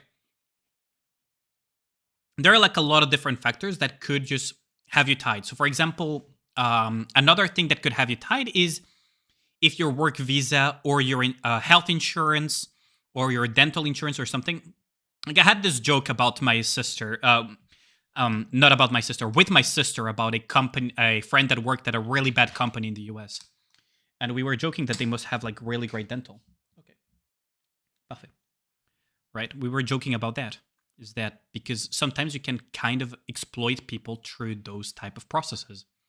If their visa depends on the job, there are companies that will mercilessly exploit that. If their health insurance or other benefits depend on them staying until the end of the mentioned contract, there are some companies that will mercilessly exploit it and even hope that you leave so that they don't give you those benefits. And those are the type of things that we call black companies. And those are real things that actually happen. Right? Because sometimes it's in your contract that you will get only some benefits if you stay a certain amount of time with the company. That's a real contract thing. But yeah, I think I went on for significantly longer than I anticipated. Really value money? Oh, yeah, it's just, yeah. Redundancy, for example. Yep, exactly, Zal. I've been going on for significantly longer than I anticipated, so I will be ending the stream here. I hope you guys enjoyed the conversation, or that I didn't bore you too much with the business talks. Good lessons right here, I suppose. I can talk more about this type of stuff because it's my field at the end of the day, if it interests you guys. But for now, I'll be sending you guys over to someone. Let me just think, who should I send you to? You know what? I'm gonna send you guys over to Naomi. I'm gonna send you guys over to Naomi. Oh yeah. Oh, before I do it, right. I have raid messages now. So, raid 1 if you're a sub, raid 2 if you're not a sub. Just copy and paste this message. So now we have raid messages. Copy raid 1 if you're a sub, copy raid 2 if you're not a sub. I'll be sending you guys over to Naomi. And I hope as many of you will support this raid and just have fun with her. She's a very fun ADHD VTuber that also plays Nikki. She's also an official Nikki creator. She's very fun. She doesn't only play Nikki. She plays a lot of other things as well. And yeah, I'll catch you guys. I'll catch you guys not tomorrow. I'll catch you guys on Monday actually. For I don't know what I'm gonna do yet. Actually, I might prepare it over Sunday. But yeah, have a good one, guys, and catch you guys.